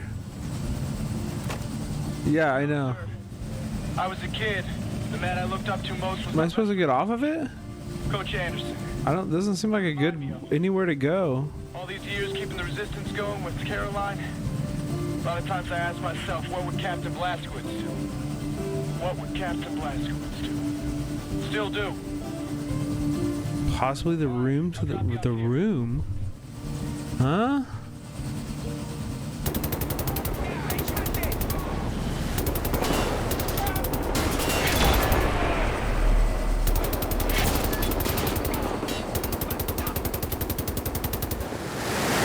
Like, I'm out of ammo right now. I'm just recharging.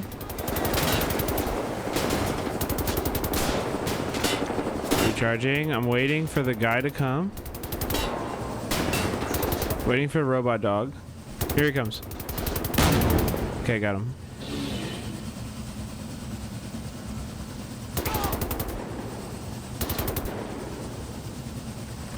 Should I get off now? Just a little bit farther now. Hey. Straight ahead of you, Don't try to surprise me, bro. All you gotta do is jump inside, find Deshead's chief research scientist, and steal his identity. Holy shit. Holy fucking sh... Way to die.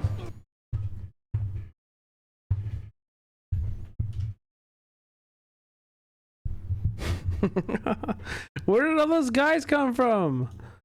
Why were they waiting? I already killed them all.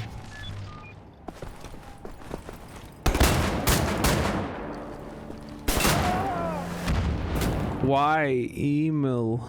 True, dude. Why email? I know, right? This could have been a meeting.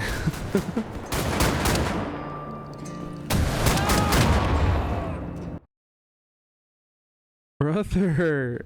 Oh my god. Why email? This could have been a meeting.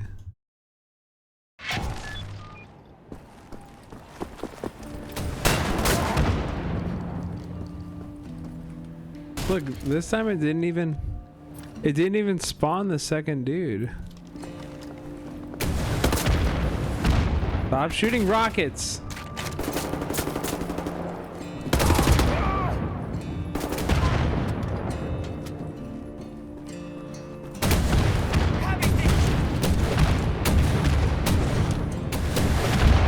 Oh my god, I ate that with my face.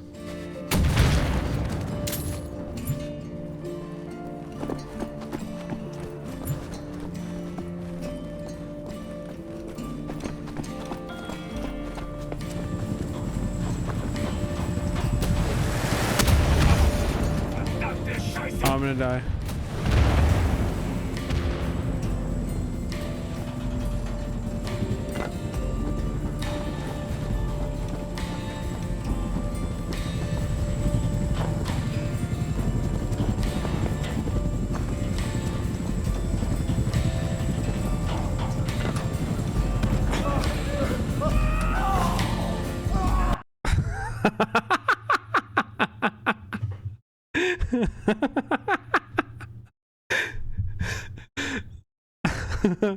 I got there.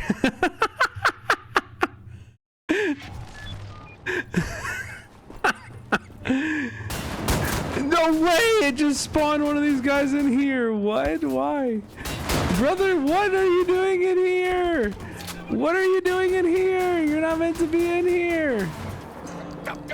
How many? What?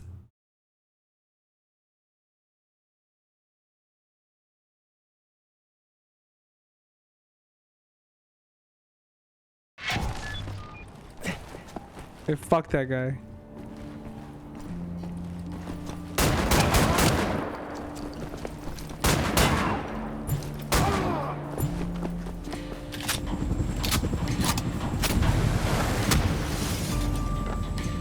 Speed run.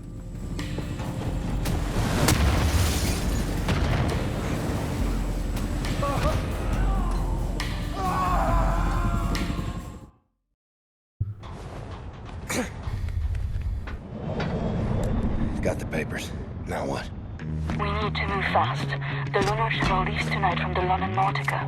You will need your equipment up there, but you need to check it as luggage. Not allowed in the passenger cabin. You need to keep a low profile.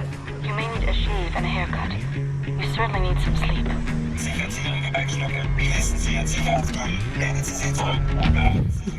Meanwhile, the guy, look at the guy behind him. You'll need to recover your equipment from the luggage area once you've arrived at the lunar base.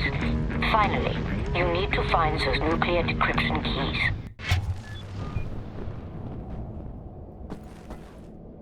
Is he cooming? Yeah, he's sleeping, bro. He said, I'm going to the moon.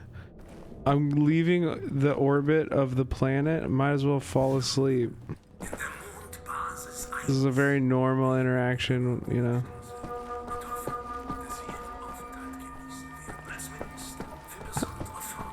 He said, fuck the moon, yeah. But I go here all the time, fuck it. We're getting nuclear codes for what exactly? Aus Ihrem Vorgänger habe ich mir nie viel gemacht. Bitte gehen Sie durch das Röntgengerät.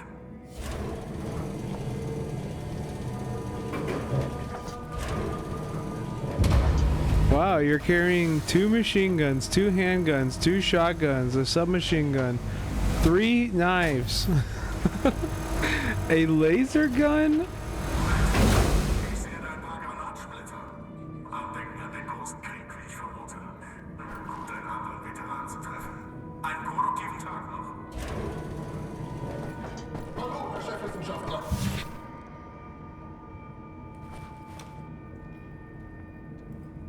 Kill yourself, Sergeant.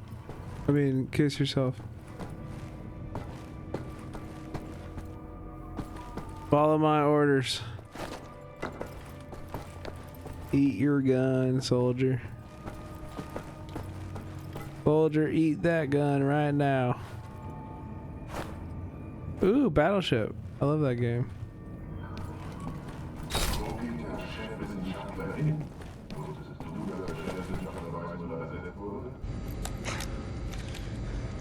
Caroline, Anya, do you read? Come in, Blazkowicz. Seth, can you boost the signal? Blazkowicz, can you hear me? What's your status? Well, I'm on the motherfucking moon. The mouse on this one. Yeah, I'm a Nazi soldier. I'm a Nazi, like, colonel on the moon, and so I'm giving orders to my subordinates. Located in the command module. In order to reach the command. Also, Sniffin, did you message me on Discord? See it. Gotcha.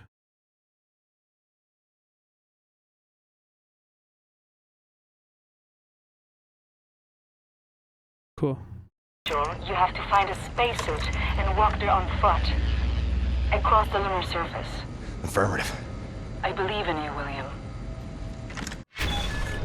Yeah, so Sniffin, here, let me anyway, I think I'm gonna end it here. So by any means, we'll finish this tomorrow night, probably. So come back tomorrow night. We'll have a movie night. Maybe we'll do a movies I made night. Movies I was involved with night. There's one feature-length film that I shot while I was in Saigon that I haven't showed on screen. I'll just have to reach out to the director and see if it's okay. But probably will be fine. The only thing is the director's kind of a boomer, so he might not understand. But anyway, it should be fine. We'll figure it out. We'll figure something out. Either way, we'll watch something cool tomorrow night. Movie night tomorrow night. We'll probably try to start the movie around like 8 p.m. Pacific time.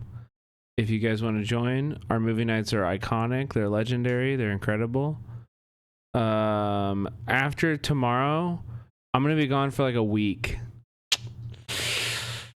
I got partner and now I'm ditching. I know, it's so sad, but it's true. And I'm gonna be gone for a week, and then after that I'll be back, and we'll all enjoy the content together. I hope you enjoyed tonight's stream. Tonight's stream was really fire, I thought. Yeah. So I'm gonna raid out. I will message you Sniffin right now. Once I raid out, I'll send you a message and give you an idea of what I'm looking for in that TikTok. So who should we raid? Who should we raid? I know who should raid. Let me scroll through and just make sure. But